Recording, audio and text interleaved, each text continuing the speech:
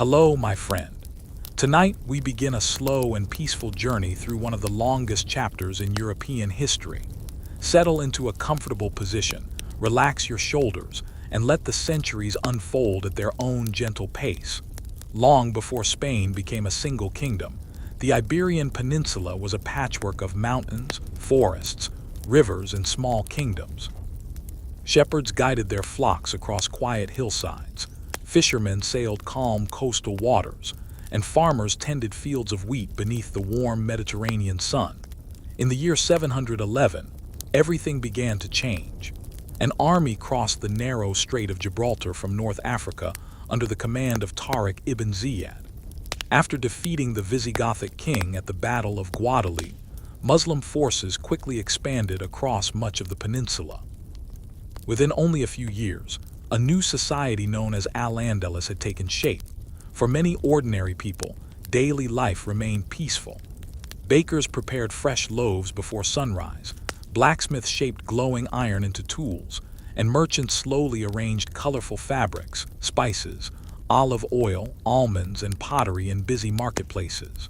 Children laughed through narrow streets while church bells and the call to prayer echoed across different towns. The city of Cordoba gradually became one of the greatest centers of learning in medieval Europe. Libraries filled with thousands of handwritten books. Scholars studied mathematics, astronomy, medicine, philosophy, and geography. Engineers designed clever irrigation canals that carried precious water across dry farmland, allowing orchards of oranges, lemons, figs, and olives to flourish beneath the warm southern sky. Far to the north, hidden among rugged mountains, several small Christian kingdoms quietly survived. Their valleys were protected by steep cliffs, dense forests, and winding mountain paths. Few people living there could have imagined that the slow struggle between these northern kingdoms and Al-Andalus would continue for nearly 8 centuries. The long story of the Reconquista had only just begun. The centuries passed so slowly that no one living at the time could see the full story unfolding. Children grew into parents, parents became grandparents, kings came and went. Yet the frontier between the Christian kingdoms and Al-Andalus moved only little by little. The northern kingdom of Asturias slowly became stronger. Small villages expanded into market towns where merchants traded wool, salt, honey, and carefully crafted iron tools. Stone churches stood quietly among green hills, while monasteries became peaceful places where monks copied books by candlelight. Every morning began in much the same way. Roosters welcomed the sunrise, shepherds opened wooden gates, millers turned heavy water wheels beside gentle rivers, women baked coarse bread from barley and wheat. The rhythm of life changed very little from one generation to the next. Meanwhile, Al-Andalus continued to flourish. The city of Cordoba became one of the most remarkable cities in the known world. Travelers arriving from distant lands admired its paved streets, public baths, beautiful gardens, and impressive bridges stretching across the Guadalquivir River. The Great Mosque stood as one of the architectural wonders of its age. Hundreds of elegant columns supported graceful arches painted in alternating bands of red and white. Soft sunlight filtered through the vast interior, creating peaceful patterns across the stone floor. Nearby, scholars gathered in libraries filled with handwritten manuscripts. They studied astronomy by watching the stars. They improved maps for travelers. Doctors carefully recorded medical knowledge. Mathematicians solved difficult problems using ideas that had traveled across continents. Books became precious treasures. Some libraries contained tens of thousands of carefully copied volumes at a time when many European kingdoms possessed only a handful. In the countryside, farmers used advanced irrigation channels that carried water into dry fields. Orange trees, lemon groves, olives, figs, almonds, and pomegranates flourished beneath the warm Iberian sun. Life was not perfect. Political rivalries remained. Local governors competed for influence. Power shifted from one ruler to another. Yet for many ordinary people, the greatest concern was simply whether the next harvest would be plentiful enough to feed their families through the coming winter. Far away in the northern mountains, the Christian kingdoms quietly prepared for the generations still to come. Without realizing it, they were laying the foundations for one of the longest campaigns in European history. As the 9th century quietly unfolded, the northern kingdoms continued their slow and patient growth. The kingdom of Asturias gradually expanded southward, not through sudden conquest, but through generations of careful settlement. Families cleared forests, built wooden homes, planted orchards, and cultivated fields that had long been empty. Life along the frontier required resilience. Winters in the mountains were cold and damp. Snow sometimes covered the higher passes for weeks, making travel nearly impossible. During spring, rivers swelled with melting snow, carrying fresh water through fertile valleys where cattle grazed peacefully beneath wide blue skies. Most people rarely traveled far from the place where they were born. A farmer might spend an entire lifetime within a day's walk of his village. News arrived slowly. Sometimes a traveler or wandering merchant would bring stories from distant cities. Other times, monks copied letters from neighboring kingdoms, sharing news that was already months old. Time itself seemed to move more gently. In Al-Andalus, craftsmen continued refining their remarkable skills. Potters shaped elegant bowls decorated with intricate patterns. Leather workers produced beautifully crafted saddles and shoes. Silversmiths carefully engraved jewelry that reflected the warm glow of candlelight. Carpenters built doors from cedar and oak, decorating them with delicate geometric designs that required extraordinary patience. The sounds of the cities were calm but constant. The splash of fountains echoed through quiet courtyards. Donkeys carried goods through narrow streets. Blacksmiths struck glowing iron with rhythmic precision. Market vendors greeted familiar customers each morning with friendly smiles. The scent of cinnamon, saffron, mint, fresh bread, roasted almonds, and olive oil drifted through the air. Education remained one of Al-Andalus' greatest strengths. Young students learned to read and write. Scholars debated philosophy with quiet respect. Astronomers carefully observed the movements of planets and stars from rooftops beneath clear night skies. Their discoveries would one day influence universities across Europe. Yet beyond the peaceful routines of daily life, politics slowly became more complicated. Different rulers sometimes disagreed over authority. Regional leaders sought greater independence. Power that had once been firmly united gradually became more difficult to maintain.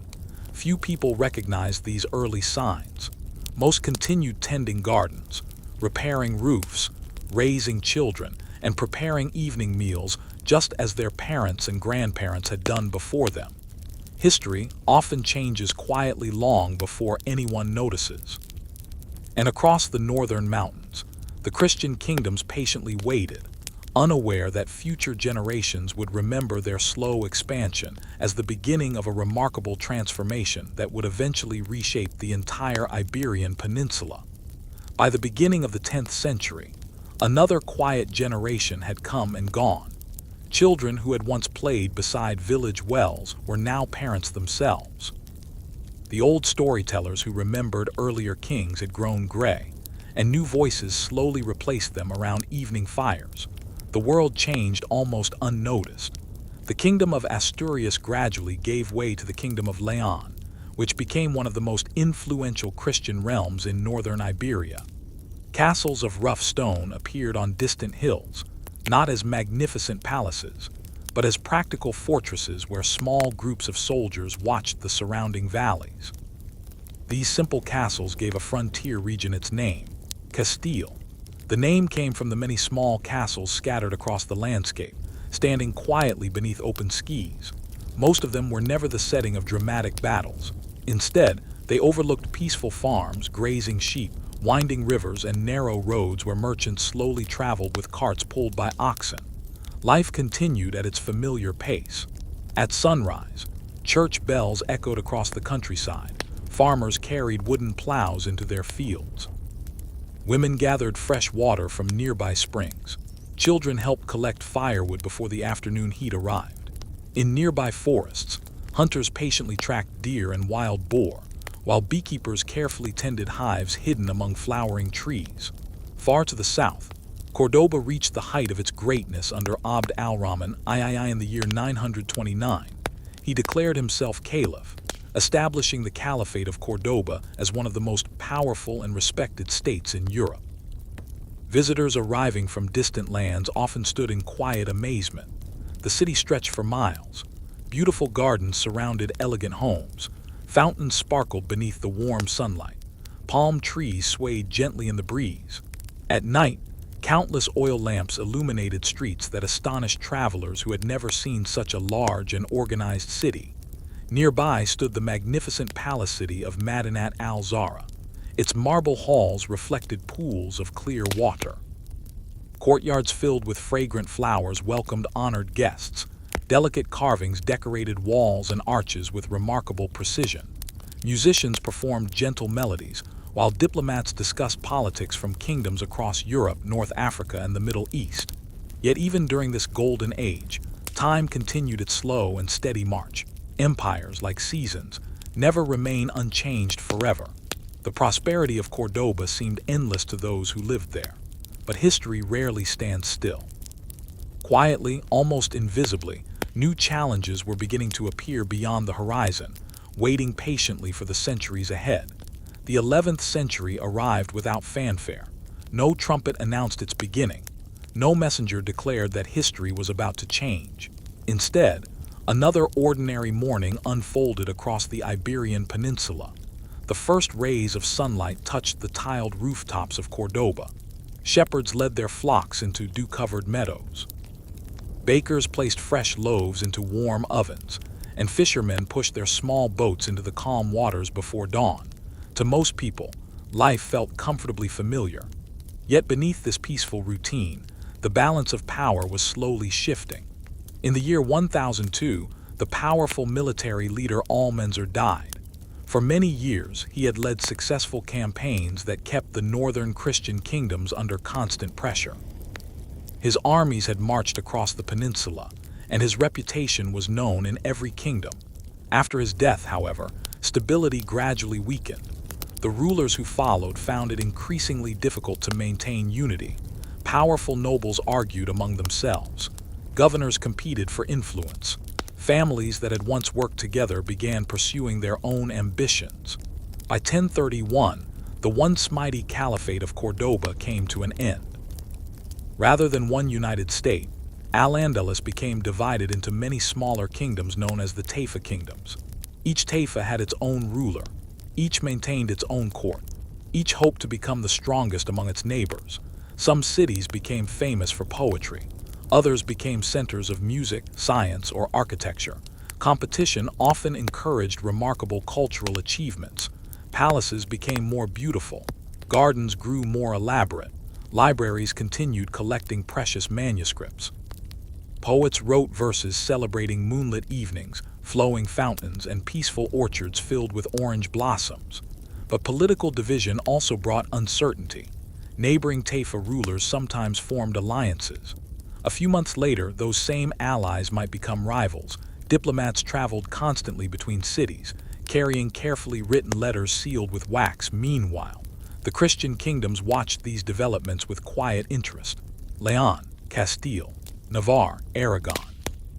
Each kingdom continued strengthening its borders, building new villages, improving roads, and encouraging settlers to cultivate newly secured lands. Progress remained slow. Years became decades. Decades became generations. For ordinary families, the changing borders mattered less than the changing seasons. Spring brought planting. Summer brought long days beneath the warm sun. Autumn filled barns with grain. Winter gathered everyone around glowing fireplaces as stories passed gently from one generation to the next.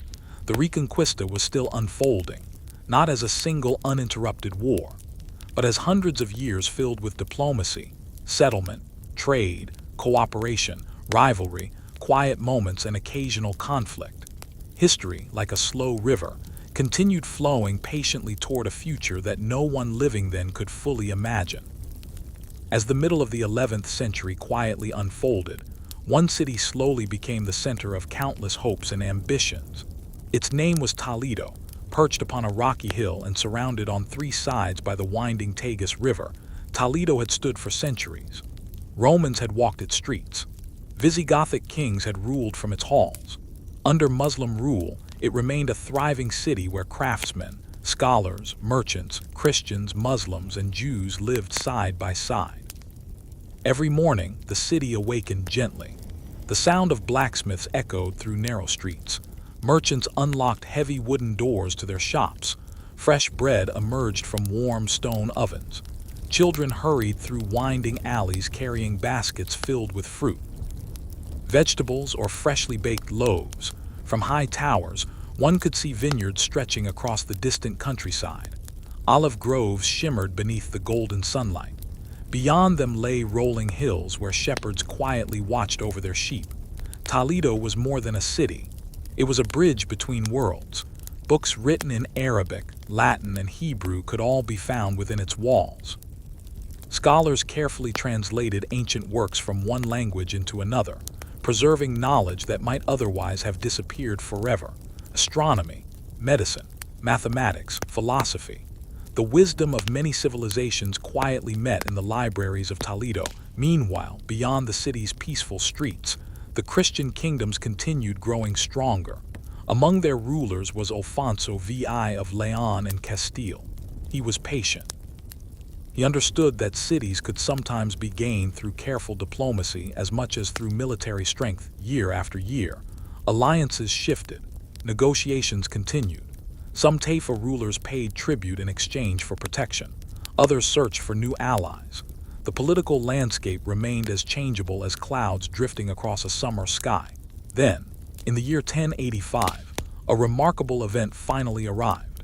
After long negotiations and careful planning, Alfonso VI entered Toledo. The city changed hands. Unlike many dramatic tales told in later centuries, much of the transition happened with surprising order.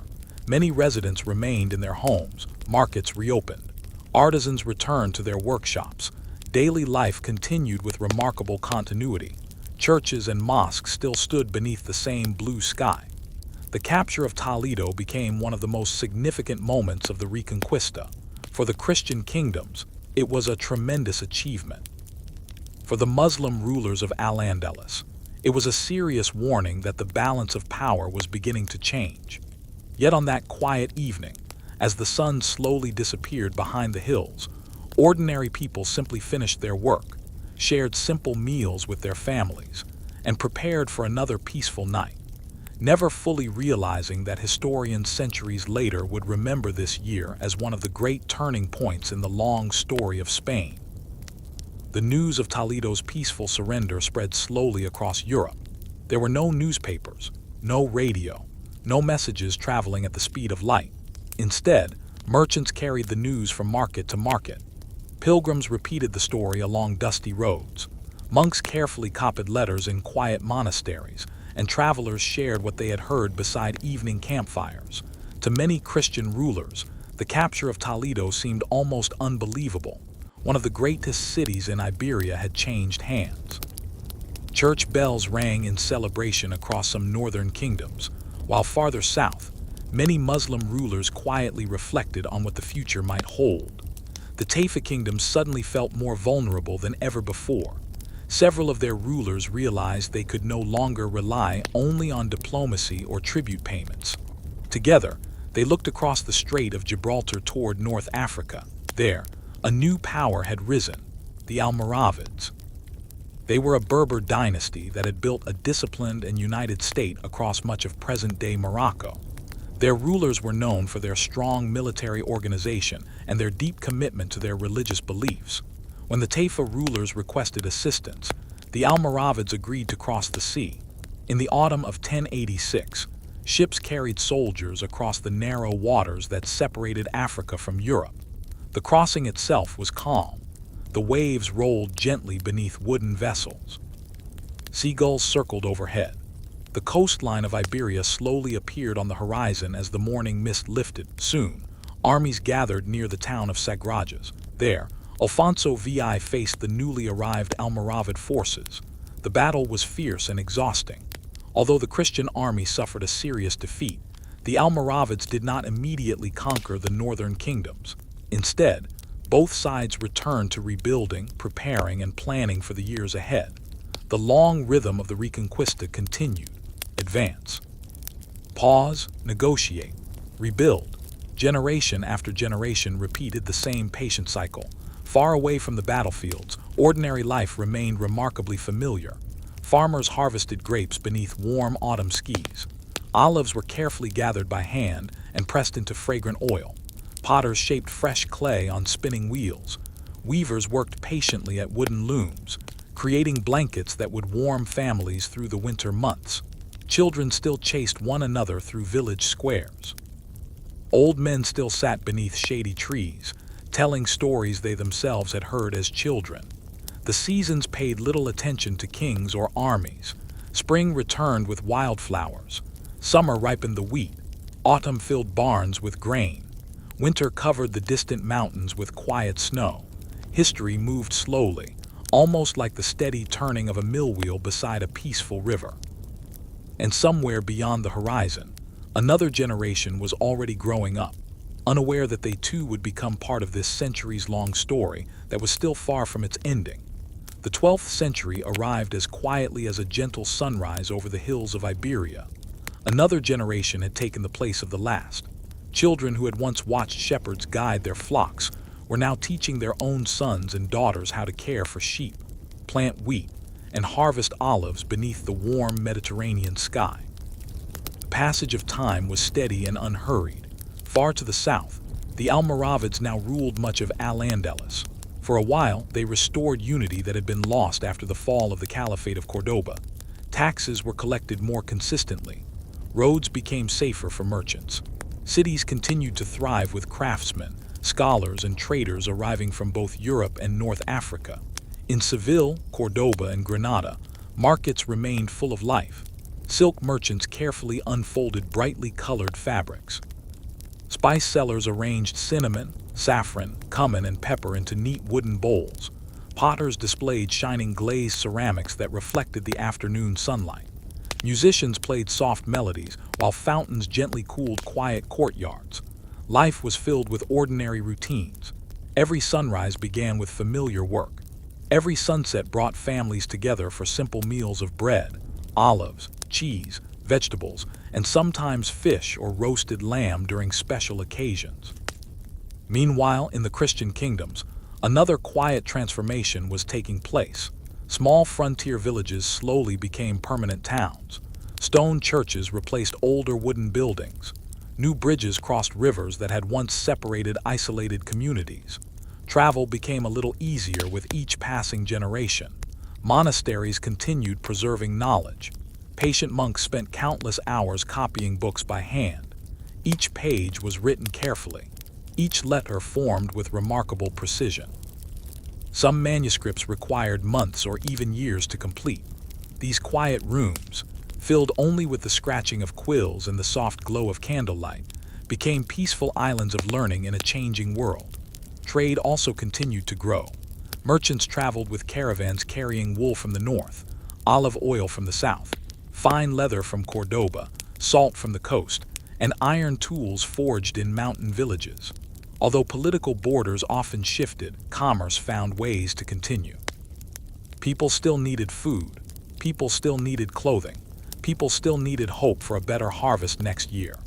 The Reconquista itself remained neither constant war nor uninterrupted peace. Some years passed without major battles.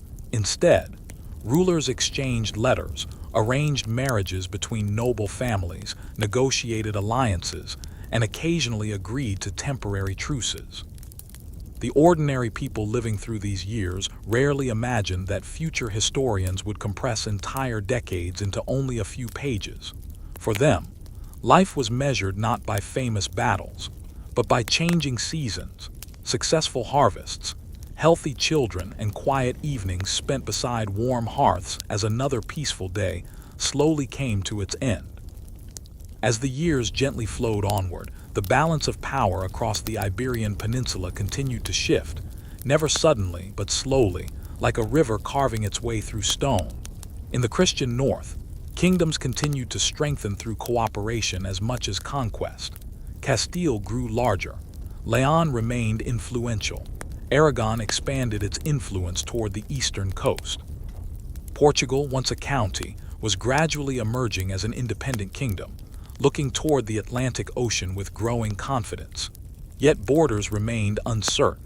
A village that belonged to one ruler during a child's birth might belong to another by the time that child became an old grandparent. Most ordinary people simply adapted. Fields still needed plowing. Animals still needed feeding. The seasons never waited for politics.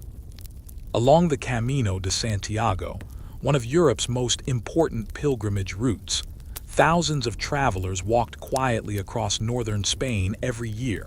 Some came from France, some from England. Others traveled from Italy or the German lands. They carried walking staffs, simple bags, in hopes of reaching the shrine of St. James in Santiago de Compostela. The roads were filled with peaceful conversations. Pilgrims exchanged stories beside campfires.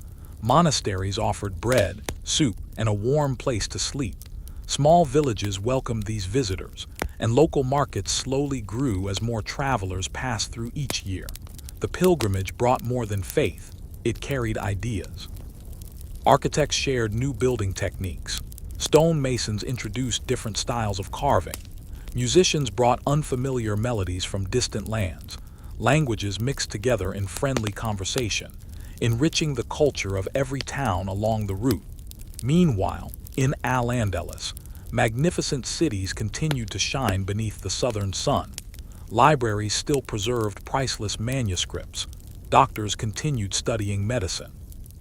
Astronomers carefully observed the stars on clear summer nights, recording their movements with remarkable patience. Gardeners tended peaceful courtyards where fountains trickled softly among orange trees, jasmine, and fragrant roses. These gardens became places of quiet reflection. The cool sound of flowing water offered relief from the warm afternoon heat. Visitors often paused there, listening only to birds singing among the branches while sunlight danced across marble pathways. Although rulers continued to negotiate, compete, and occasionally prepare for conflict, the lives of ordinary families remained surprisingly familiar. Parents taught their children useful skills. Grandparents shared old stories after evening meals. Neighbors helped one another during harvest season. Life moved forward one quiet day at a time. No one could know that before this century ended, a great battle would take place, one that later generations would remember as one of the most important turning points in the long and patient story of the Reconquista. But for now, the peninsula rested beneath another peaceful sunset, as the stars slowly appeared above the mountains and another calm night settled across the ancient land.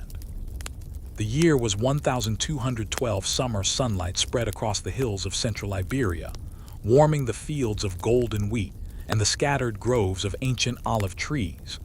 Gentle breezes carried the scent of wild herbs through the valleys, while distant church bells echoed softly across the countryside. For ordinary villagers, the morning began like countless mornings before. Farmers guided oxen through the fields. Millers turned great wooden wheels beside clear rivers. Women baked fresh bread in stone ovens. Children chased chickens across dusty farmyards, laughing beneath the bright blue sky. Few of them could imagine that history was quietly approaching another great turning point. For many years, the Almohads had replaced the Almoravids as the dominant Muslim power in Al-Andalus. They governed from magnificent cities, strengthened fortresses, repaired walls, and gathered armies from both Iberia and North Africa. Meanwhile, the Christian kingdoms understood that no single kingdom could face such a powerful force alone. So something unusual happened. Kings who had often disagreed with one another decided to cooperate. King Alfonso VII of Castile, King Peter II of Aragon, King Sancho VII of Navarre. Along with many nobles, knights, and volunteers from neighboring lands, they slowly assembled a united army. The gathering itself took weeks. Roads filled with travelers. Blacksmiths repaired armor.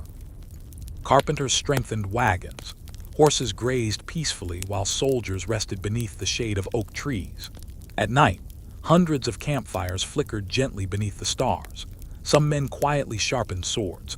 Others simply shared bread, cheese, and stories from home.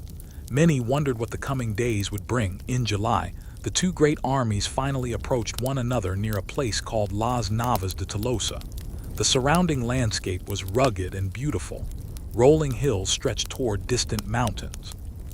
Small streams flowed through quiet valleys. The morning air was cool before the heat of the afternoon arrived. The battle that followed became one of the most significant moments of the entire Reconquista. It lasted for hours. The fighting was difficult. Both sides showed remarkable determination. By the end of the day, the united Christian forces had achieved a decisive victory. Historians would later remember Las Navas de Tolosa as a major turning point. Not because the Reconquista ended there. It did not. Many decades of change still lay ahead. But after this battle, the balance of power slowly began to favor the Christian kingdoms more consistently than ever before. Yet as evening quietly settled across the battlefield, nature returned with its familiar calm. The wind moved gently through the grass. Birds slowly returned to the trees.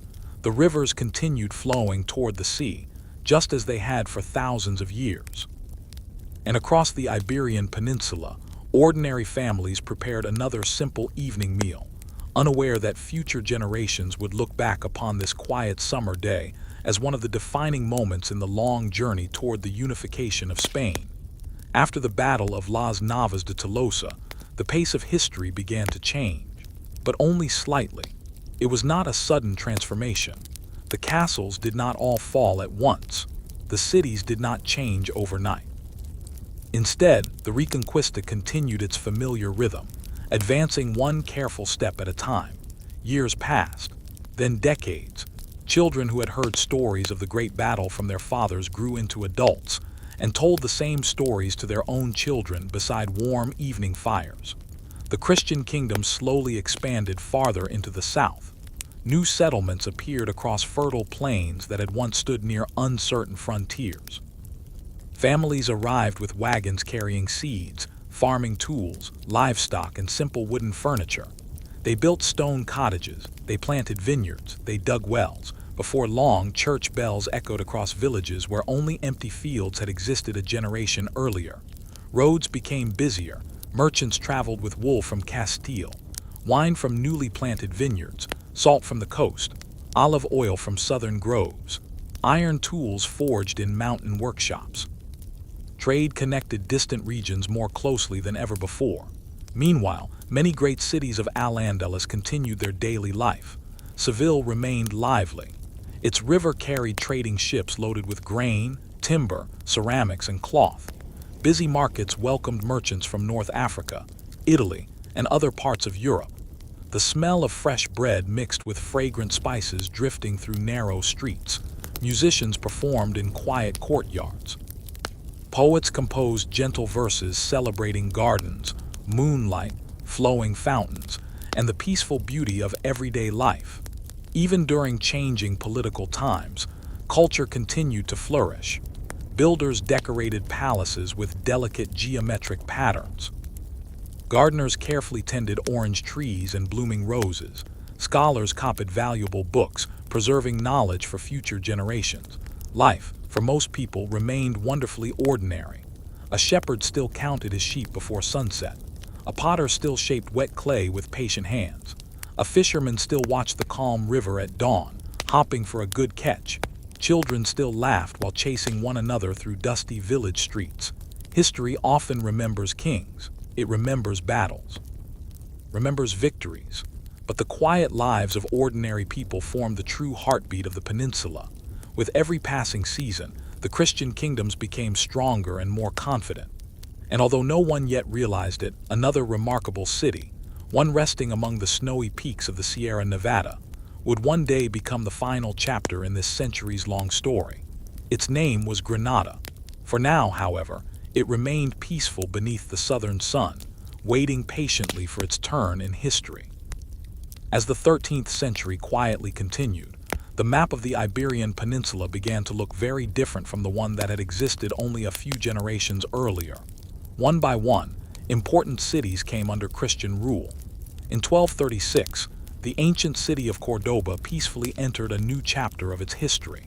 For hundreds of years, it had been one of the greatest centers of learning in Europe. Its scholars had studied medicine, mathematics, astronomy, and philosophy. Its craftsmen had created beautiful works of leather, metal, and ceramics. Its libraries had preserved countless precious books. Even after political authority changed, much of the city's beauty remained. The great mosque still stood with its graceful forest of red and white arches. Its quiet halls reminded visitors that every generation leaves behind something valuable for those who come after. Only a few years later, another remarkable city became the focus of attention: Seville. Standing beside the broad Guadalquivir River, Seville had long been one of the richest trading cities in the peninsula. Merchant ships arrived carrying timber, grain, spices, cloth, and fine pottery. Its busy docks echoed with many different languages as sailors unloaded their cargo beneath the warm southern sun. In 1248, after many months of careful planning and a long siege, King Ferdinand III of Castile entered Seville. The city gradually adjusted to its new rulers. Markets reopened. Craftsmen returned to their workshops. Farmers once again brought vegetables, olives, and fresh fruit into the city each morning. Life slowly settled into a familiar rhythm. Ferdinand III became known not only as a successful ruler, but also as a king who hoped to strengthen the lands now under his authority. Roads were repaired. New churches were built. Trade continued to expand between the north and the south. For ordinary families, peaceful routines remained far more important than changing borders. A baker still rose before sunrise. A shepherd still followed the same winding paths through the hills. A blacksmith still worked beside the glowing fire of his forge, shaping horseshoes and farming tools with steady hands. Meanwhile, only one major Muslim kingdom remained in Iberia, the Emirate of Granada. Protected by the towering Sierra Nevada mountains, Granada became a place of remarkable beauty. Its fertile valleys produced olives, grapes, almonds, and pomegranates. Snow from the mountains fed clear streams that carried fresh water through carefully designed irrigation canals. High above the city stood the Alhambra. Its elegant courtyards, quiet fountains, carved walls, and peaceful gardens overlooked the surrounding countryside. From its towers, one could watch the evening sunlight slowly disappear behind distant mountains while birds circled gently above the ancient walls. For nearly 2 more centuries, Granada would continue to flourish. It would become the final chapter of Al-Andalus. And although much of Iberia was now ruled by Christian kingdoms, the long story of the Reconquista was not yet complete. The final pages still waited patiently beyond the horizon, carried forward by the quiet passage of time. The years passed as gently as drifting clouds above the Sierra Nevada. While much of the Iberian Peninsula was now ruled by Christian kingdoms, the Emirate of Granada remained a peaceful and prosperous realm in the south. Its rulers understood that survival required wisdom as much as strength. Rather than seeking constant conflict, they often relied on diplomacy. Treaties were carefully negotiated. Tributes were sometimes paid. Messengers traveled between Granada and the courts of Castile, carrying letters written in elegant script and sealed with colorful wax. For many decades, this careful balance allowed Granada to flourish. Within its walls, life remained calm. The narrow streets filled each morning with merchants opening wooden shutters. The scent of freshly baked bread mixed with the fragrance of jasmine and orange blossoms. Artisans patiently carved wood into beautiful doors and furniture. Potters painted delicate patterns onto bright ceramic bowls. Silk weavers worked quietly at their looms, creating fabrics that would be traded across Europe and North Africa. Above the city stood the magnificent Alhambra. Its graceful palaces overlooked green valleys and distant mountains. Clear water flowed gently through marble channels into quiet reflecting pools.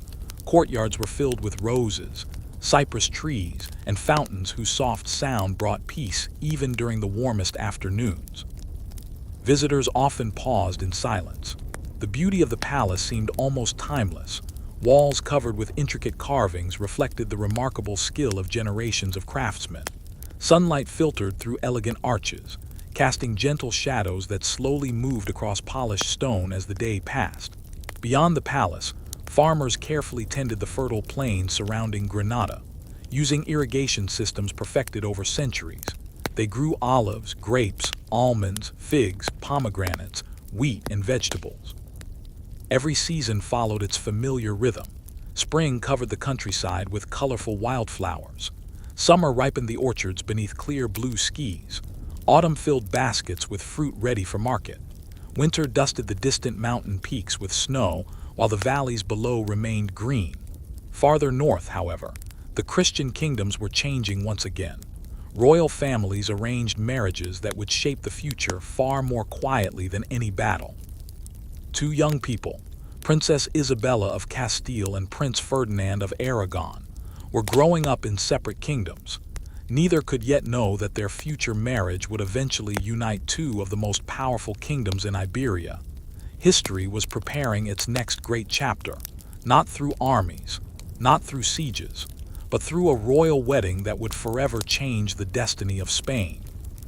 For now, though, the evening bells echoed softly across the peninsula, and another peaceful sunset settled over Granada's shining palaces as the stars slowly appeared above the ancient walls.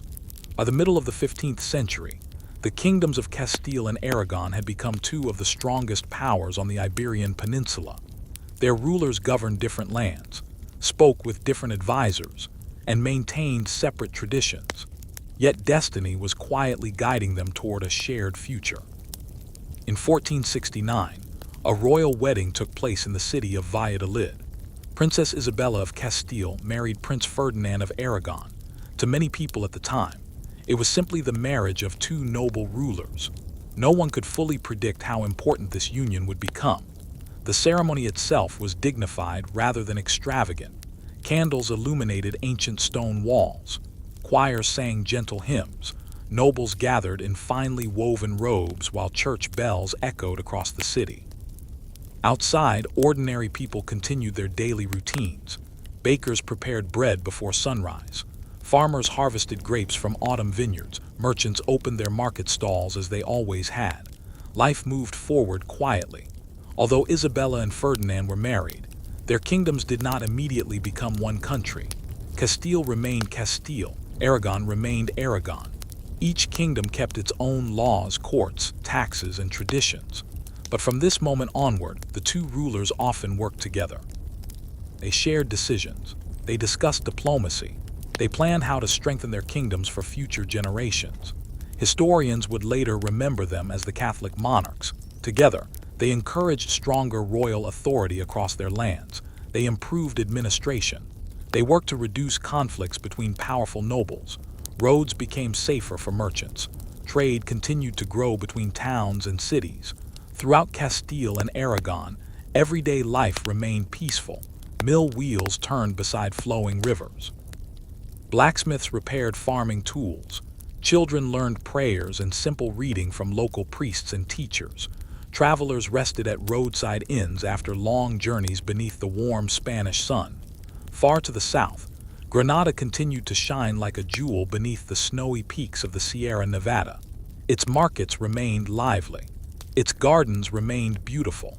The fountains of the Alhambra continued to whisper softly through marble courtyards. Yet the rulers of Granada watched the growing partnership between Isabella and Ferdinand with quiet concern. For the first time in many generations, two powerful Christian kingdoms were acting with remarkable unity. No great armies were marching yet. No final campaign had begun. But history was slowly gathering momentum. Like the first gentle breeze before a distant storm, the signs of change could already be felt by those who looked carefully toward the horizon.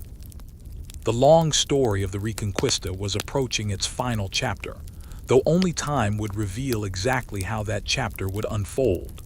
The final decade of the 15th century arrived with quiet determination. For centuries, the Reconquista had advanced little by little across the Iberian Peninsula.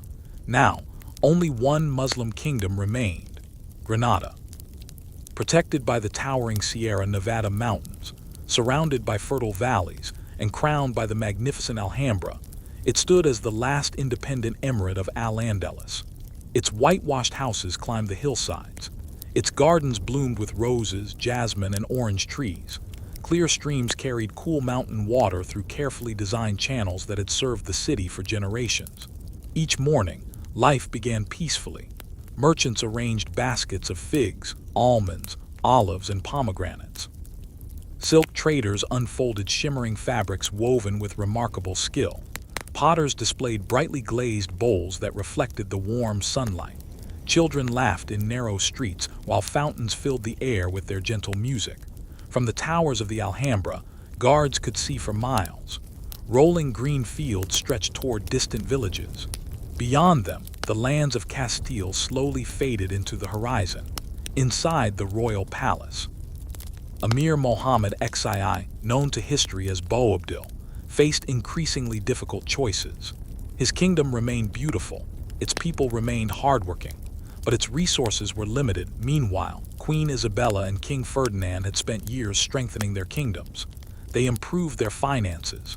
They organized their armies more carefully than ever before. Supply routes were planned, fortresses were repaired. Experienced commanders studied the roads leading south toward Granada. Rather than rushing into battle, they prepared patiently. Every detail mattered. Food had to reach the soldiers. Bridges needed maintenance. Messengers traveled constantly between castles carrying sealed instructions. Even horses required careful attention, resting before long journeys across the rugged countryside. For ordinary people, however, life still followed the familiar rhythm of the seasons.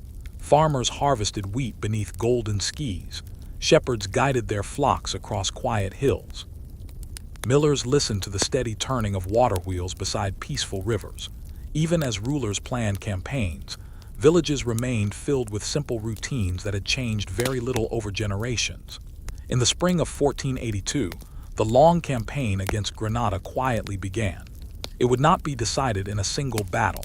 Instead, year after year, castles, towns, and fortresses slowly changed hands. Some surrendered peacefully. Others resisted for months before opening their gates. The campaign required extraordinary patience from everyone involved. Nearly every season brought another careful advance. As the stars appeared over the mountains one quiet evening, few people could imagine that within only 10 years, the story that had begun back in the year 711 would finally reach its long-awaited conclusion. But for now, Granada still stood proudly beneath the snowy peaks, its palace glowing softly in the fading light, as another calm night settled over the ancient city. The campaign for Granada continued with remarkable patience. It was not a story of one dramatic victory. Instead, it unfolded across 10 long years, one fortress at a time, one town at a time, one careful decision after another. Every spring brought fresh preparations. Supply wagons rolled slowly along dusty roads. Blacksmiths repaired horseshoes and farming tools alike. Carpenters strengthened bridges so heavy carts could cross safely. Bakers worked through the night, filling wagons with bread for soldiers traveling south.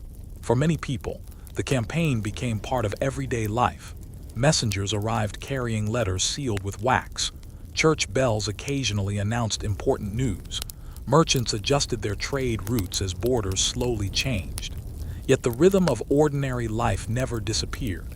In Granada, farmers continued tending the fertile Vega, the broad plain surrounding the city. Snowmelt from the Sierra Nevada flowed through ancient irrigation canals, watering fields of wheat, vegetables, vineyards, and orchards. The harvest remained as important as ever. Without food, no city could endure. Within the walls of the Alhambra, artisans continued their quiet work. Stone carvers shaped delicate patterns into marble.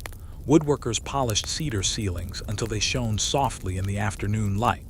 Gardeners carefully trimmed hedges and swept fallen leaves from peaceful courtyards. The fountains never stopped flowing. Their gentle sound echoed through graceful arches exactly as they had for generations. Visitors often stood silently beside the reflecting pools. The water mirrored blue skies during the day and countless stars during the night. It was a place built not for noise, but for quiet reflection. Outside the palace, the narrow streets remained busy. Potters fired new ceramics. Silk merchants welcomed customers from distant lands. Children played beneath whitewashed walls while older neighbors shared stories in shaded courtyards. Although uncertainty lay ahead, life continued with surprising calm. Meanwhile, Queen Isabella and King Ferdinand avoided unnecessary haste. They understood that patience often achieved more than reckless ambition. Rather than attacking the city immediately, they gradually captured surrounding strongholds. Each fortress reduced Granada's ability to receive supplies. Each successful campaign narrowed the choices available to its rulers. The pressure increased slowly, almost invisibly. Years passed. The children who had watched the campaign begin were now nearly grown. Another harvest came. Another winter snow covered the mountain peaks. Another spring filled the valleys with wildflowers. History was moving toward its conclusion with the same quiet rhythm that had carried the Reconquista through nearly 8 centuries. The final surrender was now drawing closer than ever before, though on this peaceful evening, as lanterns glowed softly inside the Alhambra and the last light faded beyond the mountains, the ancient city still rested beneath a sky filled with stars. The winter of 1491 settled gently over the hills surrounding Granada. The highest peaks of the Sierra Nevada were covered with fresh snow, their white summits glowing beneath the pale winter sun. Cold mountain air drifted quietly through the valleys, carrying the scent of pine forests and wood smoke from village fireplaces. By now, the city stood almost completely surrounded. Queen Isabella and King Ferdinand had spent years patiently reducing Granada's defenses. Rather than rushing toward a final assault, they chose a careful and steady approach. Outside the city, a remarkable new settlement appeared. It was called Santa Fe.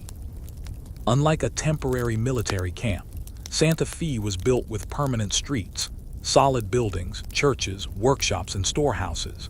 Its straight roads reflected careful planning rather than hurried construction. From there, the monarchs directed the final stages of the campaign. Every morning, wagons arrived carrying flour, vegetables, cheese, dried meat, and firewood. Blacksmiths repaired tools and horseshoes. Carpenters built carts and strengthened bridges. Messengers rode quietly between commanders, delivering sealed letters that guided each day's work. Inside Granada, life became more difficult. Food was no longer as plentiful as before. Merchants had fewer goods to sell. Families carefully saved what remained of their supplies. Yet even during these uncertain months, ordinary routines continued whenever possible. Parents comforted their children. Neighbors helped one another. The call of merchants still echoed through the streets, though more softly than in earlier years. Within the peaceful courtyards of the Alhambra, fountains continued their endless song. Clear water flowed across smooth marble just as it had for generations. Orange trees still stood beside graceful walkways. Winter sunlight reflected gently across quiet pools where birds occasionally stopped to drink. The palace itself seemed untouched by the uncertainty beyond its walls. Its carved walls, elegant arches, and peaceful gardens remained as beautiful as ever. Emir Boabdil understood that every passing week made his position more difficult. His advisors discussed possible futures. Some believed resistance should continue. Others hoped negotiation might spare the city from unnecessary destruction. Long conversations filled the palace halls. Letters passed between Granada and the royal court at Santa Fe. Carefully chosen words became as important as swords. As the final days of 1491 slowly disappeared, both sides recognized that the end of an age was approaching. An age that had begun nearly 8 centuries earlier was quietly preparing to close. The cold nights grew longer. The stars shone brightly above the snow-covered mountains. And beneath that peaceful winter sky, history waited patiently for the dawn of a new year, one that would forever change the story of Spain. On the morning of January 2, 1492, the first light of dawn spread softly across the snow-covered peaks of the Sierra Nevada. A gentle winter mist rested over the valleys. The air was crisp and still. Birds greeted the new day with quiet songs, while the towers of the Alhambra caught the first golden rays of the rising sun. After nearly 8 centuries of changing kingdoms, shifting borders, and countless generations, the long story of the Reconquista had reached its peaceful conclusion. Negotiations had taken place over many weeks. Both sides understood that preserving the city was better than allowing unnecessary destruction. The agreement carefully outlined how the surrender would occur. Residents of Granada would initially be allowed to keep their homes, property, customs, and religious practices according to the terms that had been negotiated. That winter morning, Emir Mohammed Xii, better known as Boabdil, prepared to leave the city. He rode quietly through the gates with a small group of companions. There were no grand speeches. No triumphant celebrations filled every street. Instead, the moment carried a quiet sense of history. Near the city, Boabdil formally handed the keys of Granada to Queen Isabella and King Ferdinand. It was a symbolic gesture. Those simple keys represented the final Muslim kingdom on the Iberian Peninsula. For the first time since the year 711, nearly the entire peninsula was under Christian rule. Soon afterward, the royal banners of Castile and Aragon were raised above the towers of the Alhambra. The winter breeze gently carried the flags across the ancient palace walls. Church bells rang throughout the surrounding countryside. Messengers mounted fresh horses and began carrying the remarkable news across Europe. Inside Granada, ordinary life slowly resumed.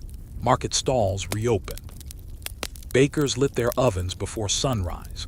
Blacksmiths returned to their forges. Gardeners swept quiet courtyards where fountains continued to flow just as they always had. The mountains remained unchanged. The rivers continued their endless journey toward the sea. The orange trees still bloomed when spring returned. Nature paid little attention to the changing of kingdoms. As Boabdil traveled away from Granada, later tradition tells of one final stop upon a nearby mountain pass. Looking back toward the city one last time, he quietly gazed at the shining walls of the Alhambra beneath the winter sky.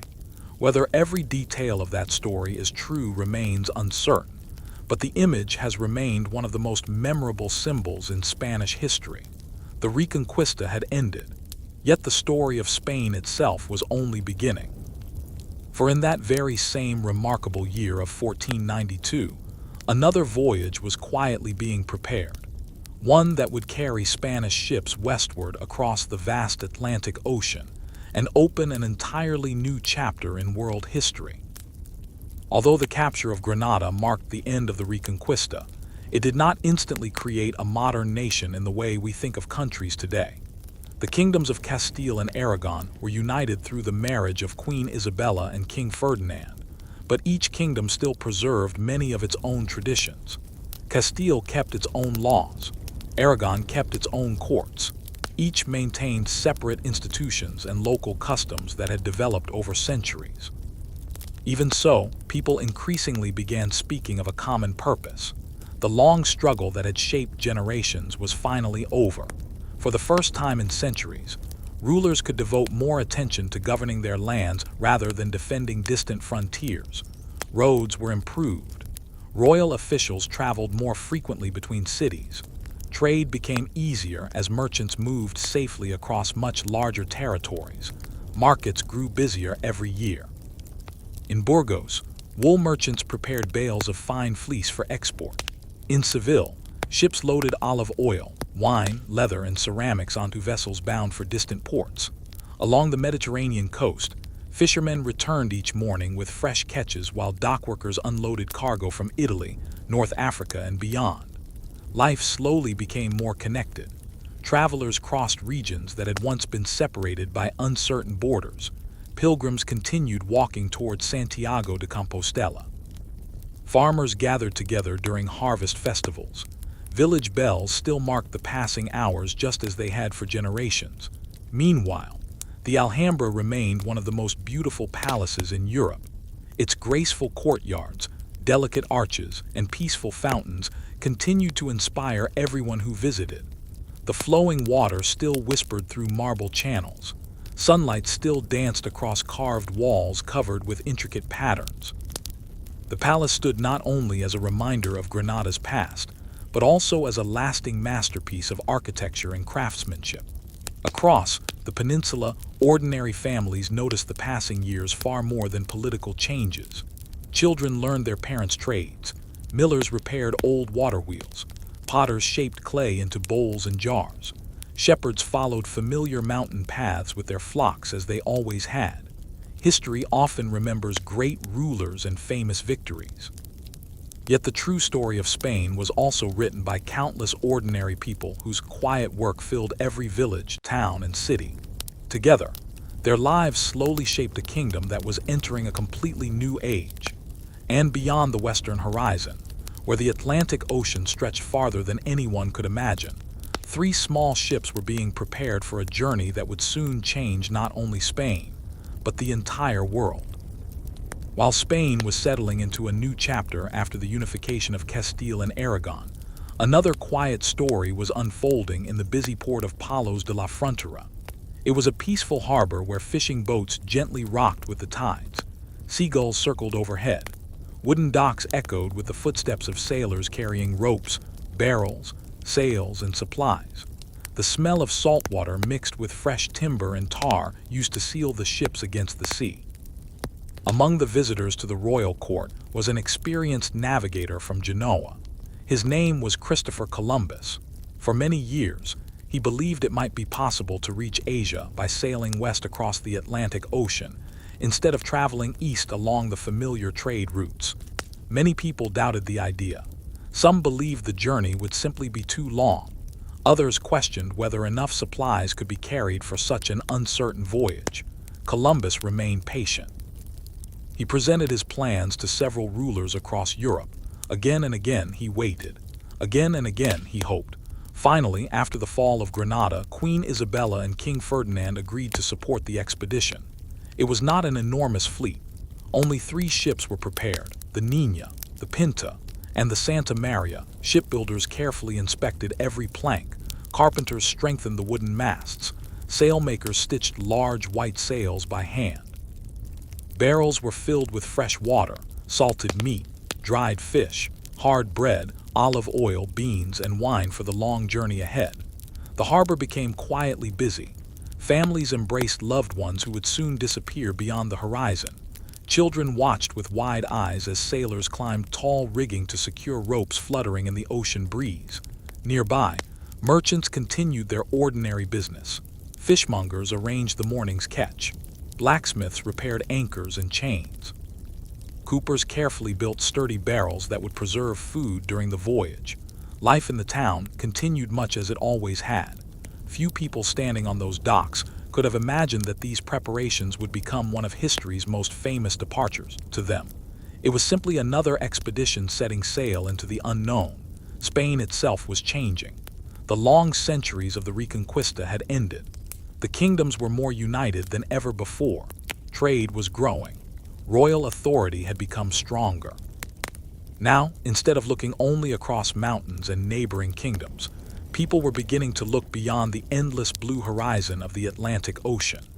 As the evening sun slowly disappeared behind the sea, the 3 small ships rested quietly in the harbor, gently rising and falling with the tide, waiting patiently for the morning when they would begin a voyage that would forever connect Spain with a much larger world.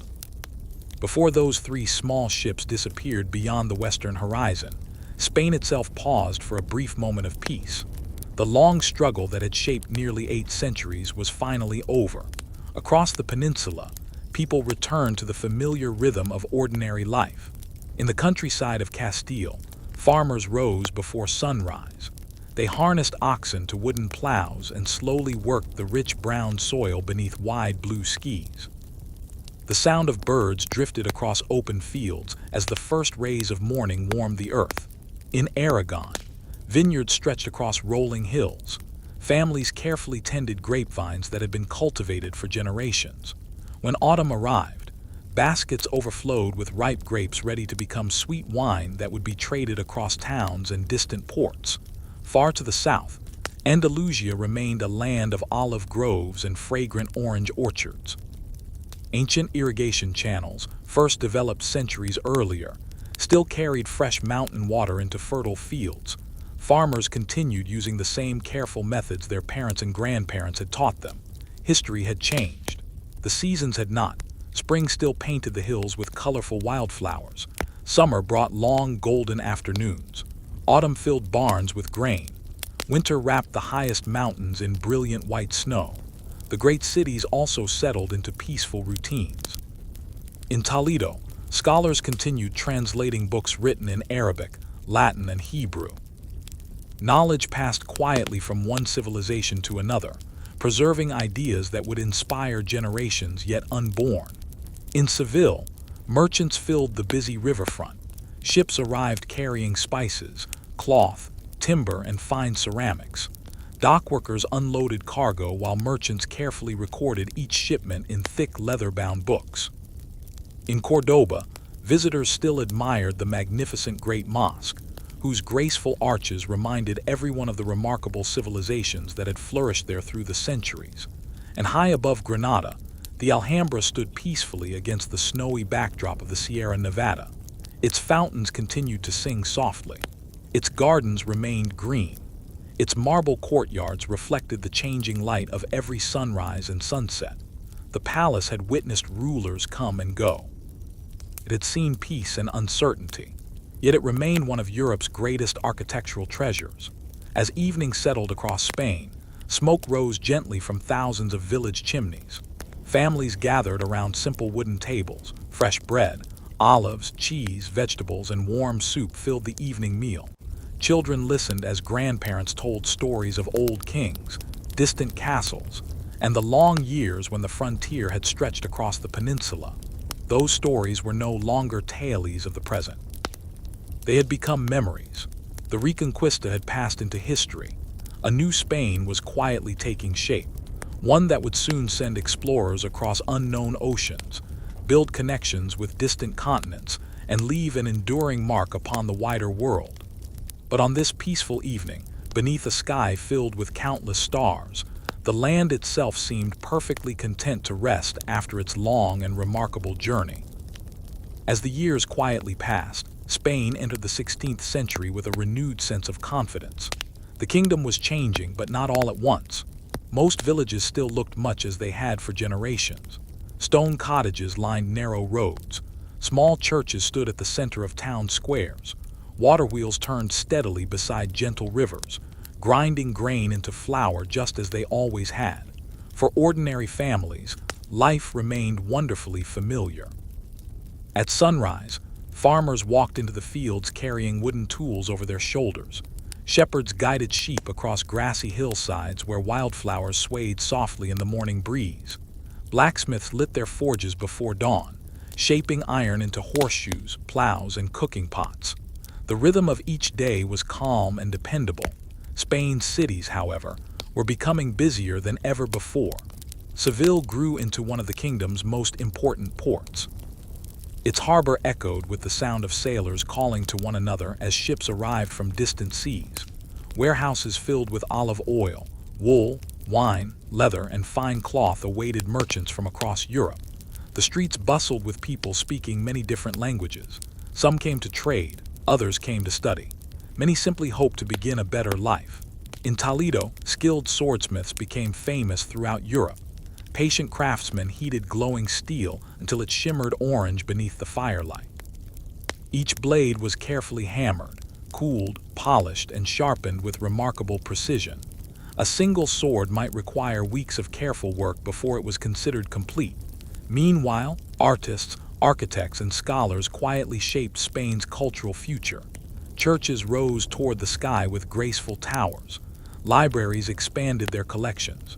Universities welcomed students eager to study law, medicine, astronomy, and philosophy.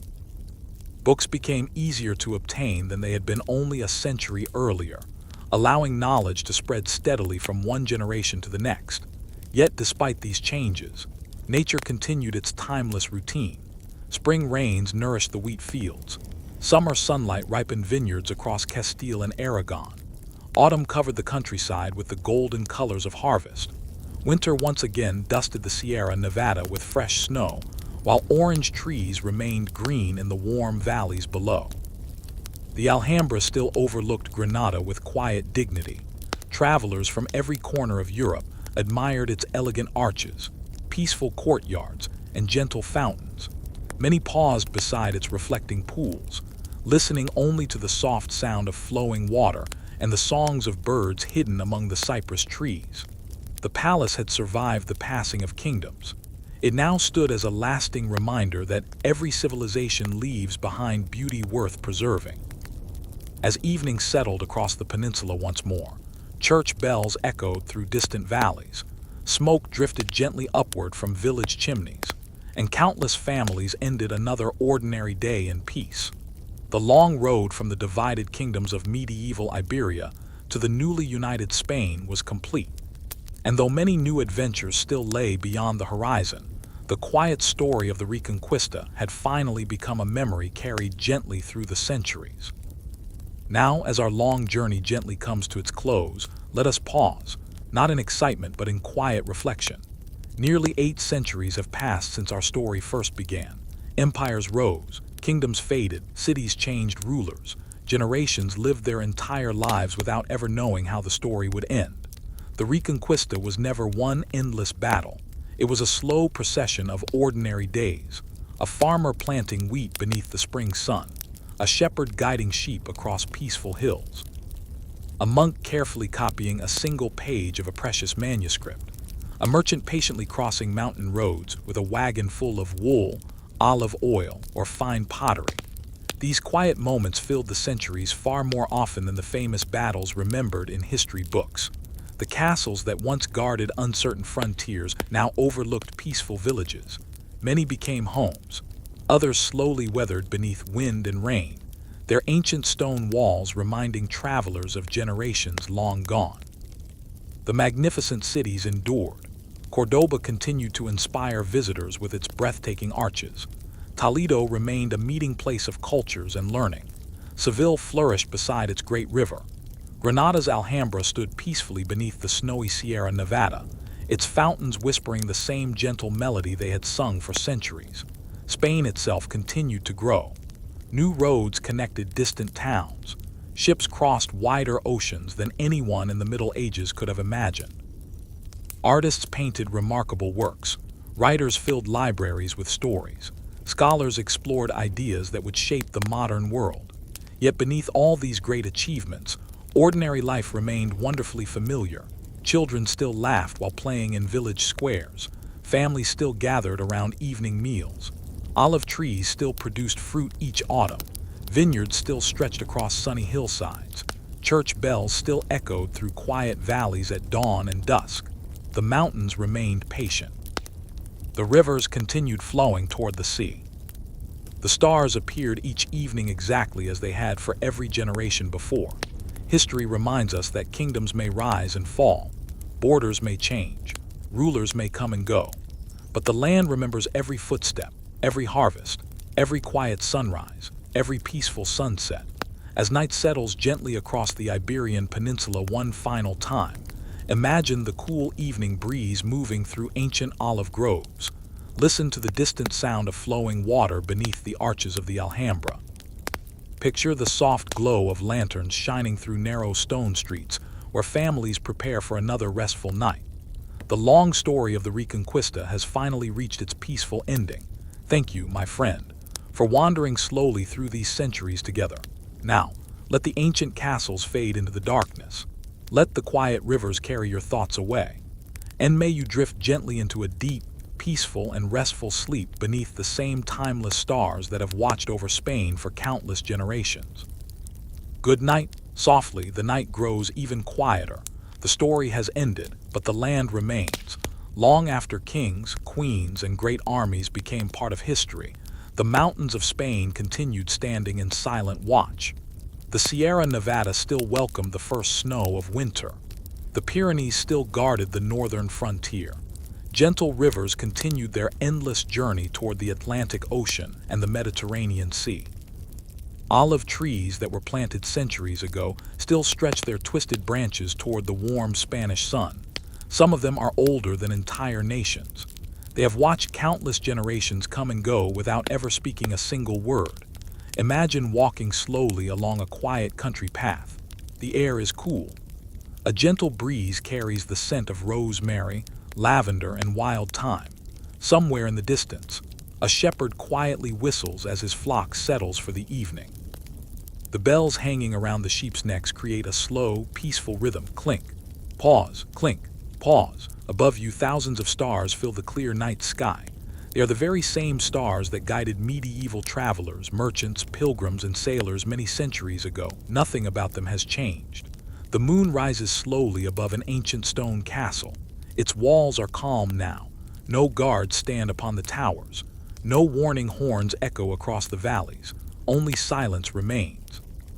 In a nearby village, warm candlelight shines gently through small windows. Families have finished their evening meal. The fire crackles softly inside stone fireplaces. Outside, the streets are empty. Only the sound of a quiet fountain breaks the stillness of the night. History has fallen asleep. The kingdoms have become memories. The battles have faded into the distant past. Only the peaceful land remains. As you continue resting, allow your thoughts to drift like slow-moving clouds across the Spanish countryside. Across endless olive groves, across quiet vineyards, across gentle rivers, across ancient bridges built by hands that disappeared hundreds of years ago, everything is calm, everything is still, everything is at peace. And beneath the endless stars above Spain, another quiet night passes, just as it has for countless centuries. Sleep well, my friend. Good night. Hello, my friend. Tonight, we leave the warm olive groves of Spain behind and travel far across the Atlantic Ocean to a land of endless forests, sparkling lakes, and quiet snowy mountains. Our new journey begins in Canada. Long before Canada became a modern nation, the land was home to countless Indigenous peoples who had lived there for thousands of years. There were no cities of glass or steel. No railways crossed the forests. No highways stretched across the plains. Instead, the landscape was wonderfully peaceful. Towering pine and spruce trees covered vast forests. Crystal-clear rivers flowed gently toward enormous lakes. Snow rested on distant mountain peaks for much of the year. In the east, the Atlantic Ocean rolled quietly against rocky shores. In the west, the mighty Rocky Mountains rose into the clouds. Between them stretched an almost endless wilderness. Every season transformed the land. Spring brought melting snow and rushing rivers. Summer filled the forests with birdsong and wildflowers. Autumn painted the maple trees brilliant shades of red, orange, and gold. Winter covered the entire landscape with a peaceful blanket of snow. For thousands of years, Indigenous communities understood these rhythms better than anyone. They traveled with the changing seasons. Some hunted caribou across the northern tundra. Others fished for salmon in powerful western rivers. Families gathered berries during the warm months and carefully prepared food for the long winters ahead. Their knowledge of the land was extraordinary. They knew where rivers could be crossed safely. They understood which plants could be used for medicine. They followed the movements of animals with quiet patience. The forests were not mysterious to them. They were home. As evening settled over the ancient Canadian wilderness, smoke drifted gently upward from small campfires. Families gathered together beneath skies filled with countless stars. The sound of flowing water mixed softly with the whisper of wind moving through endless pine forests. There were no clocks, no hurried schedules, only the peaceful rhythm of nature guiding another quiet day toward its gentle end. And our long, relaxing journey through the early history of Canada has only just begun. Thousands of years passed quietly across the vast Canadian landscape. Generation after generation lived in harmony with forests, rivers, mountains, and wide-open skies. The land itself seemed timeless. Massive glaciers had shaped much of the country long before people arrived. As the great sheets of ice slowly melted, they left behind thousands upon thousands of sparkling lakes. Some were small enough to paddle across in an afternoon. Others stretched so far that the opposite shore disappeared beyond the horizon. Fresh water became one of Canada's greatest treasures. Beavers built their dams along peaceful streams. Moose wandered through quiet marshes at sunrise. Black bears searched for berries during the warm summer months. Bald eagles circled high above crystal-clear rivers. In the far north, polar bears crossed the frozen sea ice with slow, patient steps. Every season brought its own gentle rhythm. During spring, melting snow filled the rivers with rushing water. Wild geese returned from the south, filling the sky with their familiar calls. Tiny green leaves slowly appeared on birch and maple trees. Summer brought long daylight hours. In some northern places, the sun barely dipped below the horizon. Children played beside quiet lakes, while families gathered fish from rivers that had provided food for countless generations. Autumn arrived with breathtaking beauty. The forests became oceans of red, orange, yellow, and gold. Leaves drifted gently to the ground, covering woodland paths with a colorful blanket. Animals quietly prepared for the coming winter. Squirrels gathered food. Birds began their long migrations. Families carefully stored dried fish, smoked meat, and gathered berries. Then winter arrived. Soft snow covered the forests. Lakes slowly froze beneath thick layers of ice. The world became wonderfully quiet. Footsteps were softened by fresh snow. Smoke rose gently from warm homes while stories were shared beside glowing fires. Long evenings became a time for teaching. Grandparents told ancient stories passed down through many generations. Children listened carefully, learning about the stars, the seasons, the animals, and the land that had always cared for their people. Everything moved at nature's pace. No one hurried the arrival of spring. No one rushed the falling snow. Life followed the quiet rhythm that had guided Canada for thousands of years. Far across the Atlantic Ocean, however, another world was changing. Sailors were building stronger ships. Explorers dreamed of unknown lands beyond the Western Sea. Before long, those distant worlds would gently meet, beginning a new chapter in the long and peaceful history of Canada. The closing years of the 15th century brought quiet curiosity to the shores of Europe. Maps of the world still held many blank spaces. Beyond the familiar coastline stretched vast oceans that few sailors dared to cross. Ships were becoming stronger. Navigation slowly improved. Experienced captains watched the stars each night, using them to guide their course across open water. Among the kingdoms eager to explore was England. King Henry VII listened carefully to reports of new discoveries across the Atlantic. If new lands existed in the West, perhaps English sailors could find them as well. In 1497, an experienced navigator named John Cabot set sail from the English port of Bristol aboard a small ship called the Matthew Asterisk. The voyage was long and quiet. For weeks, the crew saw nothing but rolling waves, drifting clouds, and endless sky. Some mornings the sea was perfectly calm, reflecting the sunrise like polished glass. Other days brought thick fog that hid the horizon completely. The sailors waited patiently.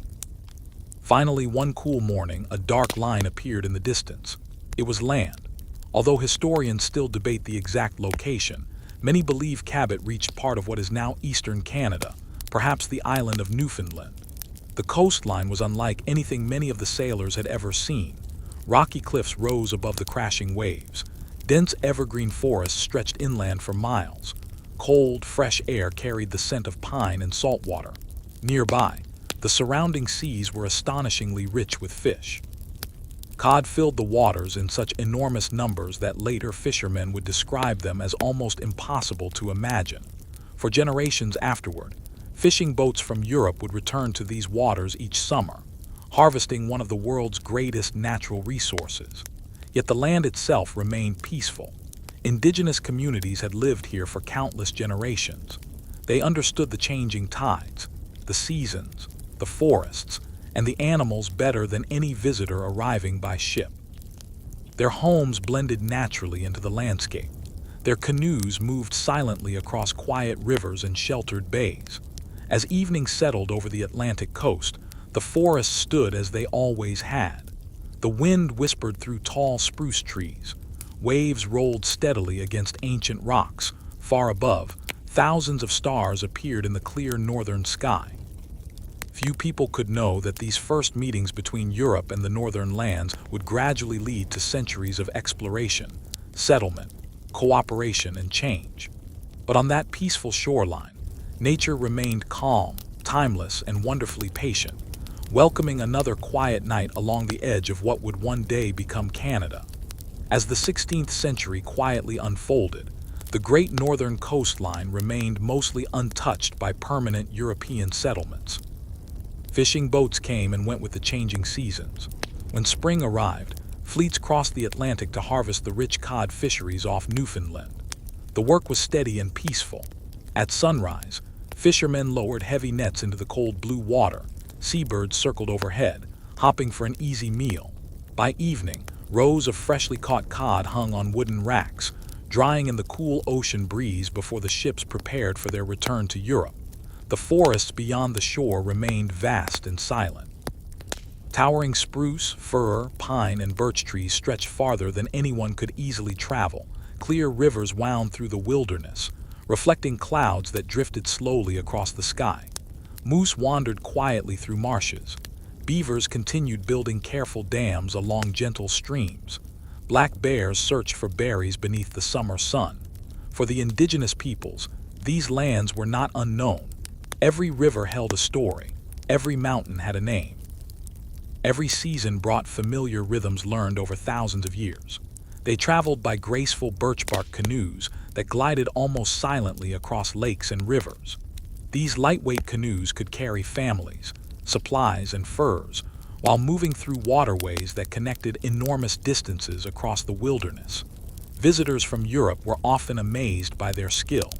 The forests that seemed endless to newcomers were carefully understood by those who had always called them home. During these years, friendly exchanges sometimes took place along the coast. Fish, tools, clothing, and useful knowledge were shared.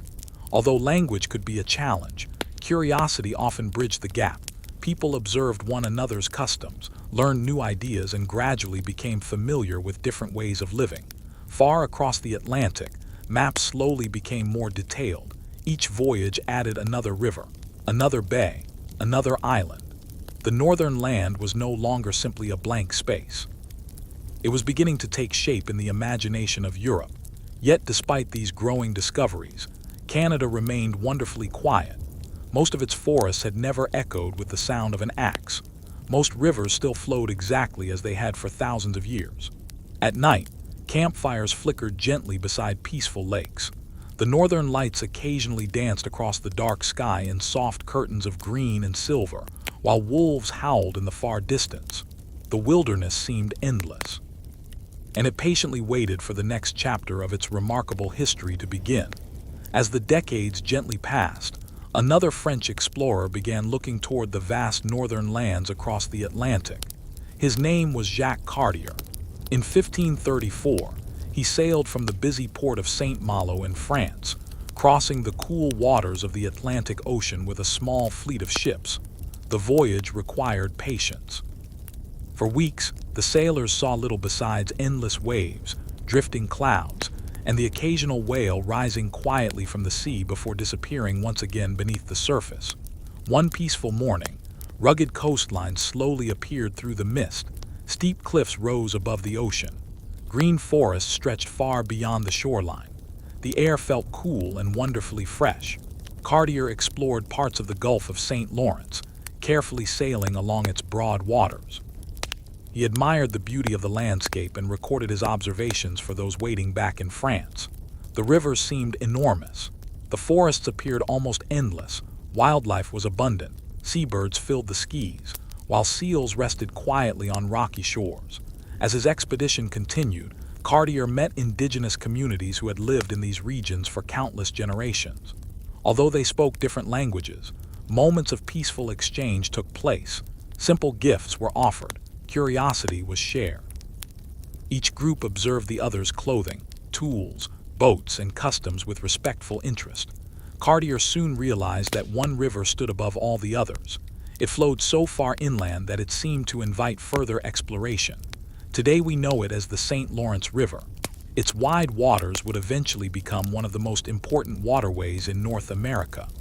The river connected the Atlantic Ocean to vast forests, fertile valleys, and the immense Great Lakes far beyond the horizon.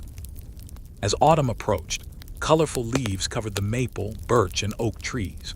Brilliant shades of red, orange, and gold reflected upon the calm river.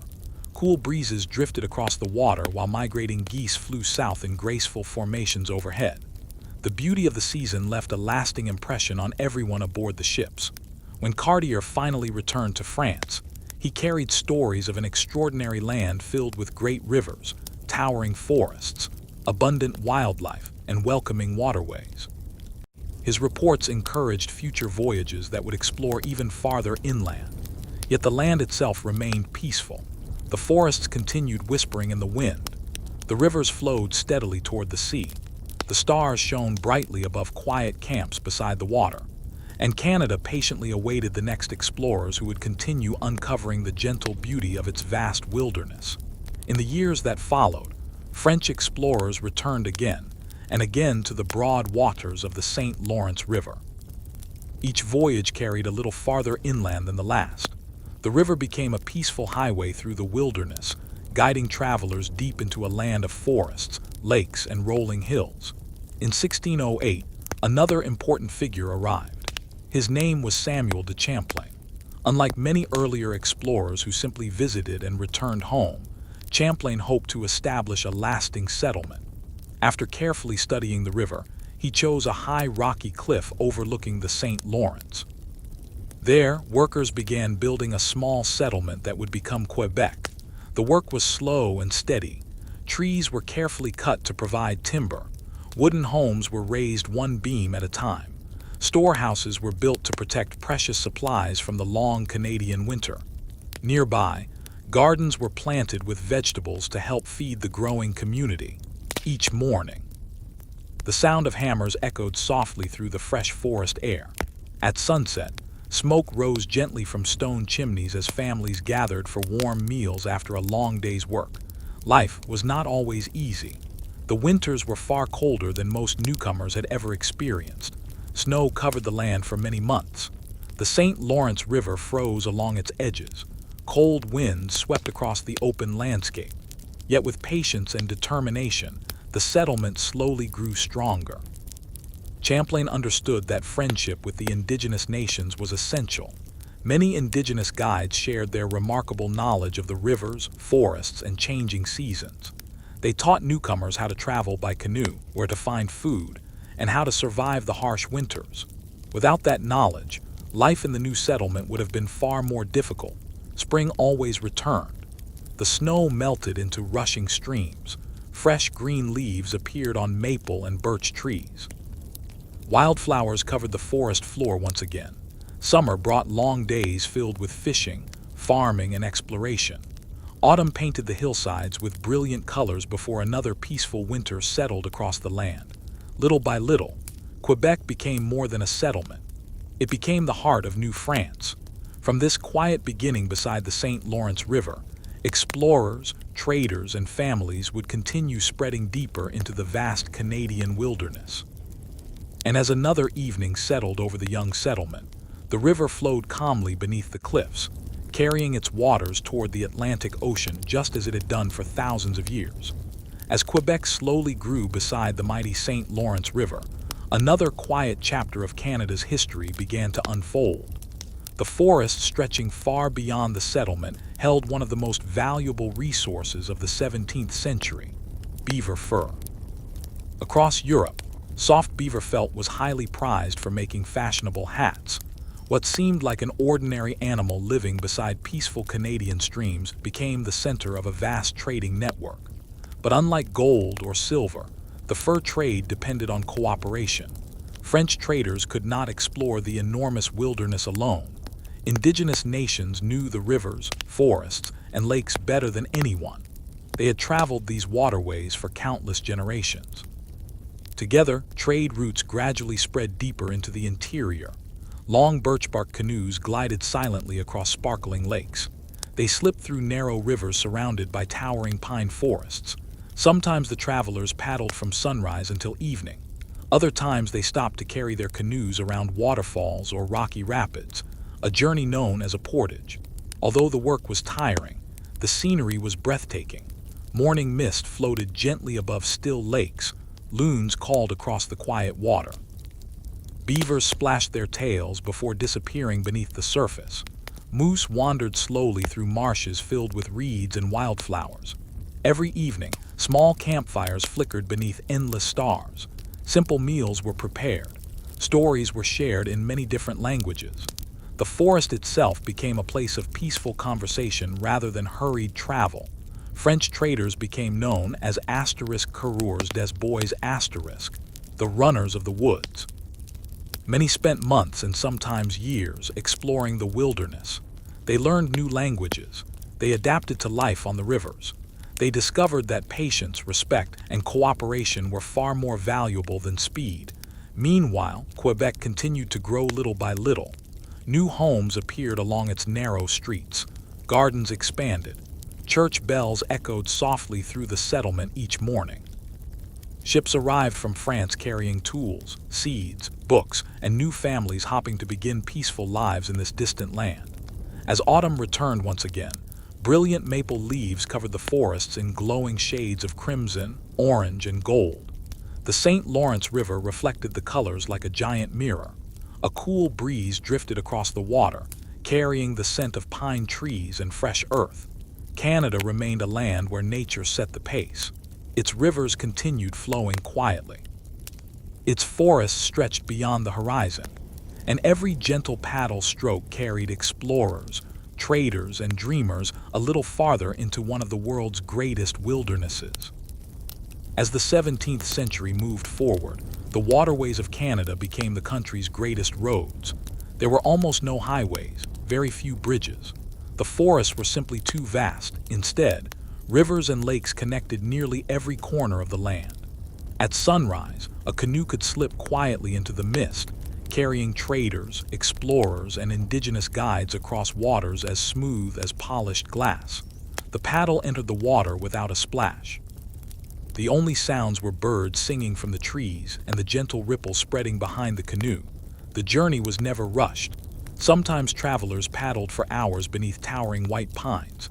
Sometimes they stopped beside a quiet shoreline to rest, cook a simple meal, or watch the evening sunset reflect across the lake. Canada seemed endless. One lake flowed into another. One river curved toward the next valley. One forest blended into another without interruption. Wildlife surrounded every journey. A family of otters played along the riverbank. A bald eagle watched patiently from a tall spruce tree. White-tailed deer stepped carefully through the undergrowth before disappearing into the forest. Farther north, wolves called softly beneath the moon, their voices carrying across the still landscape. During autumn, the forests became more beautiful than ever. Maple trees glowed brilliant red. Birch leaves shimmered golden yellow. Cool breezes carried fallen leaves across woodland paths. Travelers often paused simply to admire the colors surrounding them. In Quebec, life continued peacefully. The settlement slowly expanded along the cliffs overlooking the St. Lawrence River. Stone buildings gradually replaced many wooden structures. Small farms outside the town produced wheat, vegetables, and apples. Blacksmiths repaired farming tools. Carpenters built sturdy homes. Millers ground fresh grain into flour beside gently flowing streams. The seasons shaped everyone's lives. Spring meant planting. Summer brought exploration and trade. Autumn was harvest time. Winter encouraged families to gather indoors beside warm fireplaces while snow quietly covered the rooftops outside. Every year followed the same comforting rhythm. Although New France remained small compared to the vast wilderness surrounding it, its people slowly learned to live alongside the land instead of trying to conquer it. They respected the rivers that carried them. They admired the forests that sheltered them. They depended upon the changing seasons just as the indigenous peoples had done for countless generations. And as another peaceful evening settled across the great Canadian wilderness, the stars slowly appeared above the silent lakes, reminding every traveler that nature had always been, and would always remain, the true heart of Canada. As peaceful years turned into decades, New France slowly stretched farther along the great rivers of Canada. Small settlements appeared one after another beside the St. Lawrence River. Each new village began in much the same way. A few wooden houses, a simple church, several farms carved carefully from the edge of the forest. a small dock where canoes and sailing boats could tie up at the end of a long journey, life remained wonderfully quiet. At first light, farmers stepped outside into the cool morning air. Roosters crowed from nearby barns. Cows wandered slowly into grassy fields. The smell of fresh bread drifted from stone ovens as another peaceful day began. Children helped gather eggs, carry water from nearby wells, and tend small vegetable gardens. The wilderness, however, was never far away. Only a short walk beyond the farm stood endless forests filled with towering maple, pine, spruce, and birch trees. In spring, wildflowers covered the forest floor. In summer, butterflies floated through sunny meadows. During autumn, the leaves transformed into brilliant shades of scarlet, amber, and gold. Winter arrived quietly, covering the land with deep snow that softened every sound. Travel also changed with the seasons. In the warmer months, rivers became busy with canoes carrying traders and families. During winter, frozen rivers often became natural roads. People traveled by snowshoes across the deep snow, while sturdy sleds, pulled by dogs or horses, carried supplies between distant settlements. The cold demanded patience, but it also brought a peaceful beauty. Ice sparkled beneath the morning sun. Snow rested gently on evergreen branches. The air became so still that even the smallest sound seemed to travel for miles. Inside warm homes, evenings were calm and comforting. Families gathered around crackling fireplaces. Wool blankets kept everyone warm. Grandparents shared stories about the first explorers, the great rivers, and the changing seasons that shaped life in this northern land. Outside, the stars shone brilliantly above the snowy forests. Sometimes, ribbons of green light, the northern lights slowly danced across the sky, moving silently above the quiet wilderness. Those who watched them often stood without speaking, simply admiring the peaceful display. Canada remained a place where nature guided every day. The forests breathed quietly. The rivers flowed steadily. The snow came and went with gentle certainty. And as another long winter night settled over New France, the little settlement slept peacefully beneath a sky filled with countless stars, while the vast wilderness stretched endlessly beyond the glow of their warm windows. By the early 18th century, the peaceful settlements of New France had become part of a much larger world. Across the Atlantic Ocean, European kingdoms continued to compete with one another. Their rivalries sometimes reached the forests, rivers, and coastlines of North America. Yet for many ordinary people living in Canada, daily life remained centered on the land. The first light of dawn still found farmers walking into their fields. Fishermen still pushed their wooden boats onto quiet rivers. Blacksmiths still opened their workshops before sunrise, their hammers ringing gently through small villages. In Quebec and Montreal, life slowly became busier. Stone streets echoed with the sound of horses pulling carts loaded with flour, firewood, and fresh vegetables. Merchants displayed cloth, iron tools, candles, and handmade furniture inside small wooden shops. Church bells marked the passing hours, their familiar sound drifting across the settlements. Far beyond the towns, the wilderness remained almost untouched. Thousands of lakes reflected the changing sky. Dense forests stretched farther than anyone could easily travel. Moose wandered quietly through misty marshes. Loons called across calm waters during the peaceful evenings. Every spring, the rivers awakened with the melting snow. Fast-moving water carried canoes deep into the interior. Summer brought warm sunshine and fields of blooming wildflowers. Autumn covered the maple forests with breathtaking shades of crimson and gold. Then winter returned once more, wrapping the land in soft white silence. The people who lived here learned not to fight against the seasons. Instead, they planned their lives around them. Firewood was gathered before the first snowfall. Food was carefully stored for the colder months. Homes were repaired during the warmer weather, ensuring they would remain warm throughout the long northern winter. Many evenings ended quietly. Families sat beside glowing fireplaces, sewing clothes, carving wooden tools, or simply listening to stories told by grandparents. Outside, snowflakes drifted gently beneath the moonlight. The forest seemed almost asleep. Only the occasional howl of a distant wolf or the flutter of an owl's wings disturbed the stillness. Although the wider world continued to change, Canada remained a land where patience, nature, and quiet perseverance shaped everyday life.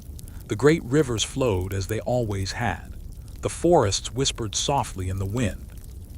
And another peaceful chapter of Canada's long history slowly came to an end beneath a sky filled with brilliant northern stars. As the middle of the 18th century quietly approached, the peaceful forests and rivers of Canada became the meeting place of two great European empires. To the north, and along the St. Lawrence River, lay New France. Farther south, the British colonies stretched along the Atlantic coast. For many years, both sides explored, traded, and built new settlements. Most ordinary people hoped simply to live peaceful lives. Farmers cared for their fields. Fishermen cast their nets into calm waters.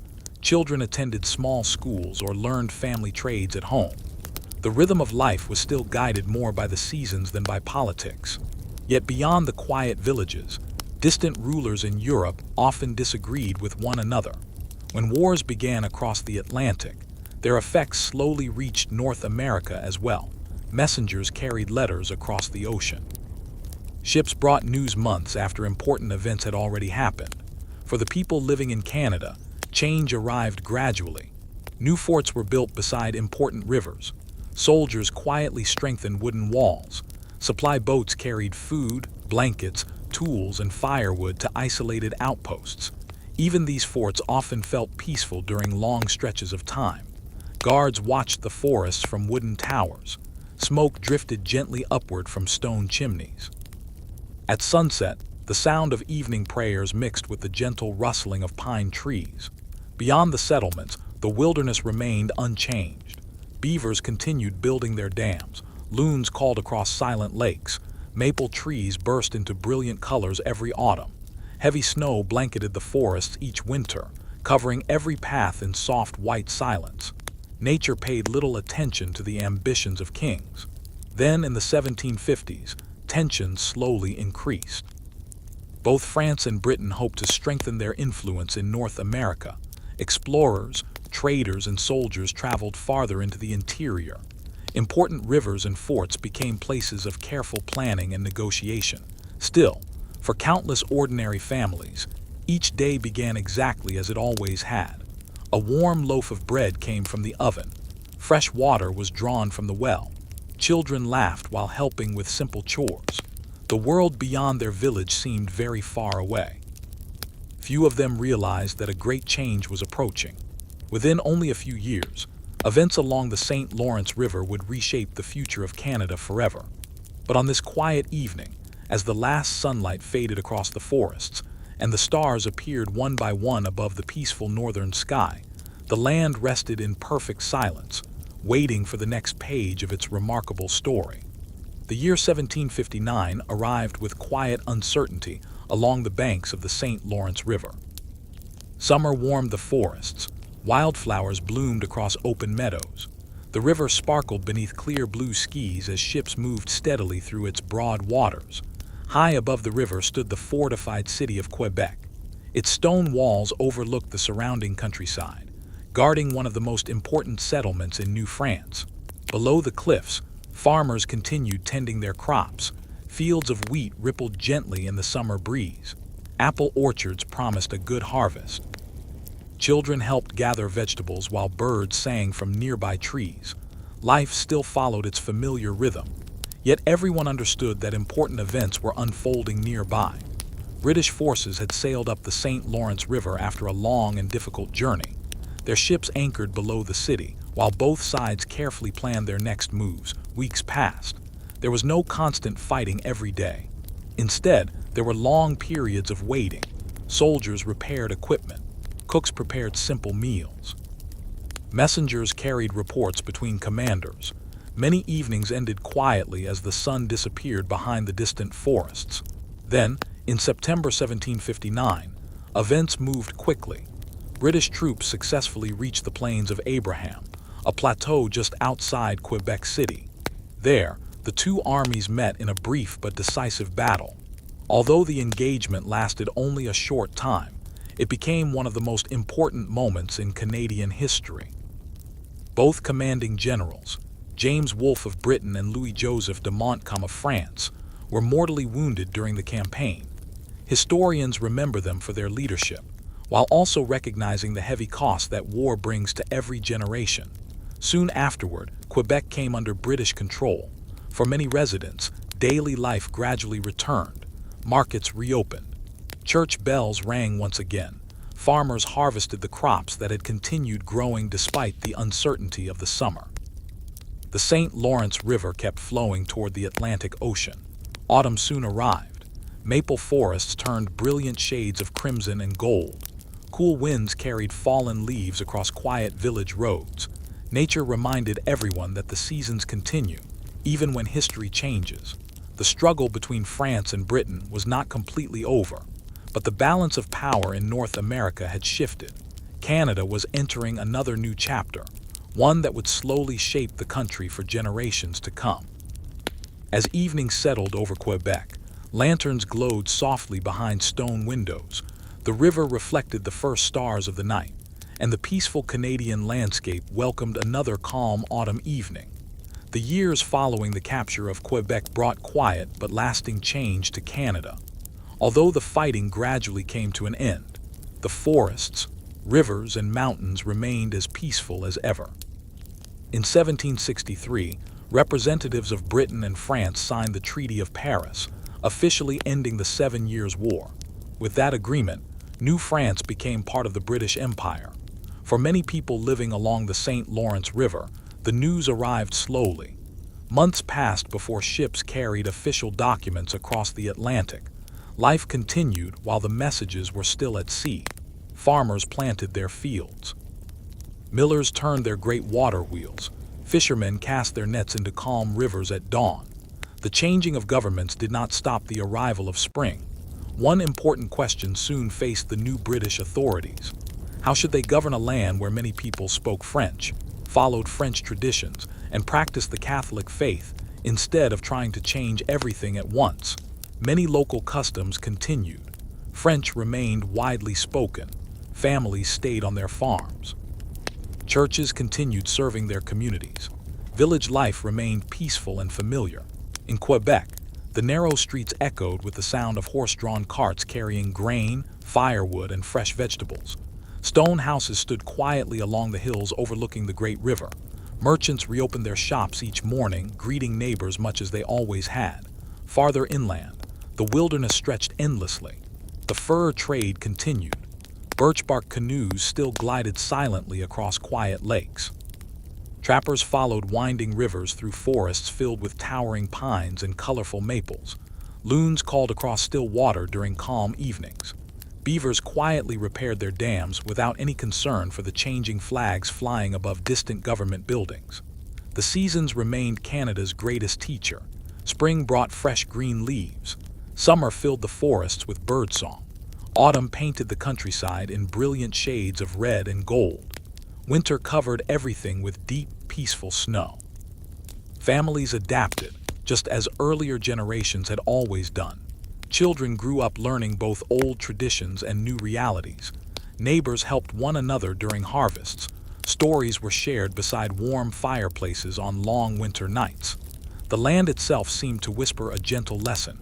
Governments may change, borders may shift, but rivers continue flowing, forests continue growing, and ordinary people continue building quiet, meaningful lives. As another evening settled over the St. Lawrence Valley, the moon rose above the peaceful river, reflecting softly upon its calm waters, while Canada quietly began another chapter in its remarkable history. As the 18th century drew toward its close, another quiet change began to shape the future of Canada. Far to the south, 13 British colonies along the Atlantic coast entered a period of great political disagreement with Britain. These events would eventually become the American Revolution. For many people living in Canada, the news arrived slowly. Letters crossed the Atlantic by ship. Messengers traveled along muddy roads and winding rivers. Months often passed before important events became widely known. In the towns of Quebec, Montreal, and smaller villages along the St. Lawrence River, daily life remained calm. Church bells continued to mark the hours. Merchants opened their shops each morning. Children attended small schools or learned farming, carpentry, blacksmithing, and other family trades. The wheat fields still ripened beneath the summer sun. The maple forests still blazed with brilliant colors every autumn. During the American Revolution, some people living in the 13 colonies chose to remain loyal to Britain. They became known as Loyalists. After the war, thousands of these families traveled north into British North America, seeking new homes. Their journey was long and often difficult. Some arrived by boat. Others traveled through forests and along rivers with wagons carrying only their most important belongings.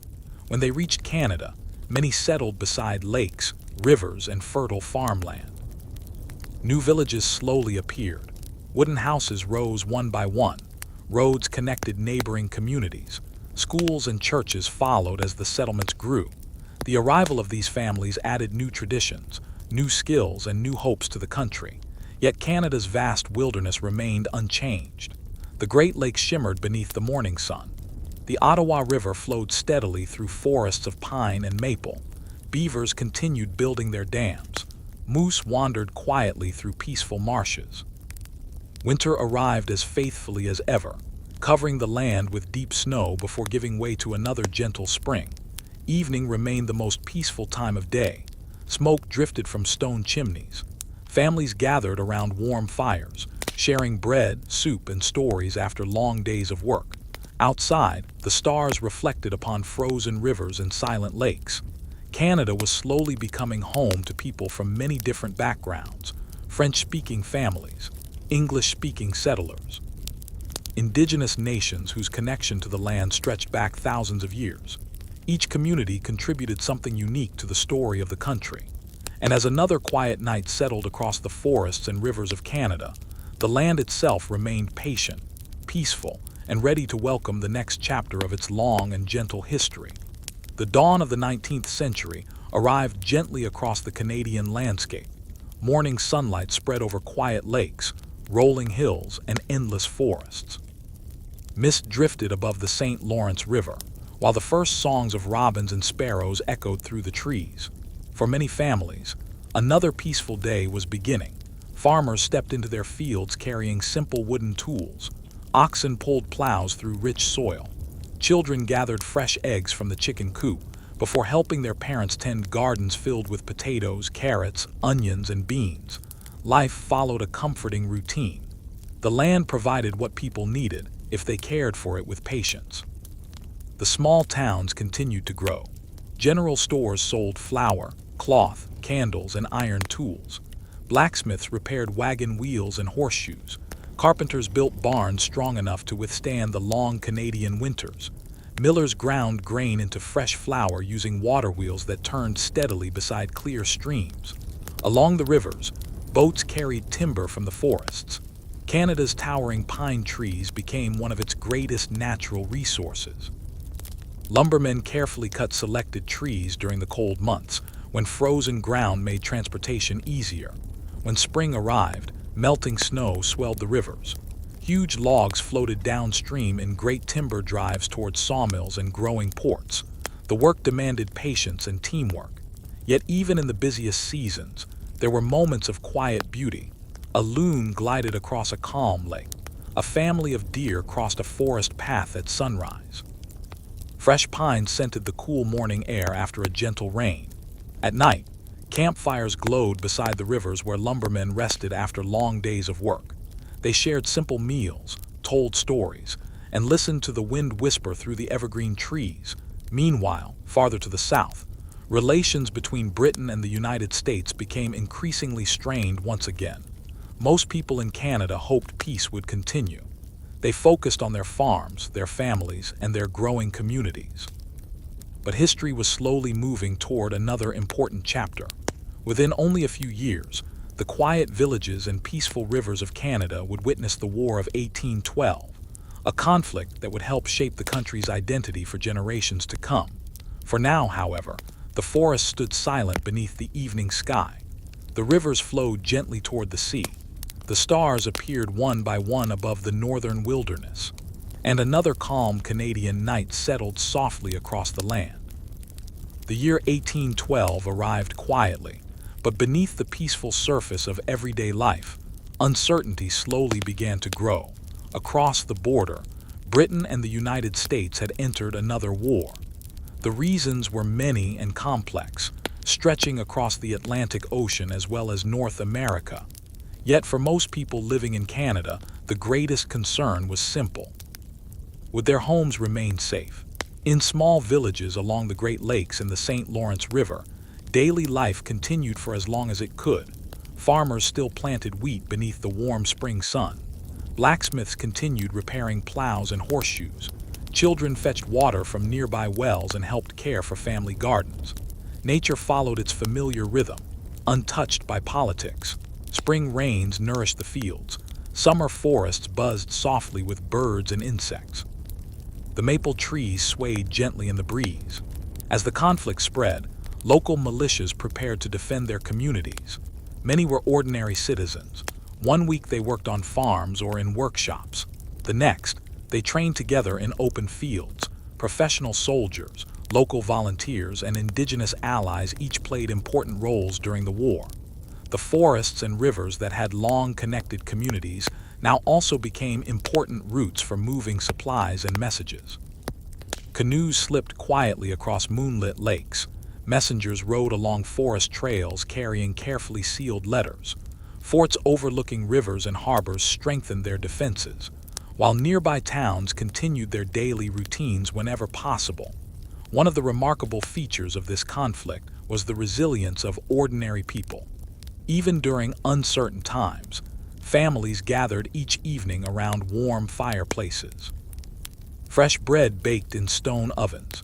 Children listened to stories told by grandparents. Neighbors helped one another harvest crops before the first frosts arrived. The changing seasons reminded everyone that life continued. Autumn painted the forests in brilliant shades of crimson, orange, and gold. Winter wrapped the countryside in deep, peaceful snow. Frozen rivers became quiet roads where sleds glided across the ice beneath bright northern stars. Although battles took place in different parts of the country, much of Canada remained a land of quiet determination. Communities adapted, families endured, and through patience, cooperation, and hope, they looked toward a future beyond the conflict. As another calm evening settled over the forests and lakes, the gentle glow of lanterns appeared in cottage windows, while the northern sky filled once more with countless stars, shining peacefully above a land that continued to grow stronger with every passing generation. The War of 1812 slowly drew to its conclusion, and with time, the sounds of marching soldiers gave way once again to the quiet music of nature. In 1814, representatives of Britain and the United States signed the Treaty of Ghent, agreeing to end the conflict. News of the treaty did not travel quickly. Ships carried letters across the Atlantic. Messengers rode along forest roads and riverbanks. For many Canadians, weeks passed before they learned that peace had finally returned. When the news arrived, there were no instant celebrations shared across the entire country. Instead, relief spread gradually from one community to another. Farmers returned their full attention to their fields. Fishermen launched their boats before sunrise. Blacksmiths once again spent their days repairing wagons, plows, and tools instead of military equipment. Life quietly found its familiar rhythm. The forest seemed unchanged. Towering pines still whispered in the wind. Beavers continued repairing their dams. Loons called across peaceful lakes as evening settled over the water. Nature welcomed peace as though it had never left. The years after the war brought new opportunities. Roads slowly improved. Small bridges crossed rivers that had once been difficult to travel. Steam-powered boats began appearing on major waterways, making long journeys a little easier than before. The St. Lawrence River remained Canada's great highway, connecting distant towns and growing settlements. Families continued building new homes from sturdy pine logs. Children attended small schools where they learned reading, writing, arithmetic, and the history of their young country. Churches, mills, and village markets became the heart of local communities. The timber trade continued to grow. Each winter, lumbermen worked deep within the forests, carefully selecting tall white pines for shipbuilding and construction. When spring arrived, the melting snow carried great rafts of logs downstream toward busy sawmills. It was demanding work, but it followed the steady rhythm of the seasons. In the evenings, workers rested beside warm campfires, listening to the gentle sound of nearby rivers flowing through the wilderness. As another peaceful autumn arrived, the maple forests once again transformed into brilliant shades of red, orange, and gold. The air became cool and crisp. Wild geese flew south in graceful formations overhead. Smoke curled gently from cottage chimneys as families gathered for supper. Canada had faced uncertainty and emerged with a growing sense of confidence. Its people continued to build quiet communities beside rivers, forests, and lakes. And although many important chapters still lay ahead, the country was slowly discovering its own unique identity, one peaceful season at a time. As the peaceful decades continued, Canada slowly entered a period of remarkable growth. The 1820s and 1830s were years of quiet construction rather than dramatic conquest. Across the countryside, new villages appeared beside rivers, lakes, and sheltered valleys. Each settlement grew a little larger every season. A new farmhouse here, a schoolhouse there, a watermill beside a flowing stream, a small church overlooking a village green. Life moved forward one careful step at a time. Early each morning, the ringing of church bells mixed with the cheerful songs of birds. Farmers walked into fields still covered with sparkling dew. Horses pulled wagons filled with grain toward local mills. Children laughed as they hurried along dusty paths to school carrying simple books beneath their arms. Education slowly became more important in many communities. Teachers worked in small wooden classrooms where students of different ages often learned together, reading, writing, arithmetic, geography. These lessons helped prepare a new generation growing up in a changing country. Meanwhile, Canada's rivers remained its greatest highways. Large wooden rafts floated downstream carrying freshly cut timber. Steamboats became increasingly common on major rivers and lakes. Unlike sailing ships, they no longer depended entirely upon the wind. Their steady engines carried passengers, letters, and supplies farther than ever before. The arrival of a steamboat became an exciting event for many riverside towns. People gathered along the docks to greet arriving travelers and receive news from distant places. Yet despite these new inventions, nature still set the pace of life. Spring floods renewed fertile farmland. Summer warmed fields of wheat and barley. Autumn transformed maple forests into breathtaking colors. Winter once again wrapped the land in quiet snow. Frozen lakes became peaceful pathways where sleighs glided smoothly across the ice beneath crisp blue skies. Evenings remained wonderfully calm.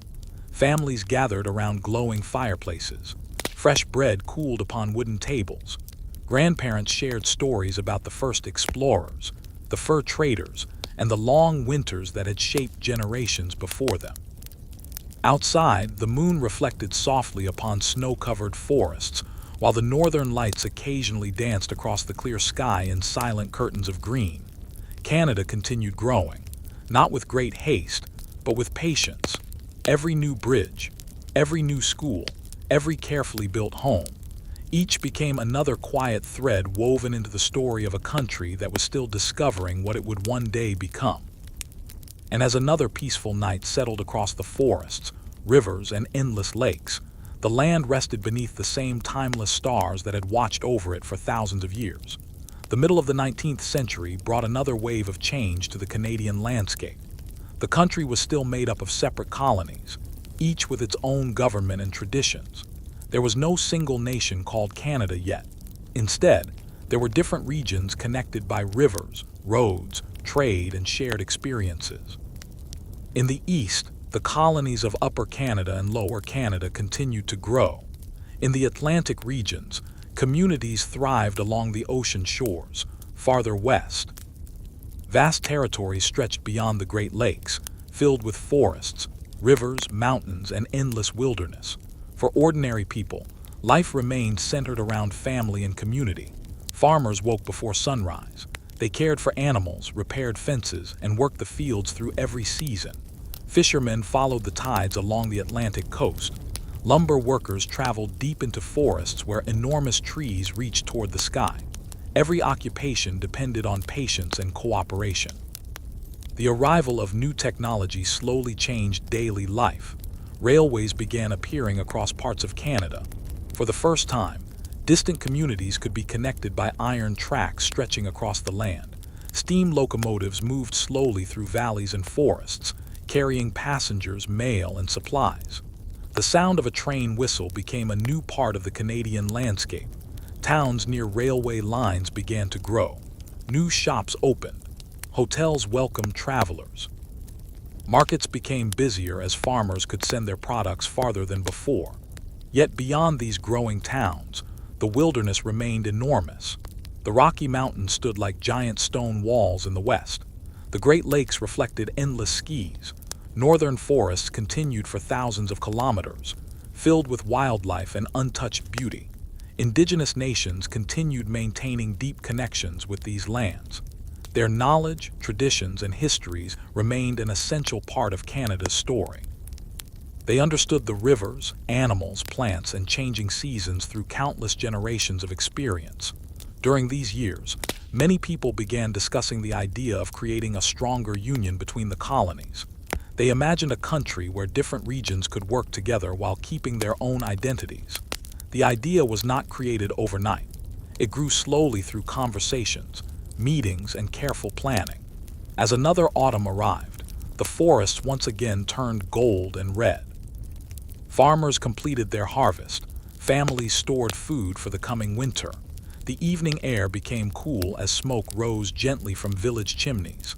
Canada was approaching a historic moment. A moment when separate colonies would come together and create a new nation. But before that day arrived, many discussions, challenges, and dreams still waited ahead. The story continued quietly, like a river moving steadily toward the sea. The year 1867 arrived as a quiet but historic moment in the long story of Canada. For many years, leaders from different colonies had discussed the idea of joining together. They believed that cooperation could create a stronger and more connected country. The conversations were not always simple. Different regions had different needs. Different communities had different traditions. Some people wondered how a larger union would affect their daily lives. But slowly, through patience and careful discussion, an agreement began to take shape. On July 1, 1867, the Dominion of Canada was officially created. The colonies of Ontario, Quebec, New Brunswick, and Nova Scotia joined together to form a new country. It was a peaceful beginning. There were no great battles, no dramatic moments of conquest. Instead, Canada was born through meetings, negotiations, and shared hopes for the future. Across the new nation, ordinary people continued their daily routines. Farmers worked beneath the summer sun. Fishermen sailed along the Atlantic coast. Lumber workers moved through the forests. Merchants opened their shops in growing towns. For many families, the creation of Canada did not immediately change their everyday lives. The same rivers flowed. The same forests grew. The same seasons returned year after year. Spring brought fresh green leaves. Summer filled the fields with crops. Autumn painted the maple forests with brilliant colors. Winter covered the land in peaceful snow. Yet something important had changed. People now had a shared name for their country, Canada. The new nation began looking toward the vast lands beyond its original provinces. The West remained enormous and largely unexplored by newcomers. Prairies stretched beneath endless skies. The Rocky Mountains rose like silent giants. Northern forests continued beyond the horizon.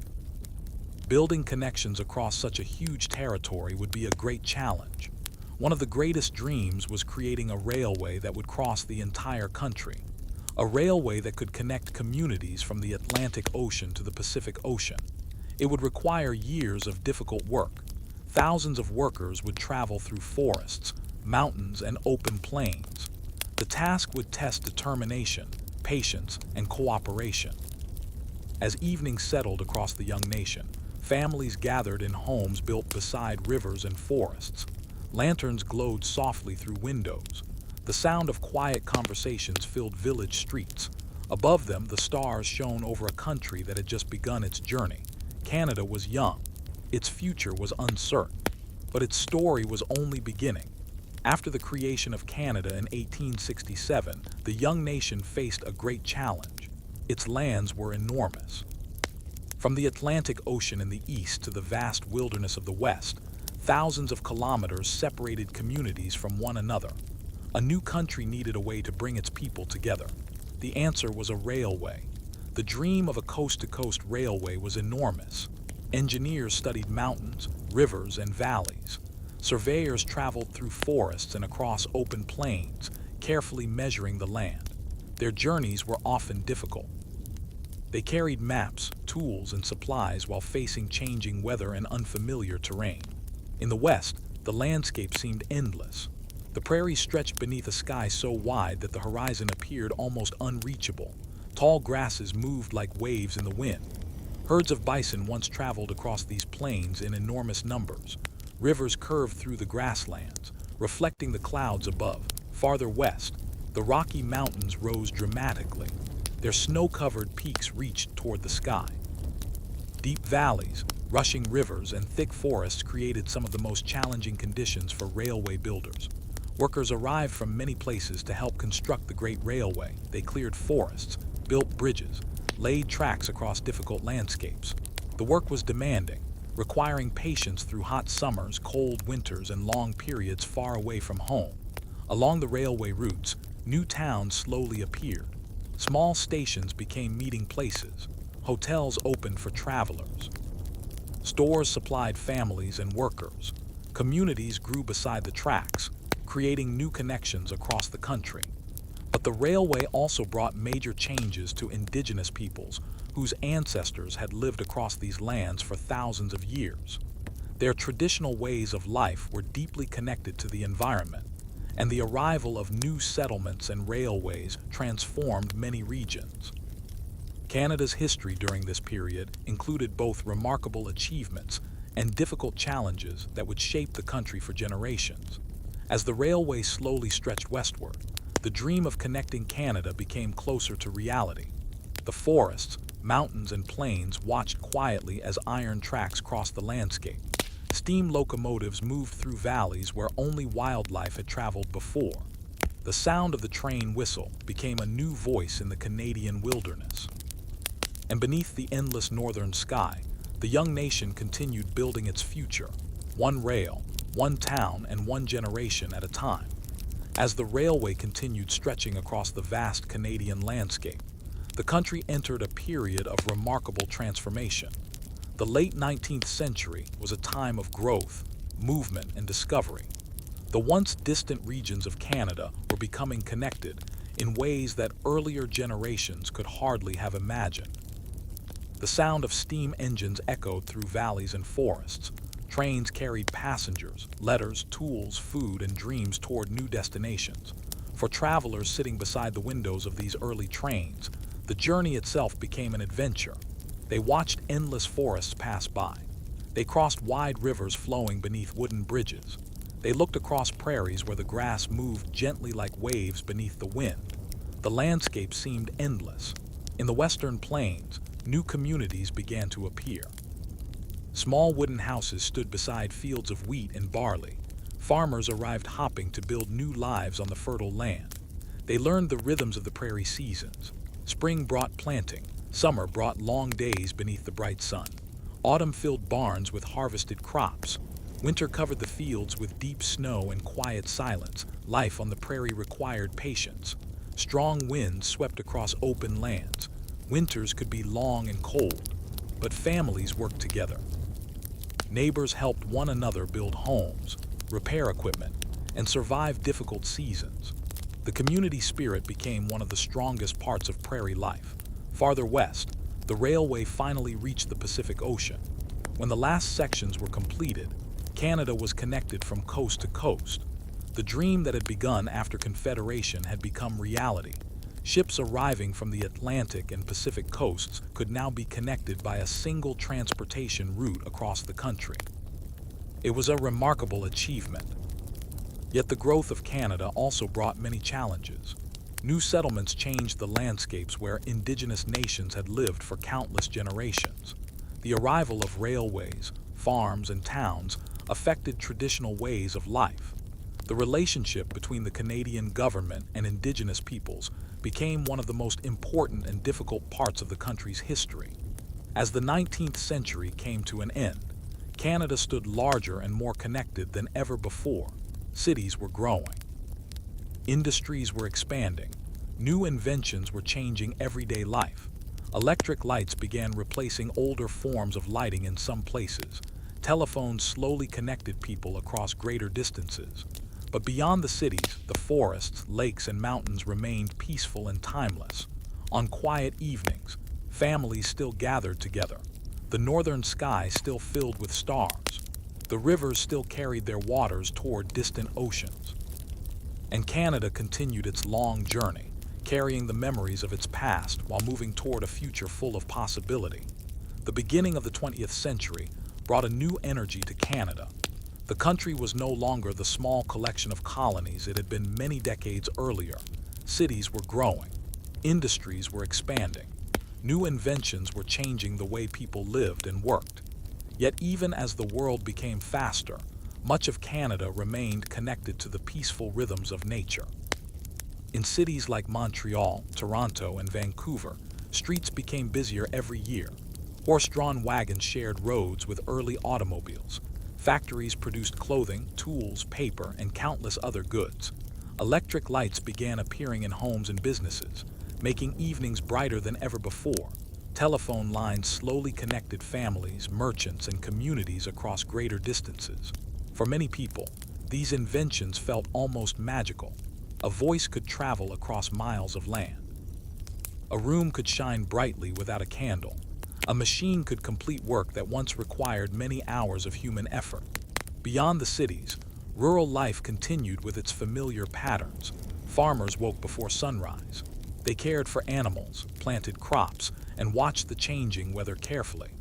The wide prairie fields became one of the world's most important agricultural regions. Golden wheat stretched across the landscape beneath enormous blue skies.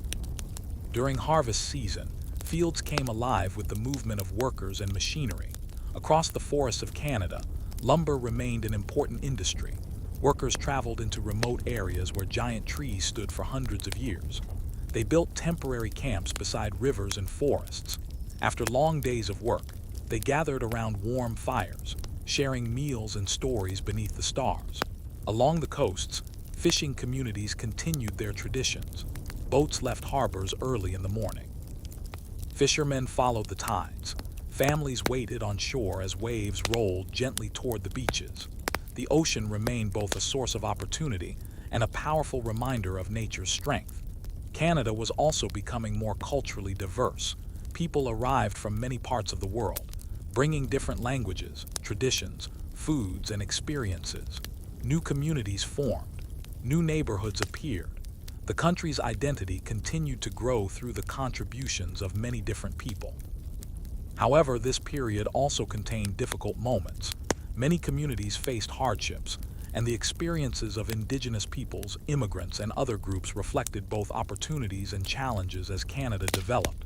History was never a simple path. It was made from many different stories, both joyful and difficult. As the sun set over the Canadian landscape, the country stood at the beginning of a new century. Railways crossed the land. Cities reached toward the future. Forests and mountains remained timeless.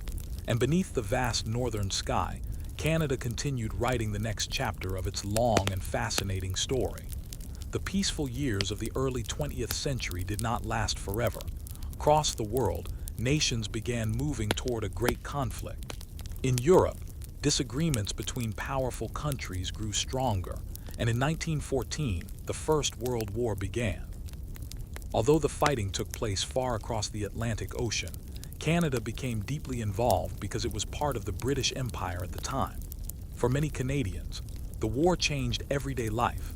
Young men from farms, towns, and cities traveled overseas. They left behind familiar landscapes, the forests, rivers, mountains, and homes they had always known. For many families, saying goodbye at railway stations became a powerful and emotional moment. Trains carried soldiers toward the coast. Ships waited across the ocean. The journey ahead was long and uncertain. Back home, life continued. Farmers worked harder than ever to produce food. Factories increased production to provide supplies. Families collected materials and supported efforts connected to the war. Women took on many new responsibilities. They worked in offices, hospitals, farms, and industries, contributing greatly while many men were away. The landscapes of Canada remained peaceful despite the distant conflict. The wheat fields of the prairies continued turning golden beneath summer skies. The forests still changed colors every autumn. The Rocky Mountains still stood silently above the valleys.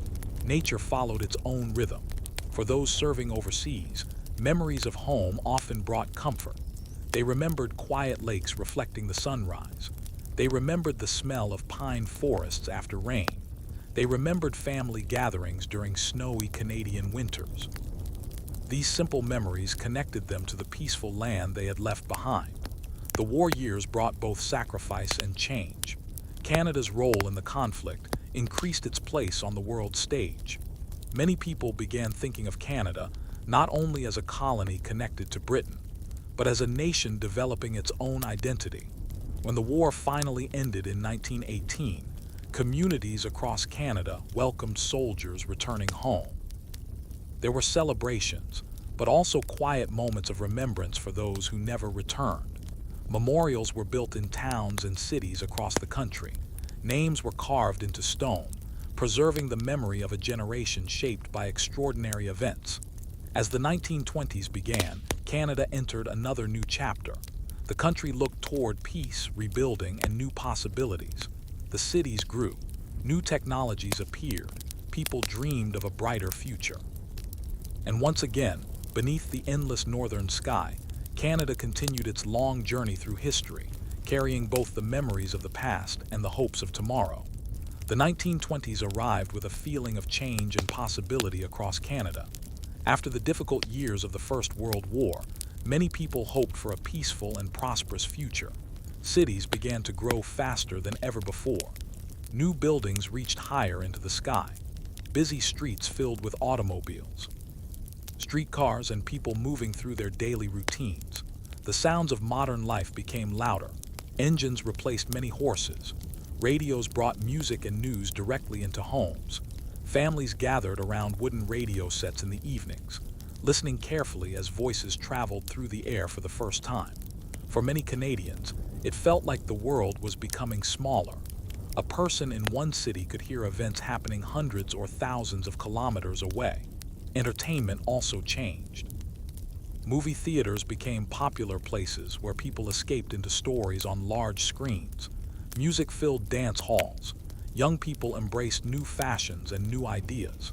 The decade became known for energy, creativity, and a desire to enjoy life after years of hardship. Yet beyond the cities, much of Canada remained connected to the land. Farmers continued planting wheat across the vast prairies. Fishermen still followed the rhythms of the ocean. Lumber workers continued traveling into forests where ancient trees reached toward the sky.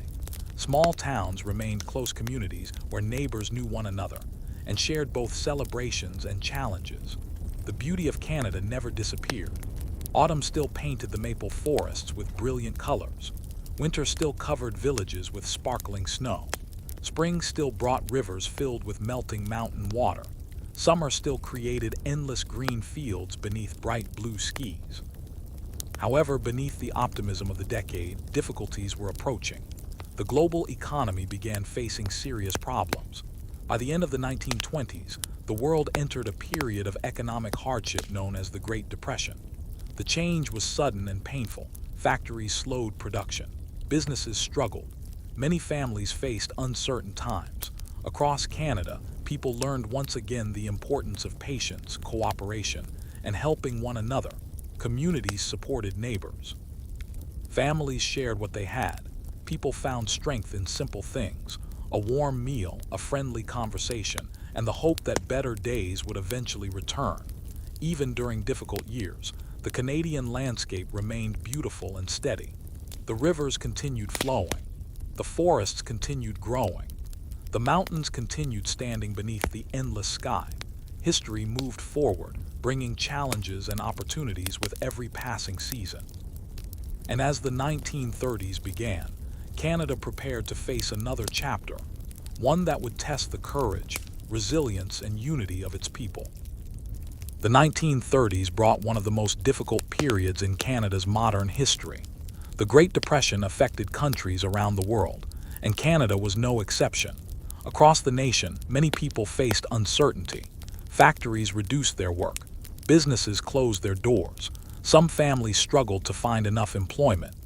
Yet during these challenging years, Canadians discovered the strength that came from community and cooperation. In cities, people searched for new opportunities. Neighbors helped one another. Families shared resources whenever possible. Community groups organized assistance for those who needed support. Even in difficult times, kindness remained an important part of everyday life. On the farms of the prairies, the challenges were especially difficult. The economy was struggling, and years of dry weather created additional problems in some regions. Strong winds carried dust across the open fields, creating conditions that became known as the Dust Bowl. Farm families worked hard to protect their land and continue their way of life. They repaired fences, cared for animals, and waited patiently for better seasons. The Canadian spirit of perseverance appeared everywhere. People found creative ways to survive. They repaired old clothing instead of replacing it. They grew gardens to provide fresh food. They helped neighbors during difficult moments. Simple acts of generosity became powerful reminders of community. Meanwhile, nature continued following its ancient rhythm. Spring still returned after every winter. Rivers still flowed from the mountains toward the sea. Forests still turned green beneath the summer sun. Autumn still painted the maple trees with brilliant colors. The landscape remained a source of beauty and hope. By the end of the 1930s, the world once again moved toward conflict. Tensions increased between nations, and in 1939, the Second World War began. Canada joined the war effort, once again sending people overseas and supporting a global struggle. Factories changed their focus. Workers produced supplies needed for the war. Communities came together with a shared purpose. The peaceful towns and villages of Canada entered another important chapter. Once again, ordinary people found themselves living through extraordinary times. But as history had shown many times before, Canadians continued moving forward with patience and determination. Beneath the forests, mountains, and endless skis, the country prepared to face another challenge. And the long story of Canada continued, one generation after another. The Second World War began as a distant conflict, but soon its effects reached every corner of Canada. In 1939, Canada declared its support for the Allied nations and entered the war. Once again, people from farms, towns, and cities answered a call to serve. Young men and women traveled far from home. They crossed oceans and continents, leaving behind familiar landscapes, the quiet lakes, green forests, snowy mountains, and small communities they loved. At home, Canada transformed itself for the war effort. Factories that had once produced everyday goods began creating equipment and supplies needed overseas. Workers arrived each morning before sunrise, contributing their skills to a national effort. Many women entered industries in large numbers, taking on important roles in factories, transportation, and other areas of work. Their contributions changed Canadian society and became an important part of the country's history. Across the countryside, farmers worked tirelessly. Food was needed both at home and for allies abroad. Golden wheat fields stretched across the prairies beneath endless skis. Dairy farms and orchards continued producing essential supplies. Even during difficult years, the seasons continued as they always had. Spring brought fresh green fields. Summer brought long days of work. Autumn filled barns with harvest. Winter covered the land in peaceful snow. For families separated by war, simple memories became precious. A letter from overseas could bring comfort. A photograph could remind someone of home. A familiar song on the radio could connect people across thousands of kilometers. The beauty of Canada remained a symbol of hope. Soldiers remembered the sound of waves along the Atlantic coast. They remembered forests filled with the scent of pine. They remembered winter evenings beside warm fireplaces. These memories carried the feeling of home wherever they traveled. The war demanded great sacrifice. Many Canadians never returned. Communities across the country created memorials to remember those who gave their lives. Names were carefully carved into stone so future generations would understand the cost of peace. When the war ended in 1945, Canada entered another period of change. Families welcomed loved ones home. Cities and industries began rebuilding. New dreams emerged. The country had experienced hardship, but it had also discovered new confidence and a stronger sense of identity. As the sun set over Canada's vast forests and mountains, the nation looked toward a peaceful future. The rivers continued flowing. The northern lights continued dancing across the sky. And another chapter of Canada's long journey was waiting to begin. The years after the Second World War brought a feeling of renewal across Canada. The country entered a period of rebuilding and growth. Families reunited. Communities celebrated peace.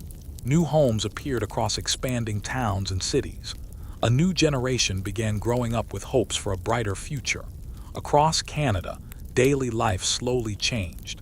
Suburbs began developing around major cities. Families moved into newly built homes with small gardens, quiet streets, and friendly neighbors. Children played outside after school. Parents worked hard to create comfortable lives for their families. The sound of construction became common as new neighborhoods, schools, and businesses appeared. Technology also continued to transform everyday life. Televisions began entering Canadian homes. Families gathered together in the evenings to watch news, entertainment, and special programs. The world seemed closer than ever before. People could now see events happening far away without leaving their living rooms. Cars became more common. Highways expanded. Travel across the country became easier. Families began exploring Canada's incredible landscapes. They visited peaceful lakes surrounded by forests. They traveled through mountain valleys beneath towering peaks. They camped beneath skies filled with countless stars. The natural beauty of Canada became a source of pride for many people. The country continued welcoming newcomers from many parts of the world.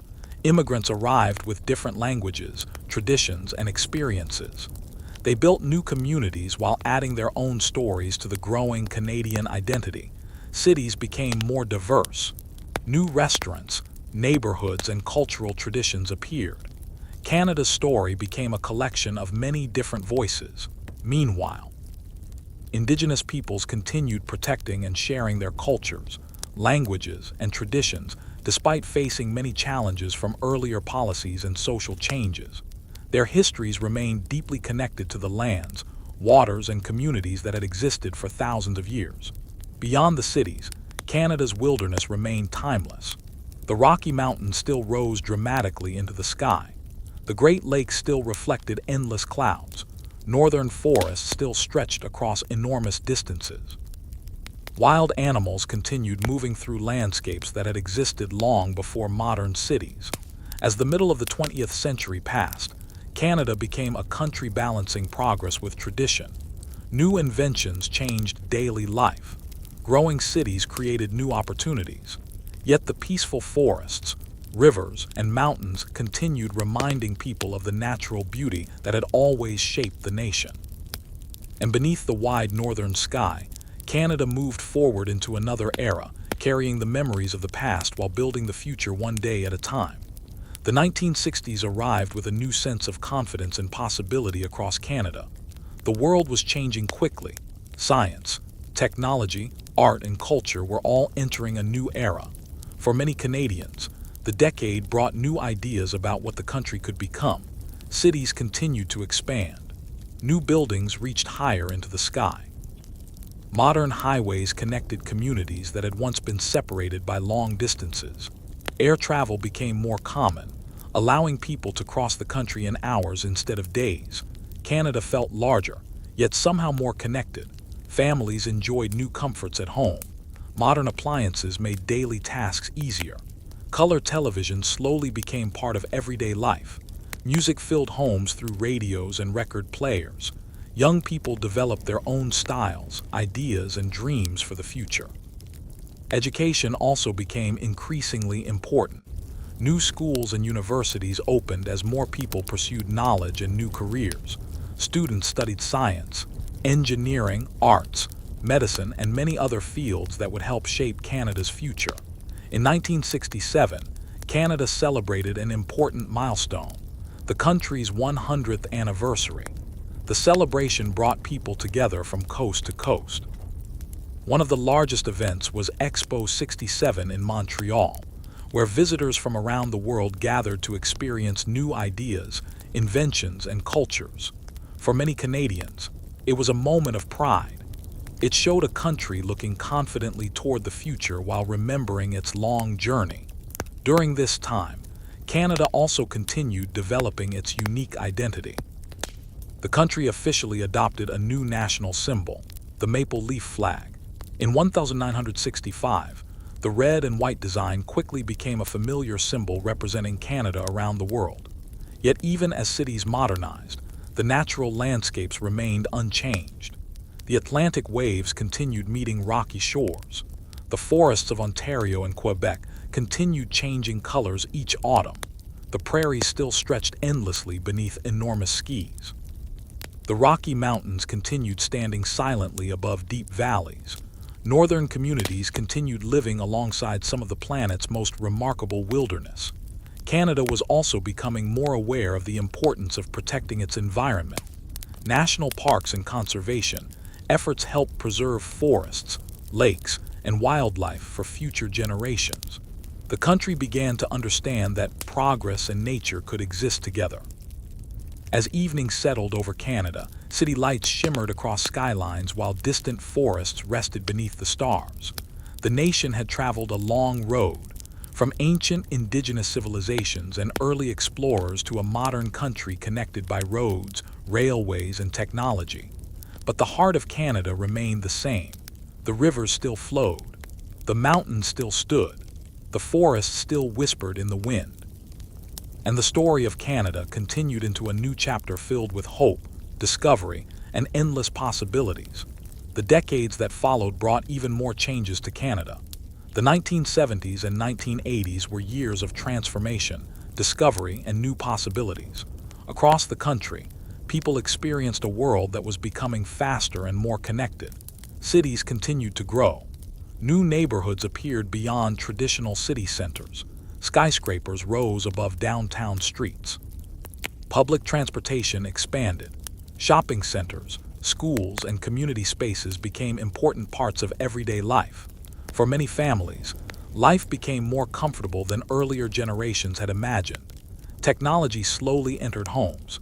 Computers, once large machines found mostly in universities and businesses, gradually became smaller and more accessible. New forms of communication began changing how people worked, learned, and shared information. Yet many Canadians still found peace in the country's natural landscapes. Weekends often meant escaping busy cities and returning to nature. Families traveled to lakes surrounded by pine forests. They camped beneath open skis. They hiked through mountain trails. They watched sunsets reflect across quiet waters. Canada's wilderness remained a place where people could slow down and reconnect with the world around them. During these years, Canada also continued becoming more culturally diverse. People arrived from many regions of the world, bringing their traditions, languages, music, and food. Cities became colorful collections of different cultures. Neighborhoods celebrated festivals from around the globe. New generations grew up with connections to both their family heritage and their Canadian identity. The country also continued important conversations about equality, rights, and the relationship between different communities. Many Canadians worked toward creating a society where more voices could be heard and more people could participate fully. Indigenous communities continued sharing their histories, protecting their cultures, and seeking recognition of their rights and traditions. Their stories remained an essential part of Canada's past, present, and future. Meanwhile, the natural world continued its ancient patterns. The salmon still returned to western rivers. The northern lights still danced across Arctic skis.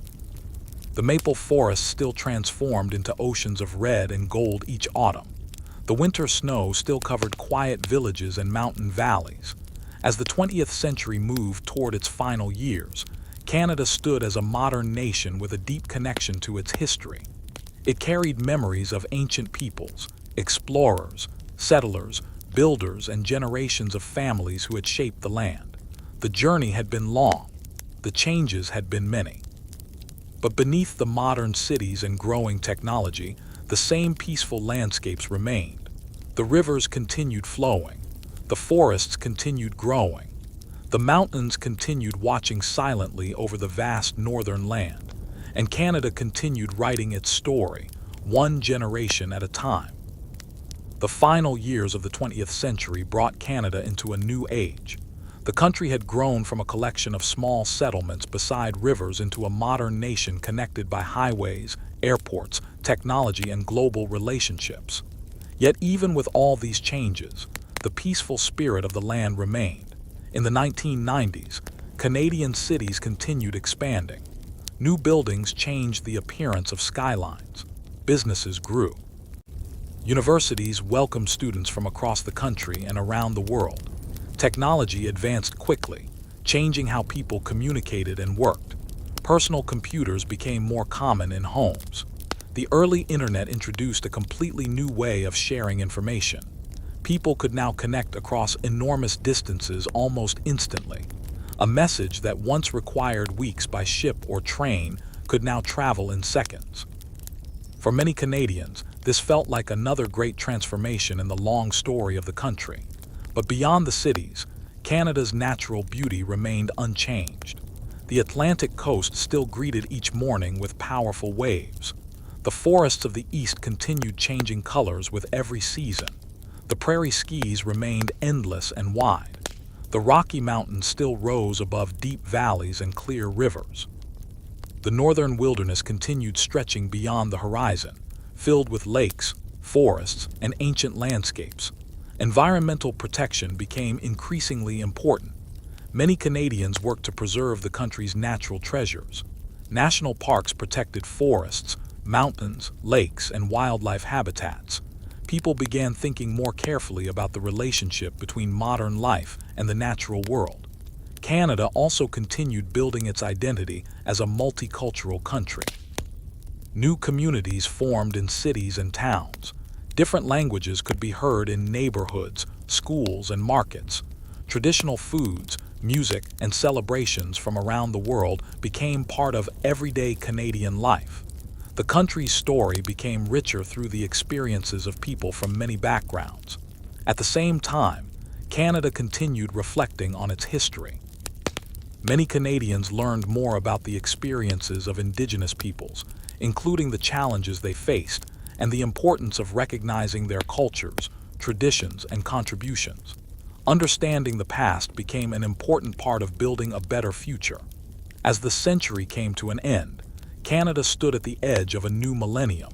It was a country of modern cities and ancient forests, a place of advanced technology and timeless landscapes.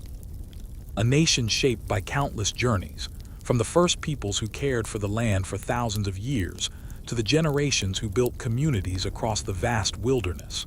On a quiet evening beneath the northern sky, lights glowed in homes across the country. Families rested after another day. Rivers moved silently through valleys. Snow covered distant mountains. And the stars watched over Canada, just as they had watched over every chapter of its long and remarkable story. The beginning of the 21st century brought Canada into a world that was more connected than ever before. The country entered a new era of technology, communication, and global relationships. People who lived in earlier centuries could never have imagined how quickly information would travel. A message that once crossed oceans in months could now reach someone across the world in moments. Computers became smaller and more powerful. The internet connected families, businesses, schools, and communities. Mobile phones allowed people to communicate from almost anywhere. The modern world was arriving quickly, but Canada's relationship with nature remained strong. Millions of people continued finding peace in the country's incredible landscapes. Families visited the great national parks. Travelers explored mountain trails beneath towering peaks. Campers rested beside quiet lakes surrounded by forests. Photographers captured the beauty of northern lights dancing across dark Arctic skies. The wilderness remained one of Canada's greatest treasures. Cities continued to grow and change. Toronto became known as one of the world's most diverse cities. Vancouver attracted people with its ocean views and nearby mountains. Montreal continued blending French heritage with modern creativity. Calgary and Edmonton expanded with energy, business, and innovation. Each city developed its own character while remaining connected to the larger Canadian story. Canada also welcomed people from many different countries. New arrivals brought their languages, traditions, skills, and dreams. Neighborhoods became more diverse. Restaurants, festivals, music, and cultural celebrations reflected communities from around the world. The country continued evolving through the experiences of many people. During this period, Canada also continued important conversations about its history. Greater attention was given to the experiences and voices of Indigenous peoples. Many Canadians worked toward reconciliation, understanding, and respect.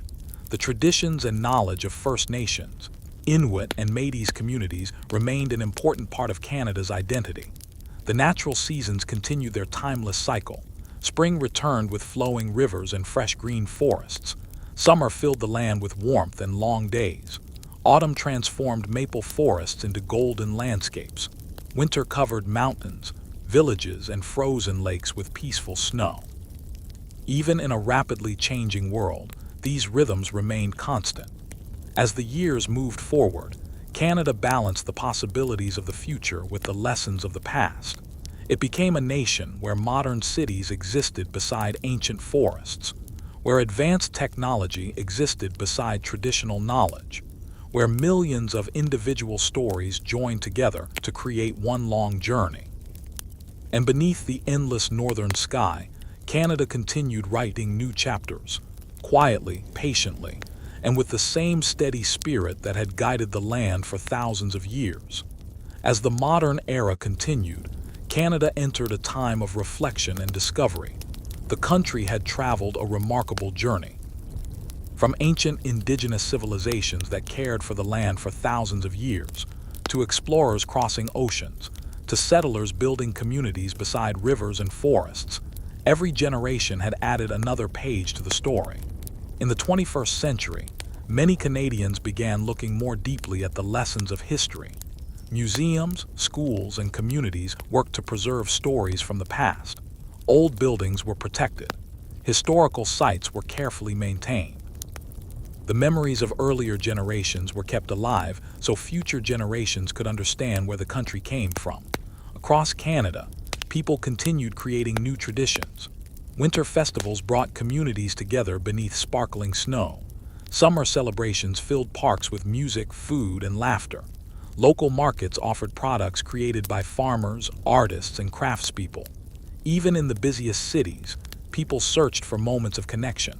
A walk beside a river, a quiet afternoon in a park, a family gathering around a warm meal.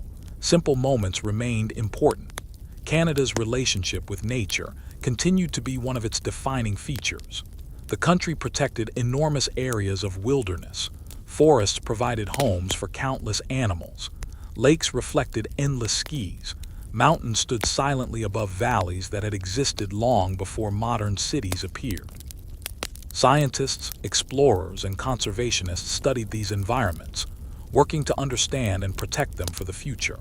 In the north, communities continued living in some of the most challenging and beautiful regions on Earth. The Arctic remained a land of incredible landscapes, where ice, ocean, and sky created a world unlike any other. The knowledge of northern Indigenous communities continued helping people understand this unique environment. Technology continued changing everyday life. People could work, study, and communicate in ways that earlier generations could never have imagined. Yet many Canadians still valued the same things their ancestors valued: community, friendship, family, and respect for the land. The story of Canada was never only about famous explorers, leaders, or inventions. It was also about millions of ordinary people, farmers who cared for fields, fishermen who followed the tides, workers who built towns and railways, families who created homes, communities that supported one another through difficult times. Every person became part of the larger story.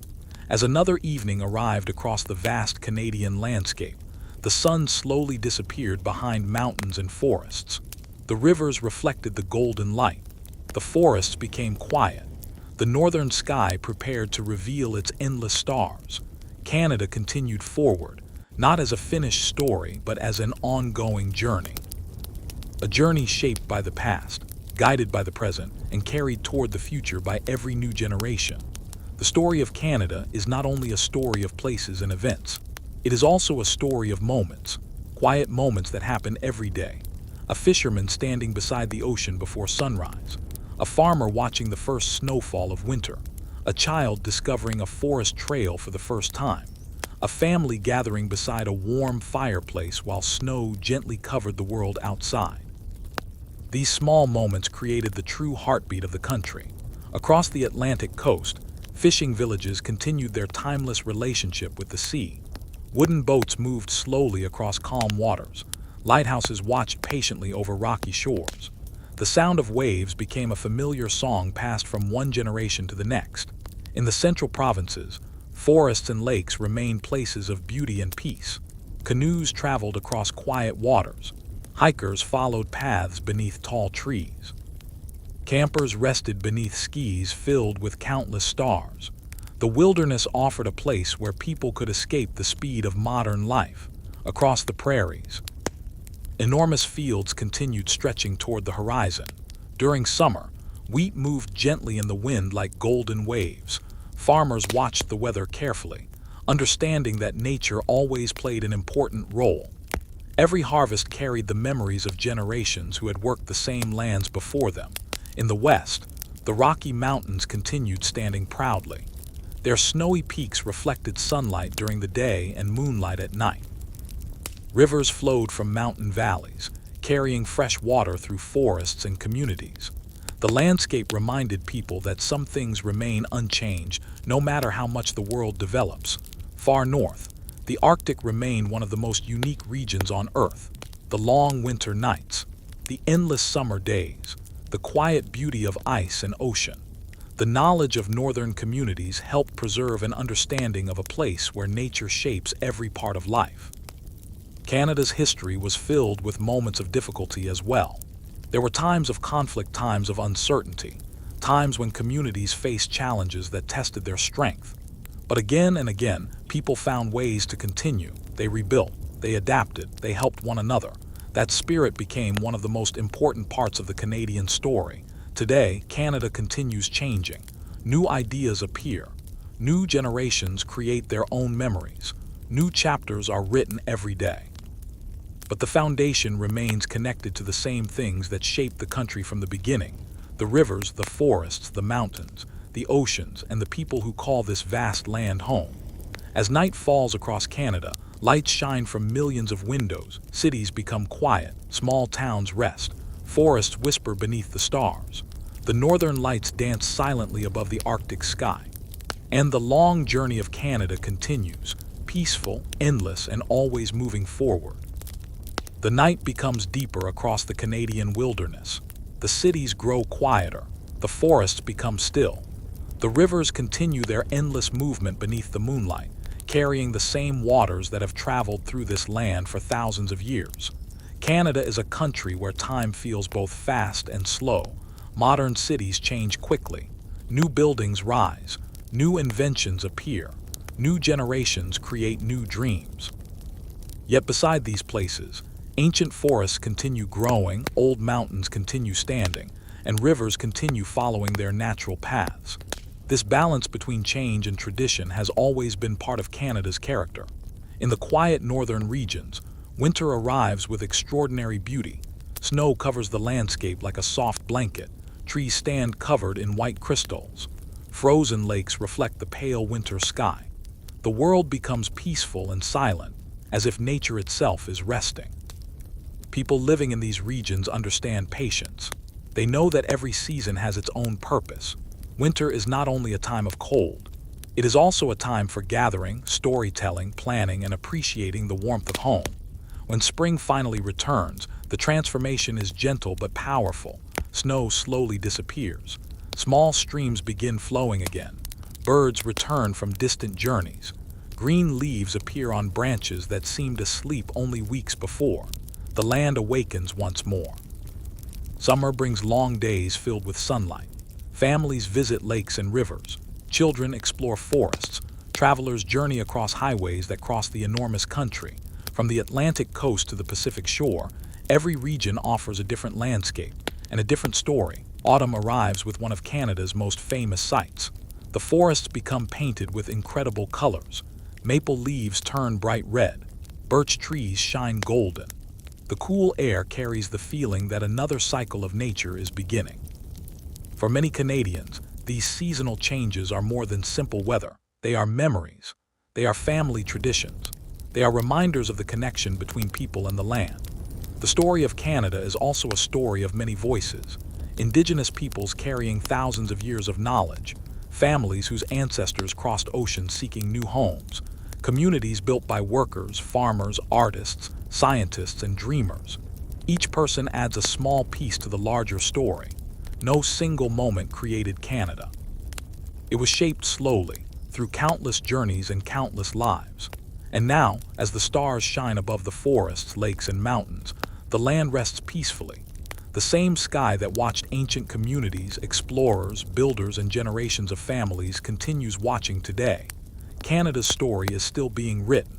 The next pages belong to those who will come after.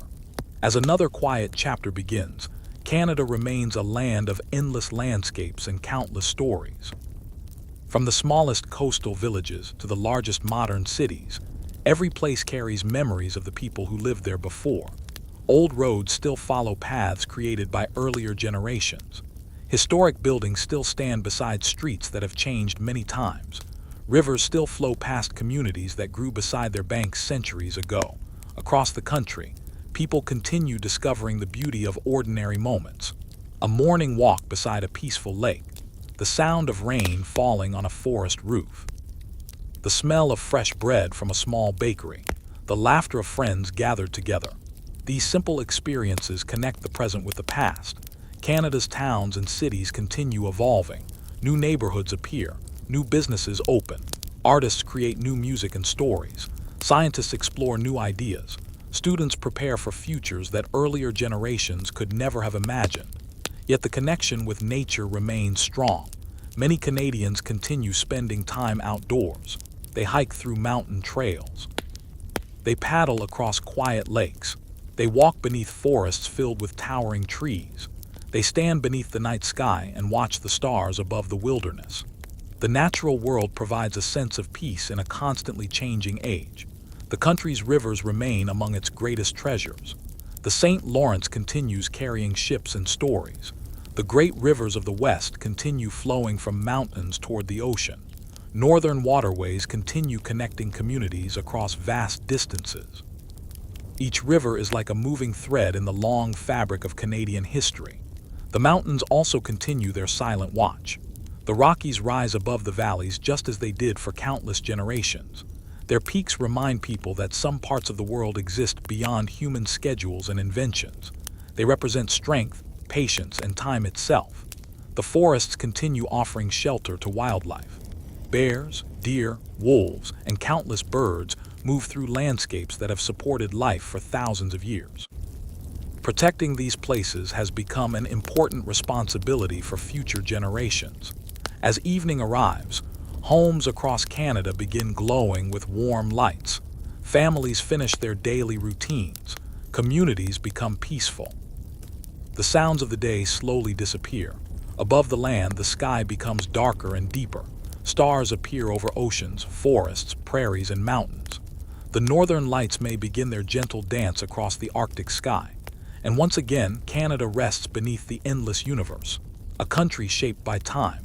A country shaped by nature. A country shaped by millions of stories. The journey continues, quietly flowing forward like a great Canadian river moving toward the sea. Across the enormous land of Canada, every sunrise brings a new beginning. On the eastern shores, the Atlantic Ocean continues its endless conversation with the coastline. Waves rise and fall against rocky cliffs. Fishing boats move quietly across the water. Lighthouses stand patiently, guiding travelers through changing weather, just as they have for generations. In the morning mist, coastal communities awaken slowly. People walk along familiar streets. Harbors become active with the sounds of daily life. The smell of the ocean fills the air, carrying memories of countless journeys across the sea. Farther inland, forests stretch across thousands of kilometers. These forests have witnessed centuries of change.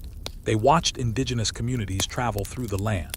They watched explorers follow rivers into unknown regions. They watched settlements grow into towns and cities. Through every era, the trees remained silent guardians of the landscape. The Great Lakes of Canada continue reflecting the changing skies above them.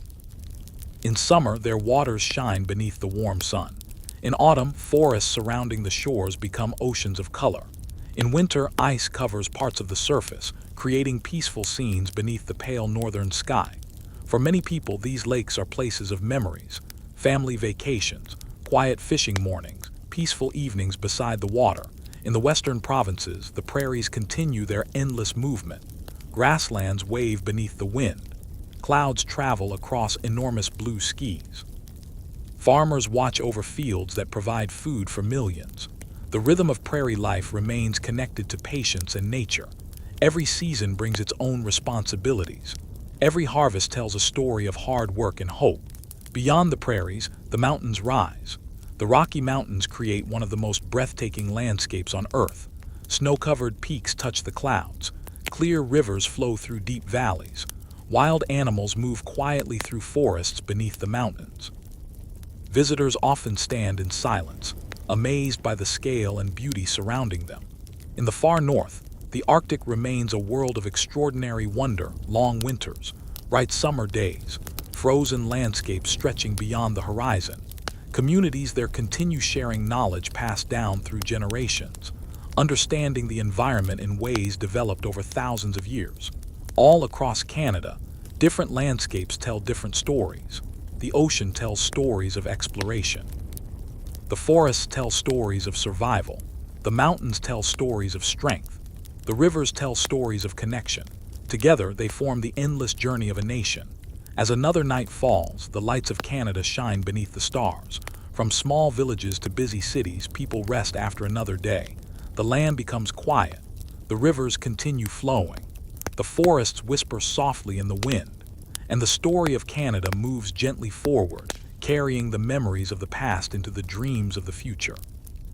The story of Canada is a story that never truly ends. Every generation adds something new. Every community creates new memories.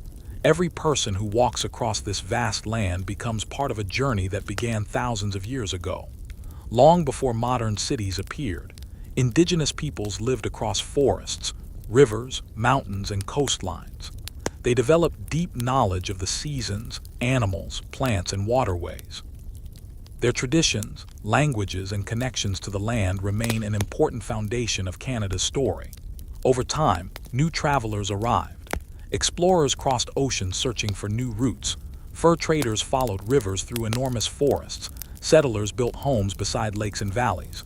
Workers created railways that connected distant regions. Families planted gardens, raised children, and built communities. Each generation faced different challenges. Some challenges came from nature. Long winters tested patience. Difficult journeys required courage. Changing landscapes demanded adaptation. Other challenges came from human decisions and conflicts.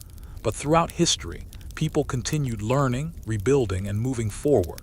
That ability to adapt became one of the strongest themes in Canada's journey. Today, Canada remains one of the world's largest countries by land area.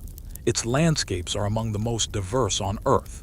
There are peaceful beaches along the Atlantic coast, endless forests across the center of the country, wide grasslands beneath enormous skies, mountain ranges reaching toward the clouds, northern territories where ice and ocean create a unique world. Each region has its own personality. Each community has its own stories. Together, they create the larger story of Canada. In the modern world, Canada continues changing. New technologies connect people faster than ever before. Cities continue growing. New ideas continue appearing. People from many backgrounds continue contributing their experiences and traditions. Yet many things remain the same. A quiet sunrise over a lake, the sound of wind moving through a forest, the sight of snow falling gently during a winter evening, the warmth of family and community. These simple moments continue connecting people with the land around them. As night settles across Canada, the country becomes peaceful. The cities become quieter. The forests rest beneath the moon. The rivers continue their endless journey. The mountains stand silently beneath the stars. The northern lights may appear, painting the sky with soft colors above the Arctic landscape. And beneath that endless sky, Canada continues its remarkable journey, not as a finished story, but as a living story, a story written by nature, a story shaped by generations, a story that continues with every new day. As the peaceful night settles over the Canadian landscape, the journey through history becomes a quiet reflection on everything that came before. The rivers remember, the forests remember, the mountains remember. Every path, every valley, and every shoreline carries traces of the countless people who traveled, lived, worked, and dreamed across this enormous land. Canada was never shaped by one single moment. It was created through thousands of small moments. A family planting its first crops beside a river, a traveler discovering a new valley, a community building its first school, a worker laying tracks across a wilderness few had ever crossed, a child learning the stories of those who came before. Together, these moments became the foundation of a nation. Across the country, the connection between people and nature remains powerful. A canoe still moves quietly across a calm lake at sunrise. A hiking trail still winds through ancient forests. A fishing boat still follows the waves of the ocean. A farmer still watches the sky, waiting for the right moment to plant and harvest. The relationship between people and the land continues. The seasons continue bringing their familiar beauty. Spring arrives with fresh rain and new growth. Rivers awaken as snow melts from distant mountains. Birds return from their long journeys. The world slowly becomes green again. Summer brings warmth and endless daylight. Fields shine beneath the sun. Families gather beside lakes. Travelers explore roads that stretch across the country. The long summer evenings create memories that last for generations. Autumn arrives quietly. The forests transform into breathtaking landscapes. Maple leaves glow red, birch trees shine gold. The cool air carries the feeling of change. Winter follows with peaceful silence. Snow covers rooftops and forests. Frozen lakes reflect the pale sky. Inside homes, families gather together while the outside world rests. This cycle has repeated for centuries. It connected ancient communities with modern generations. It connected explorers with settlers. It connected the past with the present. Canada's history is not only found in books and museums. It can be felt in the land itself, in the sound of waves along the coast, in the whisper of wind through pine trees, in the footsteps along old trails, in the stories shared beside warm fires. As midnight approaches, Canada rests beneath a vast sky. Millions of stars shine above the oceans, forests, prairies, and mountains. The northern lights slowly move across the Arctic darkness. The rivers continue their endless journey. The forests remain peaceful. The mountains continue their silent watch. And the story of Canada continues flowing forward, calmly, patiently, and endlessly, like a great river moving through time. The long journey of Canada's history continues like a peaceful river, carrying memories from one generation to another. Every corner of the country holds a story. A quiet village beside the ocean. A small cabin hidden among the trees. A modern city shining beneath the night sky. A mountain path where travelers stop to admire the view. Each place represents a different part of the Canadian experience. For thousands of years, the land was cared for by Indigenous peoples who understood the balance between humans and nature. They followed the movements of animals, the changing seasons, and the rhythms of rivers and oceans. Their knowledge was passed from elders to younger generations through stories, traditions, and teachings. Later, new communities arrived and added their own chapters. They built farms beside fertile valleys. They created towns along important waterways. They developed industries that helped shape the growing country. Through every era, the land remained the constant presence connecting all generations. The rivers that carried canoes long ago continued carrying ships and modern boats. The forests that provided shelter for early communities continued standing as homes for wildlife. The mountains that guided explorers continued inspiring travelers from around the world. Canada's cities also became places where many stories met together. People from different backgrounds brought their languages, foods, music, and traditions. Neighborhoods became reflections of the world itself. Festivals filled streets with color. Families shared customs from their homelands while creating new Canadian memories. The country continued learning that diversity was one of its greatest strengths. Education, science, and creativity became important parts of Canada's development. Researchers explored new ideas. Artists created new forms of expression. Students prepared to solve future challenges. Communities worked together to improve the lives of future generations.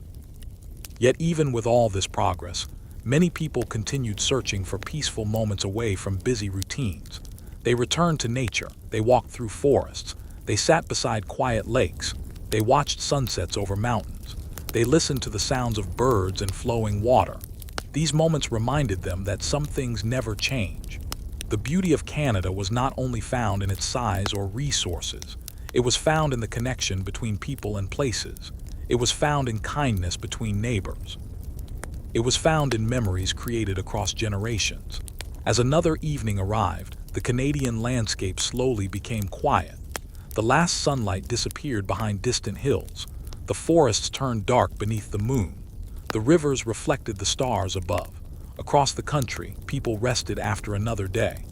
And the story of Canada continued, not only in history books, but in every sunrise, every season, and every new generation that calls this remarkable land home. As the quiet story of Canada continues, the country enters each new day carrying the memories of countless generations. The land itself feels like a great library without walls. Every river, forest, and mountain holds a chapter. Every community carries stories of courage, hope, discovery, and change. From the Atlantic shores in the east to the Pacific coast in the west, Canada remains a place of remarkable contrasts. There are places where waves crash against rocky cliffs. There are places where endless grasslands move beneath the wind. There are places where forests stretch farther than the eye can see. There are places where mountains rise above the clouds. And in the far north, there are lands where ice, ocean, and sky create a world of incredible beauty. For many people, Canada's greatest treasure is not found in buildings or machines. It is found in the peaceful connection between people and nature. A quiet morning beside a lake, a walk through a forest after fresh rain, the sound of birds returning in spring, the warmth of a home during a snowy winter evening. These experiences create memories that remain long after the moment has passed. The country continues to grow and change. New generations create new inventions. New communities form. New ideas shape the future. But the lessons of the past continue to guide the journey. The importance of cooperation, the value of understanding different perspectives, the responsibility of protecting the natural world, the strength found in helping one another. Throughout history, Canadians have faced many challenges: harsh winters, economic struggles, conflicts, and difficult decisions, moments when the future seemed uncertain. Yet people continued moving forward. They rebuilt communities. They supported neighbors. They searched for solutions. This steady determination became part of the national character. Today, millions of people call Canada home. Some live in busy cities filled with modern technology. Others live in quiet rural communities surrounded by nature. Some live beside oceans. Some live beside forests. Some live beneath the wide skis of the prairies. All of these different experiences become part of the same ongoing story. As another peaceful night arrives, the lights of homes shine across the country. The sound of the ocean continues along the coast. The forests become quiet. The mountains stand beneath the stars. The northern sky glows with the gentle movement of the aurora. Canada rests once again beneath the endless universe, a country shaped by time, a country shaped by nature, a country shaped by the dreams and memories of millions of people. And tomorrow, when the sun rises over this vast land, another page of Canada's story will begin. The first light of morning returns once again to Canada. Across the country, a new day begins. Along the Atlantic coast, fishermen prepare their boats as gentle waves move toward the shore. In small villages, people open their windows to the fresh morning air. The sound of the ocean has welcomed generations before them, and it continues to welcome those who live beside it today. Far inland, forests awaken slowly. Sunlight passes through tall trees, creating golden patterns on the ground. Birds begin their songs. Streams flow between rocks covered with moss. The wilderness becomes alive with movement and quiet beauty. For thousands of years, these forests have been places of travel, survival, and connection. Across the prairies, the morning sky stretches endlessly. Fields extend toward the horizon. Farmers begin their daily work, caring for the land that has provided for communities for generations. The changing seasons guide their routines. Every sunrise brings another opportunity. Every harvest carries another story. In the west, mountain peaks rise above the clouds. Snow remains on the highest summits even when valleys below are filled with summer warmth. Rivers travel down from these mountains, creating pathways that connect landscapes and communities. The mountains remind people of the strength and patience of nature. In the north, the Arctic continues its own timeless rhythm. The landscape changes with the seasons. Ice, water, and sky create a world unlike any other. Communities continue preserving knowledge that has been passed through many generations. They understand the land through experience, observation, and respect. Across Canada, people continue creating their own stories. A teacher inspiring students, a doctor helping patients, a worker building something new, an artist creating beauty, a family sharing a meal together. These everyday moments may seem small, but they become the memories that shape a nation. History is not only made by famous names, it is also created by ordinary people living ordinary days with courage and kindness. The Canada of today carries many layers of history, ancient traditions, early settlements, growing cities, modern discoveries. All of these pieces exist together. Like a great forest made of thousands of individual trees, the country is stronger because of its many different parts. As evening returns, the sun slowly disappears behind the horizon. The sky changes colors above oceans, forests, and mountains. Lights begin appearing in homes across the land. People rest after another day. The rivers continue flowing. The forests continue whispering. The stars begin shining above the quiet landscape. And the story of Canada continues forward, calm and endless, like a peaceful journey beneath the northern sky.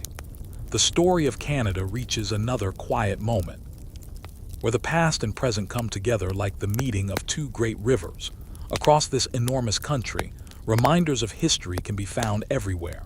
Old stone buildings stand beside modern towers. Ancient pathways cross near busy highways. Traditional knowledge continues alongside new discoveries. The past is not forgotten. It remains part of everyday life.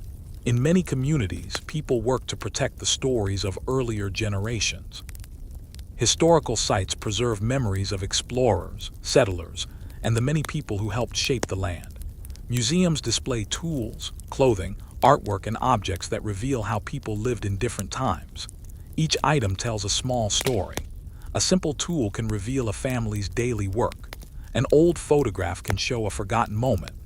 A handwritten letter can carry the emotions of someone who lived many years ago. Together, these small pieces create a larger picture of Canada's journey. Across the country, communities continue celebrating their heritage. Music fills local festivals. Traditional foods bring people together. Stories are shared between grandparents and younger generations. Languages continue being spoken and protected. Every tradition adds another color to the nation's identity. Canada's natural landscapes remain a source of inspiration. Writers find ideas beside quiet lakes. Artists paint mountain valleys and ocean shores. Photographers capture forests beneath autumn skis. Travelers come from around the world to experience the beauty of the land. The country's wilderness creates a feeling of peace that is difficult to find elsewhere. A person standing beside a silent lake can feel connected to centuries of history. A traveler walking through an ancient forest can imagine all the generations who passed through before. A person watching the northern lights can feel the wonder that humans have felt for thousands of years. The future of Canada continues to be created every day. Young people learn from the past while imagining new possibilities. Scientists explore new discoveries. Communities create new solutions. Families build new memories. The story continues growing with every sunrise. As night falls once again, the Canadian landscape becomes calm. The ocean rests beneath the moon. The forests become silent. The mountains stand peacefully beneath the stars. Across cities and villages, people close their doors and prepare for another night. The same sky watches over everyone. The same rivers continue their journeys. The same land continues holding countless stories. Canada remains a living story, one shaped by time, nature, and the millions of people who have called this remarkable country home. As the peaceful journey through Canada's history continues, the country moves forward while carrying the memories of every generation that came before. The land has witnessed countless changes. Forests that once stood beyond the reach of early explorers now surround growing communities. Paths once traveled by canoes now run beside modern roads and railways.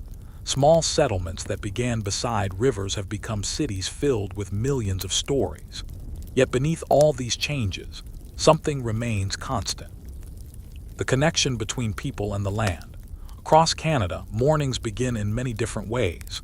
In coastal communities, the day begins with the sound of waves and the call of seabirds. In farming regions, the morning begins with the care of fields and animals. In cities, the day begins with trains, buses, and thousands of people beginning their work. In northern communities, the day begins beneath wide skis and the quiet beauty of the Arctic landscape. Each place has its own rhythm. Each place has its own story. Canada's identity has always been shaped by many different voices. Indigenous peoples continue sharing traditions and knowledge that reach back thousands of years. Families with roots in Europe, Asia, Africa, and many other parts of the world have added their own experiences. Together, these many journeys have created a country built from countless individual stories. The beauty of Canada is not only found in its size, it is found in the small details. The sound of footsteps on a snowy path, the reflection of mountains on a quiet lake, the smell of forests after summer rain, the colors of autumn leaves falling gently to the ground, the warmth of a conversation beside a fireplace during a winter evening. These simple moments connect people to the places they call home. Throughout history, Canada has continued learning and changing. Some chapters brought celebration, some brought challenges, some required difficult conversations and careful reflection. But every chapter became part of the larger story, a story of people adapting, a story of communities growing, a story of a nation continuing to discover itself. As the evening sky darkens across the country, millions of lights appear. From ocean villages to mountain towns, from prairie farms to northern settlements, people prepare for rest. The forests become quiet. The rivers shine beneath the moon. The stars appear above the endless landscape. Canada sleeps peacefully beneath the same sky that has watched over it for generations. And when morning arrives again, the journey will continue. Another sunrise, another season, another page in the never-ending story of Canada. The peaceful story of Canada continues, carried forward by the endless movement of time. Every generation inherits the memories of those who came before and adds something new for those who will follow. Across the country, people continue building lives in places shaped by centuries of history. A small town beside a river, a farm beneath a wide prairie sky, a neighborhood surrounded by forests, a city rising beside an ocean. Each place is different, yet each belongs to the same larger story. Canada's landscapes continue reminding people of the importance of patience. A forest does not grow in a single day. A river does not carve its path in a single season. A mountain does not rise overnight. Nature teaches that great things are created slowly, through time and persistence. The same lesson can be found in Canada's history. The country was not created by one person or one event. It was shaped by countless journeys, by people who crossed oceans, by families who built homes, by workers who created roads and railways, by communities that supported one another through difficult moments, by generations who looked toward the future with hope. In modern Canada, new stories continue appearing every day. A young student discovering a passion for science, an artist creating something beautiful, a volunteer helping a neighbor, a family creating memories together, a researcher searching for solutions to global challenges. These moments may seem ordinary, but they become part of the history that future generations will remember. The connection between people and nature remains one of Canada's most powerful themes. Many people continue finding peace in the outdoors. They walk beside lakes. They explore forests. They climb mountain trails. They watch wildlife in its natural environment. These experiences create a reminder that humans are connected to something much larger than themselves. Across the country, the seasons continue their timeless dance. Spring brings new beginnings. Summer brings warmth and adventure. Autumn brings colors and reflection. Winter brings quiet beauty. Each season tells its own story. Each season creates its own memories. As another evening arrives, Canada slowly becomes peaceful. The final sunlight disappears behind distant mountains. The ocean becomes calm. The forests become silent. The cities glow beneath the night sky. Above everything, countless stars appear.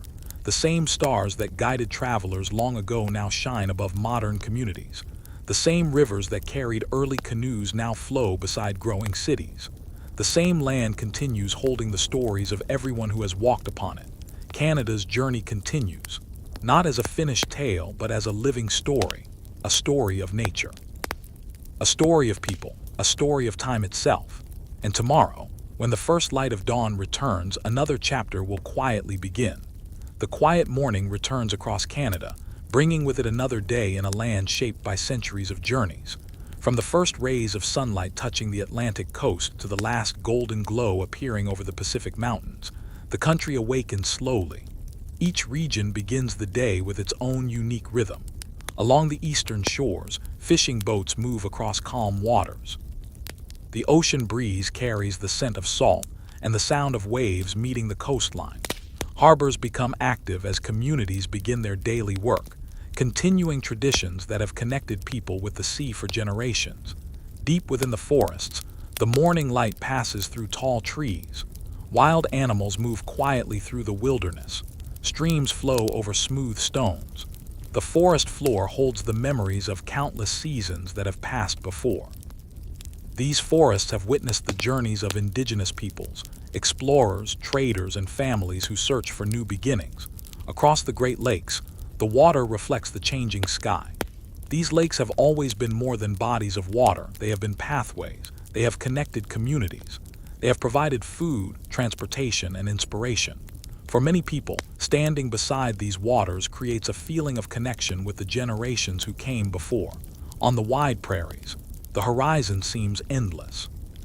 Fields stretch beneath enormous skis. The wind moves gently through crops, creating waves of golden color during harvest season. Farmers continue their work with patience, understanding the importance of every season. The land teaches lessons about dedication and care. Farther west, the mountains remain silent and powerful. The Rocky Mountains rise above valleys, rivers, and forests. Their snow-covered peaks remind visitors of the incredible age and strength of nature. Many travelers stand quietly before these mountains, feeling the wonder that people have experienced for generations. In the north, the Arctic continues its timeless beauty.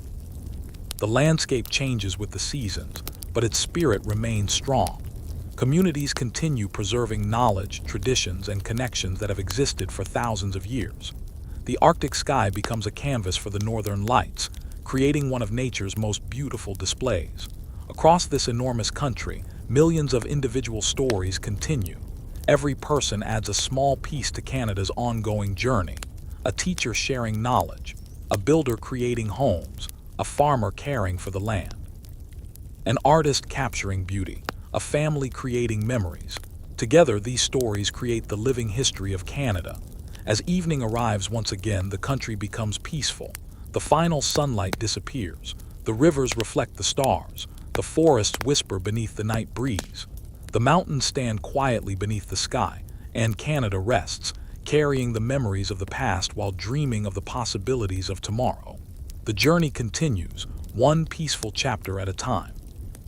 The endless story of Canada continues beneath the wide northern sky. Across the country, another generation begins its own journey, walking upon lands that have carried memories for thousands of years. Every sunrise brings new opportunities. Every sunset leaves behind another collection of moments that become part of history. Canada has always been a land of movement. Rivers carried travelers through forests. Railways connected distant communities. Roads crossed mountains and valleys. Ships traveled across oceans. Airplanes carried people above landscapes that once seemed impossible to cross. Each journey brought people closer together. The country grew not only through buildings and technology, but through relationships between communities, neighbors helping neighbors, families sharing traditions, people learning from one another. In small towns, life continues with a familiar, peaceful rhythm. Local markets bring people together. Community events fill streets with conversation and laughter. Old stories are shared beside new experiences. Many places still hold the feeling of earlier generations, even as the world around them changes. In the cities, Canada continues looking toward the future. New ideas are created, modern buildings rise, technology connects people in ways earlier generations could never have imagined. Students learn new skills, researchers explore new discoveries, artists create new expressions of culture. The country continues changing with each passing year. Yet the natural world remains a constant companion. The forests continue growing, the rivers continue flowing, the oceans continue moving with the tides, the mountains continue standing beneath the clouds. These landscapes remind people that some things exist beyond the speed of modern life. They remind people to slow down and appreciate the beauty around them. Canada's history also reminds us that progress is a journey. There have been moments of achievement and moments that required reflection. There have been times of celebration and times when people faced difficult questions about the future. Through all of these experiences, communities have continued learning and moving forward. The story of Canada is made from many voices. Ancient voices carried through Indigenous traditions, voices of explorers and settlers, voices of workers and builders, voices of newcomers creating new homes, voices of young generations imagining tomorrow. Together, these voices create a story much larger than any single person. As night falls across the country, peaceful scenes appear everywhere. A small cabin glows beside a forest. A city skyline shines beside a river. A lighthouse watches over the ocean. A mountain valley rests beneath the stars. The northern lights move gently across the Arctic sky. Canada sleeps beneath a vast universe. The journey continues. The rivers keep flowing. The seasons keep changing. The story keeps growing. And another peaceful chapter waits beyond the morning horizon. The peaceful journey through Canada's history continues, carried forward like a gentle breeze moving across forests, lakes, and mountains. Every part of the country holds a memory. Every landscape tells a story. Every community represents another chapter in a journey that has lasted for thousands of years. Along the coastlines, the relationship between people and the ocean continues. The tides rise and fall with the same rhythm they have followed for countless generations. Boats move across the water. Harbors welcome travelers. Families continue traditions connected to the sea. The ocean remains both a place of beauty and a reminder of the powerful forces of nature. In the forests, ancient trees continue standing quietly. Their roots reach deep into the earth. Their branches stretch toward the sky. Through changing seasons and changing generations, these forests have remained peaceful witnesses to history. They have provided shelter, resources, and inspiration for countless people. Across the rivers and lakes, water continues connecting distant places.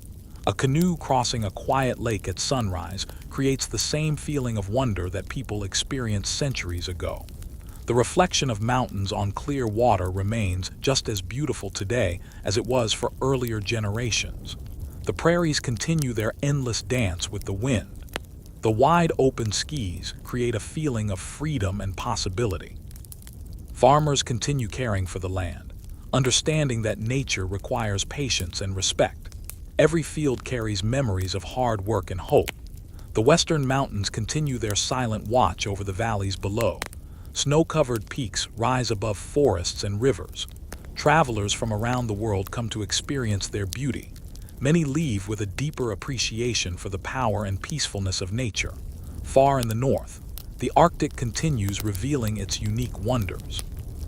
The changing seasons create a world of incredible contrasts: long winter nights, bright summer days, frozen landscapes, open oceans. Communities continue sharing knowledge that helps people understand and respect this remarkable environment. Across Canada, people continue creating new stories. A child learning about history, a family exploring a national park, a scientist making a discovery, a musician creating a song, a community working together. Each moment becomes part of the country's continuing journey. The future is built from countless small actions, the kindness shown between people, the care given to the environment, the lessons learned from history. As another evening arrives, Canada becomes quiet once more. The last rays of sunlight disappear. The rivers reflect the darkening sky. The forests settle beneath the moon. The mountains stand peacefully beneath the stars. Across the country, people rest and dream of tomorrow. Canada's story continues flowing forward, not like a single road with an ending, but like a great river with many paths. A river carrying memories, a river carrying hope, a river carrying the endless story of a remarkable land. The peaceful river of Canada's story continues flowing through time. Every new day adds another small piece to the history of this remarkable land. Across the country, people continue living between two powerful forces: the energy of change and the quiet strength of tradition. Modern life moves quickly. New technologies appear. Cities continue expanding. People discover new ways to communicate, create, and work together. Yet the ancient landscapes remain patient and unchanged. The forests still breathe with the rhythm of nature. The rivers still travel toward distant oceans. The mountains still rise above the clouds. The seasons still return with familiar beauty. In Canada, the past and present often exist side by side. A modern city may stand only a short distance from a peaceful forest. A busy highway may pass beside a quiet lake. A new building may rise near a historic street that has existed for generations. These connections create a unique feeling, a country always moving forward while remembering where it began.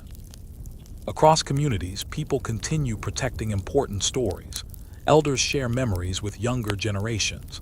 Families preserve photographs and traditions. Historical places remind visitors of the journeys that shaped the nation. Every story matters. A nation is not only built by famous moments, it is built by ordinary days, by people waking up early to work, by families gathering together, by neighbors offering help, by communities standing strong during difficult times. Canada's natural beauty continues inspiring people. Writers find ideas beside quiet rivers. Artists capture the colors of autumn forests. Photographers wait patiently beneath the northern sky. Travelers search for peaceful places where they can experience the wonder of nature. The connection between people and the environment remains one of the country's greatest treasures. Across the seasons, Canada continues changing. Spring brings new life. Summer brings exploration. Autumn brings reflection. Winter brings peaceful silence. Each season creates memories that become part of personal and national stories. As night settles across the land, Canada becomes calm. The lights of cities shine like small stars beneath the dark sky. Small villages rest beside rivers. Forests become quiet. The ocean waves move gently along the coast. The mountains stand silently beneath the moon. And above everything, the stars continue watching over the country. The same sky that looked down upon ancient communities now shines above modern generations. The journey of Canada continues, a journey shaped by nature, a journey shaped by people, a journey that moves peacefully forward, one chapter at a time. The quiet story of Canada continues beneath the endless northern sky. As the years move forward, new generations discover the same landscapes that inspired people long before them. A child standing beside a river today may feel the same wonder that explorers, travelers, and indigenous communities felt many centuries ago. The water continues flowing. The forests continue growing. The mountains continue watching silently over the land. Canada's history is not only found in the great events recorded in books, it is also found in peaceful everyday moments. A sunrise over a frozen lake, a family walking through an autumn forest, a fisherman preparing a boat before dawn, a farmer looking across fields beneath a wide prairie sky, a traveler stopping on a mountain road to admire the view. These moments become memories. These memories become stories. And these stories become part of the country's living history. Across Canada, communities continue finding ways to connect with one another. People gather at local celebrations. They share food, music, and traditions. They welcome newcomers. They teach younger generations about the places and experiences that shape their communities. The country continues growing through cooperation and understanding. The relationship with nature remains deeply important. Many Canadians work to protect forests, oceans, lakes, and wildlife.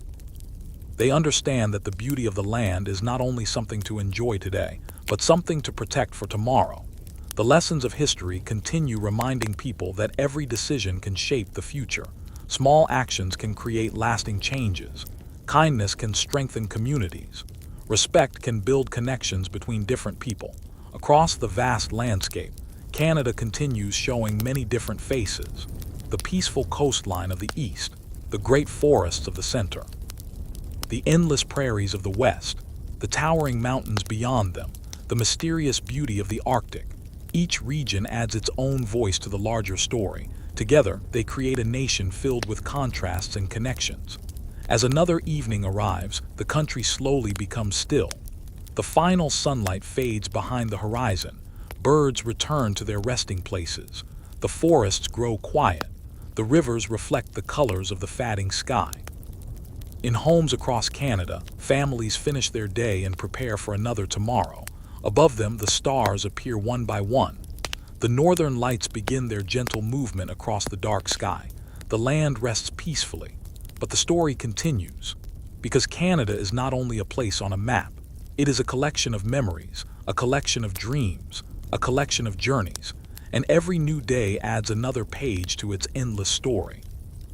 The endless story of Canada continues, moving gently like the rivers that have crossed this land for thousands of years. From the earliest mornings of human history to the modern world of today, Canada has always been a place of movement, discovery, and connection. People have traveled across this land in many different ways. They followed rivers in canoes. They crossed forests on foot. They built roads through valleys. They traveled by rail across enormous distances. They flew above mountains and oceans. Every journey added another piece to the story. The land itself has always been the greatest companion. The forests provided shelter and resources. The rivers created pathways. The mountains inspired wonder. The oceans connected Canada with the rest of the world. Nature was never just a background. It was a central part of life. Across generations, people learned to adapt to the changing environment. They built homes strong enough for winter. They developed ways to travel through difficult landscapes. They created communities where people could support one another. Patience became an important lesson taught by the land. A farmer waiting for the right season. A traveler waiting for the river to become safe. A community waiting for better days after difficult times. Canada's history is filled with moments of patience and perseverance. The country also became a place where many different cultures met. Each group brought unique traditions, stories, and experiences. Together, these many influences created a diverse society with countless voices. The music, food, languages, and celebrations found across Canada reflect this rich history. Every neighborhood, every town, and every community adds something valuable. The future of Canada continues to be shaped every day. Young people imagine new possibilities. Scientists search for discoveries. Artists create new forms of expression. Communities work together to solve challenges. Families create memories that will become tomorrow's history. Even as the world changes quickly, many things remain constant. The beauty of a quiet lake, the sound of wind through the trees, the sight of mountains beneath the clouds, the peaceful feeling of a winter evening. These moments connect people across generations. As night falls once again, Canada rests beneath the vast northern sky. The cities become quiet, the forests become still. The oceans continue their endless movement. The rivers continue their journeys. The stars shine above the entire country. And somewhere beneath that sky, another story is beginning. A new journey, a new memory, a new chapter in the endless history of Canada. The peaceful journey through Canada's history continues beneath the changing colors of the sky. Every morning brings another opportunity for people to create memories that will one day become part of the nation's story. Across the country, life moves with many different rhythms. Some people begin their day beside the ocean. Others wake beneath the shadow of mountains. Some live among endless forests. Others look across wide fields that stretch toward the horizon. Yet all are connected by the same land and the same history. Canada's story has always been a story of connection. Connections between people and nature. Connections between past and present. Connections between different communities and cultures. The country's rivers have always played an important role in this connection. They carried travelers through unknown regions. They provided routes for trade and communication. They supported communities that grew along their shores. Even today, rivers continue bringing life to the landscapes around them. The forests remain powerful symbols of patience and endurance. Some trees have stood for hundreds of years, watching generations come and go. They have witnessed changing seasons, growing communities, and the endless movement of time. The mountains continue inspiring people with their silent strength. Standing beneath a mountain peak, many travelers feel a connection with something much larger than themselves. The mountains remind people that nature exists beyond human lifetimes. Across the prairies, the wind continues moving across open fields. The wide horizon creates a feeling of freedom and possibility. The work of farmers continues following the patterns of nature, planting, growing, harvesting, waiting. The cycle continues year after year. In the north, the Arctic remains a place of mystery and beauty. The changing light of the seasons creates landscapes unlike anywhere else. The long days of summer and the quiet nights of winter shape a unique way of life. Communities continue preserving knowledge that helps people understand this remarkable environment. Canada's future continues being written by millions of individual stories. A student learning something new. A family beginning a new journey. A worker building something important. A person protecting the environment. A neighbor helping another neighbor. These moments may seem small, but together they create the history of a nation. As the sun sets again, the country becomes peaceful. The last light disappears behind distant hills. The forests become silent. The lakes reflect the evening sky. The cities glow beneath the stars. The northern lights move gently above the Arctic landscape, and Canada rests once more. A land of memories, a land of dreams, a land where every generation adds another page to a story that continues forever. The quiet story of Canada continues as the seasons move gently across the vast landscape. For countless generations, people have looked toward the horizon and wondered what possibilities waited beyond it. Some searched for new lands. Some searched for opportunities. Some searched for a place where they could build a better future. Each journey became part of Canada's long and remarkable story. The land welcomed many different dreams. Along the coast, communities grew beside the ocean. People learned the patterns of tides, winds, and changing seasons. The sea provided both challenges and opportunities, teaching generations the importance of patience and respect. In the forests, people discovered the value of cooperation. Working together, communities learned how to live with the environment around them. The forests were not only places of resources, they were places of beauty, reflection, and connection. Across the lakes and rivers, movement continued. Waterways that once carried early travelers became important paths connecting communities. Even today, these waters remain symbols of connection between different regions of the country. The prairies continued telling their own story. The endless fields represented dedication and hope. Every year, farmers faced uncertainty from weather and changing conditions, yet they continued caring for the land with determination. The golden fields became a symbol of patience and hard work. The mountains remained silent guardians of the West. Their enormous peaks created some of the most breathtaking landscapes on Earth. People traveled from far away to experience their beauty. Standing among those mountains, many felt a sense of peace and wonder. Far north, the Arctic continued its timeless rhythm. The relationship between people and the environment remained deeply connected. The knowledge of northern communities helped explain the delicate balance of life in one of the planet's most unique regions. Across all these landscapes, one theme remained constant: people adapting, learning, and moving forward. Canada's history was never a straight path. There were moments of achievement. There were moments of difficulty. There were moments that required change and understanding. But every experience became part of the journey. The country continued growing through the efforts of millions of people. Builders created homes.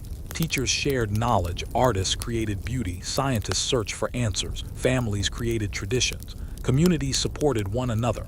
Together, these countless actions shaped the Canada known today. As night arrives, the country becomes calm. The oceans become quiet beneath the moon. The forests rest beneath the stars. The rivers continue their endless movement. The mountains stand peacefully in the darkness. Across Canada, people close their eyes and dream of tomorrow. And when the first light of morning returns, another chapter will begin in the endless story of this remarkable land.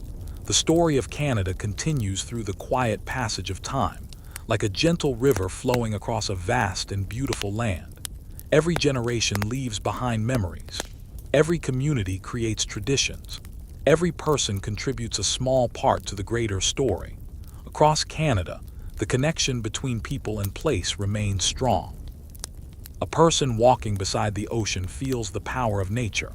A person standing beneath a forest canopy feels the peacefulness of the trees. A person looking across a prairie field feels the endless openness of the horizon. A person standing near a mountain peak feels the greatness of the natural world. These experiences create a shared connection between millions of people. Canada has always been a country shaped by journeys. Some journeys crossed oceans. Some crossed forests and mountains. Some were personal journeys of families searching for new beginnings. Others were journeys of communities building a future together. Each journey added another chapter to the story. The country's towns and cities continue changing with time. Old neighborhoods preserve memories of the past. New buildings represent the hopes of the future. Streets that once carried only a few travelers now connect millions of people. Technology continues bringing communities closer together. Yet many people still search for quiet moments away from the busy pace of modern life. They return to nature. They visit peaceful lakes. They explore walking trails. They sit beneath the stars. They listen to the sounds of wind, water, and wildlife. These moments remind people of the simple beauty that has always been part of Canada. The country's history also teaches important lessons. The past includes achievements and celebrations. It also includes difficult moments that required reflection and understanding. Learning from history helps communities build a stronger future. Respecting different experiences helps create deeper connections between people. Protecting the environment helps preserve the beauty of the land for generations to come. Across Canada, new stories continue appearing every day. A young person discovering a new passion, a family creating a new tradition, a community helping during a difficult moment, a person finding inspiration in the world around them. These stories may begin quietly, but together they create the history of tomorrow. As another evening arrives, the Canadian landscape becomes peaceful. The sun disappears behind the mountains. The oceans become darker beneath the moonlight. The forests settle into silence. The rivers continue their ancient journey. The stars appear above the endless northern sky. Canada rests once again. But the story never stops, because every sunrise brings a new chapter. Every generation brings a new voice. Every moment becomes part of the endless journey of Canada. The peaceful story of Canada continues beneath the endless movement of time, across this enormous land. Every sunrise brings new beginnings, and every sunset leaves behind memories that become part of history. The country continues changing, but the connection between people, nature, and tradition remains strong. From the eastern shores to the western mountains, Canada carries many different landscapes and many different stories. Along the Atlantic coast, the ocean continues shaping the lives of communities. The waves rise and fall with a rhythm that has remained unchanged for generations. Boats travel across the water, families gather near harbors. The sound of the sea continues becoming part of everyday life. In the forests of Canada, ancient trees stand quietly. They have watched countless seasons pass. They have seen communities grow, roads appear, and cities expand. Yet they continue reaching toward the sky, reminding people that nature moves at its own pace. The lakes of Canada remain places of beauty and reflection. Their calm waters mirror the clouds above. They provide homes for wildlife and peaceful places for people to visit. A quiet morning beside a lake can create a memory that lasts a lifetime. Across the prairies, the open land continues stretching toward the horizon. The wind moves gently through fields. The sky seems endless. The work of caring for the land continues through every season. Farmers understand the importance of patience, preparation, and respect for nature. In the west, the mountains continue standing like ancient guardians. Their snowy peaks rise above forests and valleys. Rivers begin their journeys from these heights, carrying fresh water toward distant places. The mountains remind people that some things are far older and greater than human creations. In the Arctic, the northern landscape continues its unique story. The changing seasons create a world of incredible beauty. Communities continue protecting traditions, knowledge, and connections that have existed for generations. The Arctic remains a place where people deeply understand the relationship between humans and nature. Across Canada, millions of people continue creating the future. They build communities, they discover new ideas, they share cultures, they protect the environment, they create memories with family and friends. These everyday moments become the foundation of tomorrow's history. As the night arrives, Canada becomes peaceful once again. The cities shine beneath the dark sky. The forests rest quietly. The rivers reflect the moonlight. The mountains remain silent beneath the stars. The northern lights move gently across the Arctic sky. And beneath this endless universe, Canada continues its journey. A journey shaped by the past. A journey guided by the present. A journey waiting for the stories of tomorrow.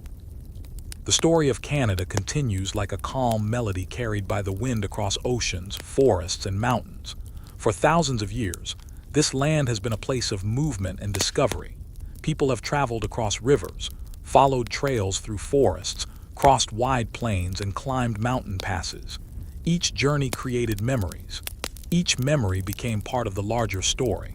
Canada's history is not only about places, it is about the people who gave those places meaning. A small fishing village is more than houses beside the sea. It is generations of families waking before sunrise, preparing boats and sharing stories after a long day. A farm is more than fields beneath the sky. It is patience, dedication, and the hopes of people who care for the land. A city is more than buildings and roads. It is millions of dreams connected together. Across Canada, communities continue growing while preserving the memories that shaped them. Old traditions continue beside modern lifestyles. New ideas develop beside ancient knowledge. The past and future walk together. The natural world remains one of Canada's greatest treasures. The forests provide peaceful places where people can slow down and listen. The lakes create moments of reflection. The rivers continue connecting distant regions. The mountains inspire wonder. The oceans remind people of the powerful forces that have shaped the land. Many people travel across Canada searching for these moments of peace. They watch the sunrise above a quiet lake. They walk through forests filled with autumn colors. They stand beneath mountain peaks covered with snow. They look toward the northern sky and witness the beauty of the aurora. These experiences create a connection that goes beyond words. Throughout history, Canada has faced many changes. There have been times of growth and times of uncertainty. There have been moments of celebration and moments that required careful reflection. Through every chapter, people continued learning and adapting. They discovered new ways to work together. They created stronger communities. They carried lessons from the past into the future. Today, Canada continues being shaped by millions of individual stories. A person teaching the next generation. a person protecting nature, a person creating art, a person helping a community, a person following a dream. Every action becomes part of the ongoing journey. As evening settles across the country, peaceful scenes appear everywhere. The last sunlight touches the mountains. The ocean waves move gently along the shore. The forests become quiet. The rivers continue flowing. The stars begin appearing above the northern sky. Canada rests beneath the same universe that has watched over this land for countless generations. The story continues. The journey continues. And tomorrow will bring another new chapter. The peaceful journey through Canada's history continues as another day slowly unfolds across the vast northern landscape. For generations, people have looked across this land and found something that inspired them. Some found opportunity. Some found adventure. Some found a place to create a home. Others found a connection with nature that reminded them of the beauty and mystery of the world. Canada has always been a land where different journeys meet. Along the coastlines, the ocean continues shaping communities. The sound of waves has remained a familiar companion for those who live near the sea. Generations of families have depended on the ocean, learning its patterns and respecting its power. The coastlines carry memories of exploration, trade, and countless personal stories. Deep within the forests, nature continues following its own rhythm. Trees grow slowly through the passing centuries. Animals move through familiar paths. Streams continue their journey through valleys and fields. The forests remind people that time moves differently in the natural world. Across the lakes and rivers, the water continues connecting distant places. These waterways have always been important parts of Canada's story. They carried travelers, supported communities, and created pathways through enormous landscapes.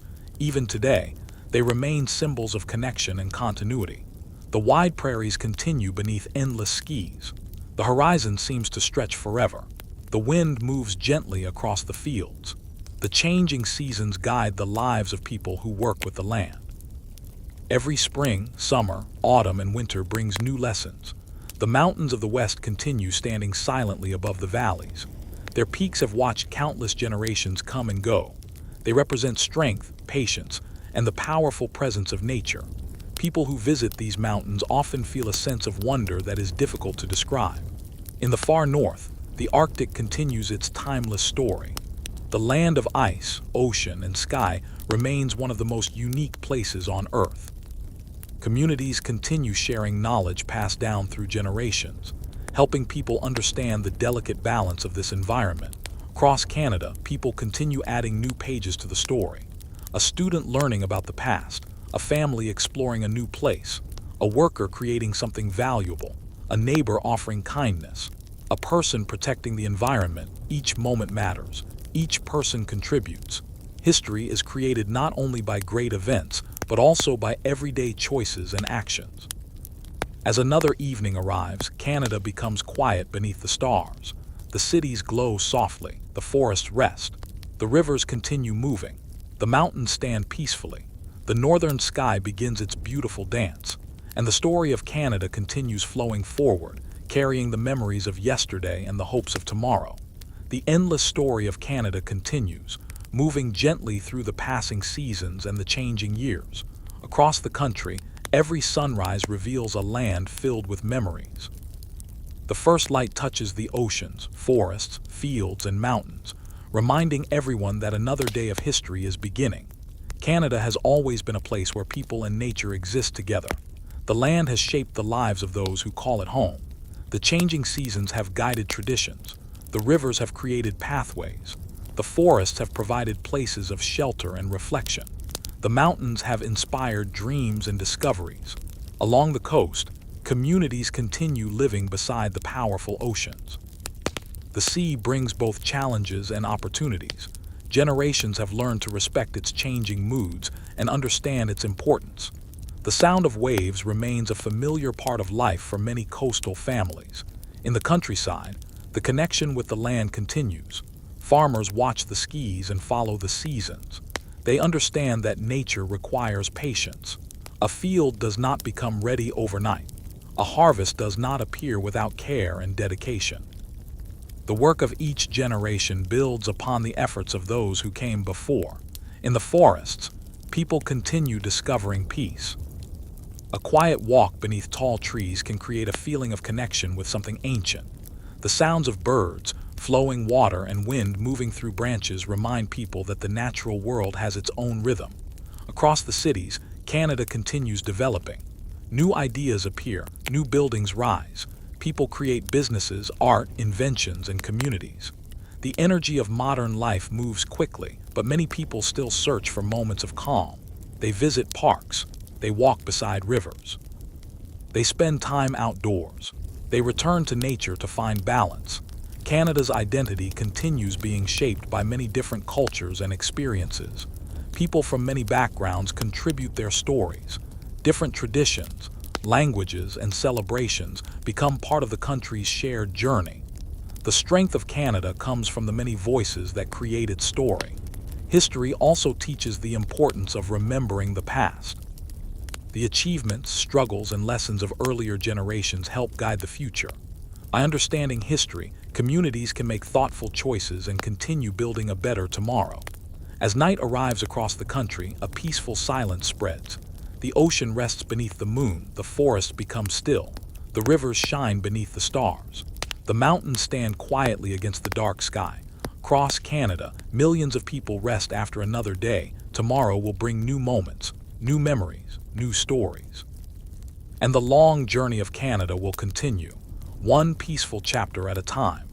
The peaceful story of Canada continues beneath the endless movement of time. Across this enormous country, each day begins with a new chapter waiting to be written. The land that has witnessed thousands of years of human journeys continues offering inspiration, beauty, and a sense of connection. From the quiet shores of the Atlantic to the forests of the East, from the wide prairies to the towering mountains of the West, and beyond to the Arctic North, every region carries its own unique story. Canada's landscapes have always been more than scenery. They have been companions. They have guided travelers. They have supported communities. They have inspired generations of people to explore, create, and dream. The rivers continue their ancient journeys. Long before modern roads and cities appeared, these waterways connected distant places. They carried travelers through forests and valleys. They helped communities grow. Even today, rivers remain symbols of movement and connection. The forests continue standing quietly through the passing years. Each tree represents patience. Each forest represents the importance of balance between people and nature. Walking beneath these trees creates a feeling of peace, as if the natural world is sharing stories from the past. The prairies continue stretching beneath the enormous sky. The wind moves across fields that have supported generations of families. The changing seasons guide the rhythm of life. Spring brings preparation. Summer brings growth. Autumn brings harvest. Winter brings rest. The mountains continue their silent watch. Their peaks rise above clouds, unchanged by the passing of human generations. They remind people that some parts of the world exist beyond time. The Arctic continues holding its special place in Canada's story. The unique environment of the North teaches patience, respect, and understanding. Communities continue preserving traditions and knowledge that have been passed down through countless generations. Across Canada, people continue creating new memories. A family exploring a national park, a student discovering a passion for learning, a worker contributing to a community, an artist creating something beautiful, a person helping another person. These moments may seem simple, but they become the foundation of history. The story of a country is created not only through major events, but also through the everyday lives of its people. As another evening arrives, Canada slowly becomes peaceful. The final sunlight disappears behind distant hills, the oceans become calm, the forests settle into silence, the rivers continue flowing beneath the stars, the mountains stand proudly beneath the night sky. And across this vast land, people rest while tomorrow waits quietly ahead. The story of Canada continues, a story of nature, a story of people, a story of countless journeys moving forward through time. The long and peaceful journey of Canada continues, flowing through time like a quiet river beneath the northern sky. Every generation adds another layer to the story. Every community creates new memories. Every landscape holds reminders of the people who walked, worked, dreamed, and built their lives across this vast land. Canada has always been a place of discovery. For thousands of years, people have followed the paths created by nature. They traveled along rivers, they crossed forests, they moved across open plains, they followed coastlines shaped by waves and wind. These journeys connected people with the land and with one another. The relationship between humans and nature has always been at the heart of Canada's story. The forests continue teaching patience. A tree takes many years to grow tall and strong. The rivers continue teaching movement. Water always finds a way forward. The mountains continue teaching endurance. They stand through changing seasons and passing centuries. The oceans continue teaching respect. They remind people of the power and beauty of nature. Across the country, communities continue protecting their traditions while creating new futures. In small towns, old stories are shared around family tables. In cities, new ideas are created every day. In schools, young people learn about the past while preparing for tomorrow. In homes, families create memories that become part of the next generation's story. Canada's history is made from millions of these moments. A person opening a small business, a teacher inspiring a student, a worker building something important, a neighbor helping someone in need, a family welcoming a new member. These simple actions create the foundation of a strong community. The country continues changing with the world around it. Technology becomes more advanced. Communication becomes faster. New challenges appear. New opportunities emerge. But many things remain constant. The beauty of a sunrise, the peaceful sound of rain, the feeling of walking through a forest, the sight of stars above a quiet lake, the warmth of gathering with loved ones. These moments connect people across generations. As another night arrives, Canada becomes calm once again. The lights of cities shine across the land. Small villages rest beside rivers. Forests become silent beneath the moon. Mountains stand beneath the endless sky. The northern lights move gently above the Arctic. The country sleeps peacefully. But the story continues, because every morning brings a new beginning. Every person adds a new memory. Every generation writes another chapter. And the remarkable journey of Canada flows onward, forever moving through time. The peaceful story of Canada continues beneath the wide and endless sky. Time moves forward, but the memories of the past remain connected to the present. Across this enormous country, every place carries a feeling created by generations of people who lived, traveled, and dreamed upon the land. From the smallest communities to the largest cities, Canada continues growing while holding on to the values that have shaped its journey. Along the coast, the ocean continues its ancient rhythm. The waves move toward the shore. The wind travels across the water. Coastal communities continue living with the seasons, understanding the importance of patience and respect for the sea. The ocean remains a powerful symbol of connection, linking Canada with the wider world. Deep within the forests, silence and beauty exist together. Tall trees reach toward the sky. Small streams travel between rocks. Wildlife moves quietly through the landscape. These forests have seen countless generations pass, yet they continue standing as peaceful reminders of the strength of nature. Across the Great Lakes, the water reflects the changing colors of the sky. Morning brings soft light. Evening brings golden reflections. These lakes have always been places where people gather, travel, and create memories. Their shores have witnessed thousands of quiet moments. The prairies continue their endless dance with the wind. The open fields create a feeling of freedom and possibility. The work of caring for the land continues through every season. Generations of farmers have learned that success comes from preparation, dedication, and respect for nature. The mountains of the West remain among the most powerful symbols of Canada. Their peaks rise above valleys and forests. They stand quietly through every season, reminding people of the incredible age and strength of the natural world. In the north, the Arctic continues its remarkable story. The landscape changes with the seasons, but its beauty remains constant. The knowledge and traditions of northern communities continue, helping people understand the unique relationship between humans and the environment. Across Canada, new stories are created every day. A person learning something new, a family exploring a new place, a community celebrating together, a person protecting the natural world, a dream becoming reality. These moments become part of the country's ongoing history.